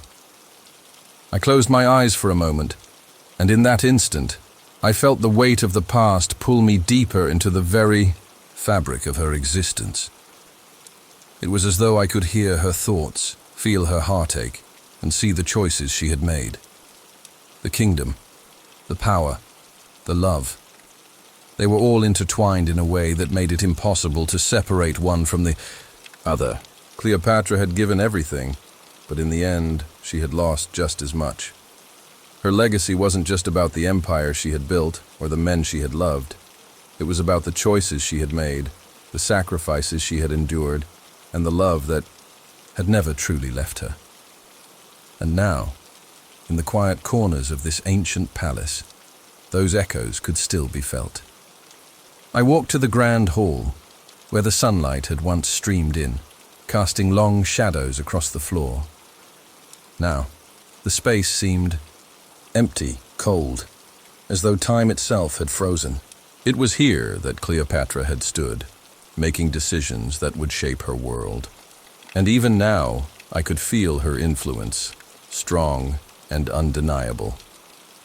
I thought about the choices I had made in my own life, the ones that had defined me, and I wondered, she too felt the weight of her decisions pressing down on her. Did she know, in her final moments, that her legacy would echo through the ages? That her name would be whispered through the halls of history, remembered long after her kingdom had fallen? In the stillness of the palace, I could almost hear her answer carried on the breeze. "I made my choice, and it was worth it." The palace was silent again, but the weight of her words lingered in the air. Cleopatra's legacy had lived on, not in the form of monuments or riches, but in the hearts of those who remembered her. And as I stood there, the last echo of her voice still seemed to reverberate through the walls. A reminder of the woman who had once ruled Egypt with a power that no one could deny.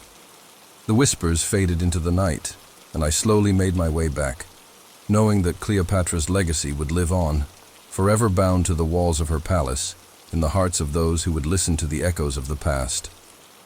The night in Alexandria was colder than usual, the salty air from the Mediterranean drifting through the streets, carrying with it whispers of the past. I stood alone on the edge of the great city, the once vibrant streets now quiet and still. The moon hung low in the sky, casting a soft glow over the ancient ruins. I couldn't help but feel the weight of history in the air, the feeling of something unfinished, something that had lingered here long after the great queen, Cleopatra, had passed. I had always been drawn to her story. A powerful woman, a ruler of one of the greatest civilizations of the ancient world. She had captured the hearts of kings and emperors alike, but there was something more to her tale, something hidden beneath the surface.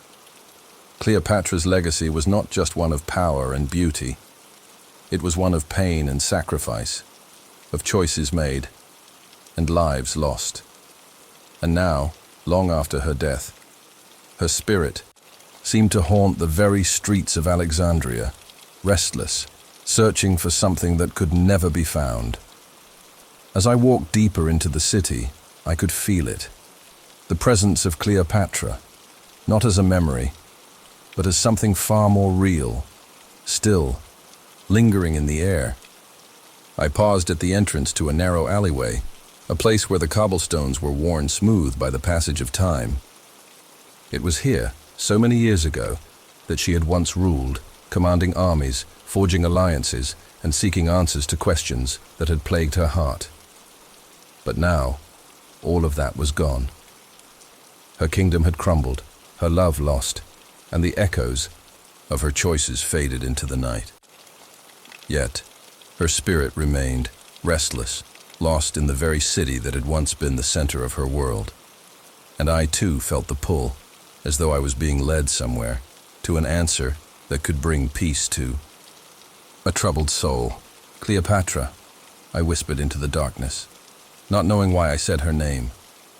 It felt as though she could hear me, as though her presence was still with me, guiding me forward. I walked deeper into the alley, and as I did, the air seemed to grow, heavier, the atmosphere thick with the weight of something ancient. There was a presence here, something unseen, and yet so palpable that I could feel it in the pit of my stomach. The shadows seemed to move around me, as though they were alive, following me down the winding path. And then, there it was, a whisper, soft and almost lost in the wind, but unmistakable. "Find me." The voice was faint, a ghostly echo that carried through the air. It sent a shiver down my spine, and I instinctively took a step back. But something in the voice, something in the plea, drew me forward. It was as though I was being called, summoned by forces beyond my understanding. "Find me," it repeated, the words lingering in the air, heavy with meaning. I continued walking, my heart beating faster now, as though someone, was leading me through the city, pulling me closer to whatever it was I was meant to find. The city of Alexandria, once a hub of culture and knowledge, now felt like a ghost town. The buildings, though ancient, still stood tall, their stones etched with stories of the past, but they were silent, as though they too were waiting for something. The whispering voice grew stronger, and I soon found myself standing before a small, weathered temple. The stone steps were cracked, worn down by centuries of use, but still they rose high, as if guarding some secret. The door was slightly ajar, and as I stepped closer, the whispering grew louder, more insistent. "Come," the voice urged, a soft, melodic sound that seemed to resonate in my chest. "Come, and find the truth." I hesitated for a moment, the fear creeping in, but something deep within me pushed me forward. I stepped into the temple, and the air inside was thick with the scent of incense, the kind that Cleopatra herself might have used during her reign. The walls were adorned with ancient hieroglyphs, symbols of power and protection. But there was something else, something darker. The shadows in the corners of the room seemed to move, shifting and changing as though alive. I walked deeper into the temple, my footsteps echoing in the silence, and there, at the center of the room, stood a figure. At first it was a blur, a shadow that seemed to flicker in and out of existence, but as I stepped closer, I saw her clearly. The figure of a woman draped in regal robes, her face hauntingly familiar. Cleopatra. Her eyes, once so full of life and power, were now clouded with sorrow. She stood there, as though waiting, as though time itself had stopped in this place. Her beauty was undeniable, but there was a sadness in her gaze, a deep, aching sadness that seemed to stretch across the ages. "Cleopatra," I whispered, unsure if she could hear me, unsure if she was real. Her head turned slowly, her eyes locking onto mine, and for a moment I felt as though I was standing face to face with the Queen herself. "You are here," she said softly, her voice barely a whisper, yet filled with an ancient wisdom. "Why are you here?" I asked, my voice trembling. "What do you seek?" She hesitated, as if gathering her thoughts. "Peace," she said at last. "The prophecy was never fulfilled. My soul is restless, bound to this city, this place. I seek an answer, one that will free me." The words hit me like a wave, and I felt the weight of her sorrow settle over me. The prophecy she spoke of had always been a mystery, a secret that had eluded historians and scholars for centuries. It was said that Cleopatra had been told that only by finding the truth of her own heart, by understanding the full weight of her choices, could her soul ever find peace.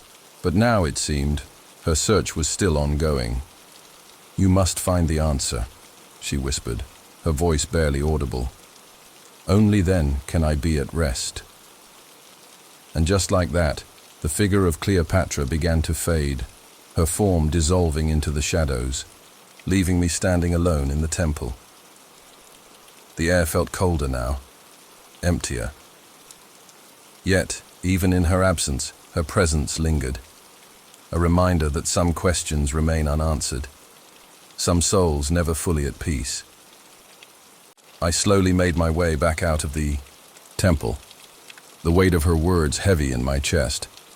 The city of Alexandria had changed, but its spirit, its essence, was eternal.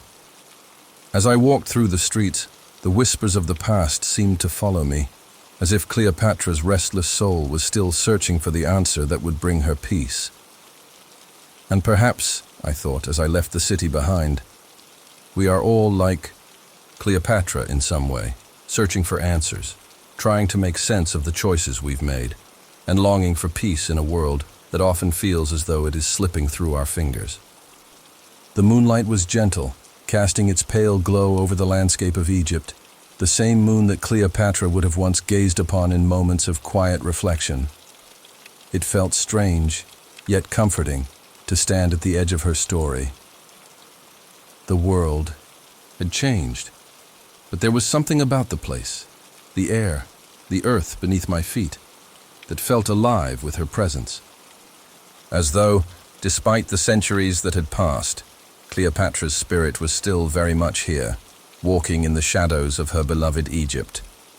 I had heard the stories, of course, the ones passed down through time, how Cleopatra, the last queen of Egypt, had died tragically, a victim of betrayal, her kingdom lost to the winds of fate. Most people believed that she had died in a tomb, lying beneath the weight of the earth, a final resting place that matched the grandeur of her reign.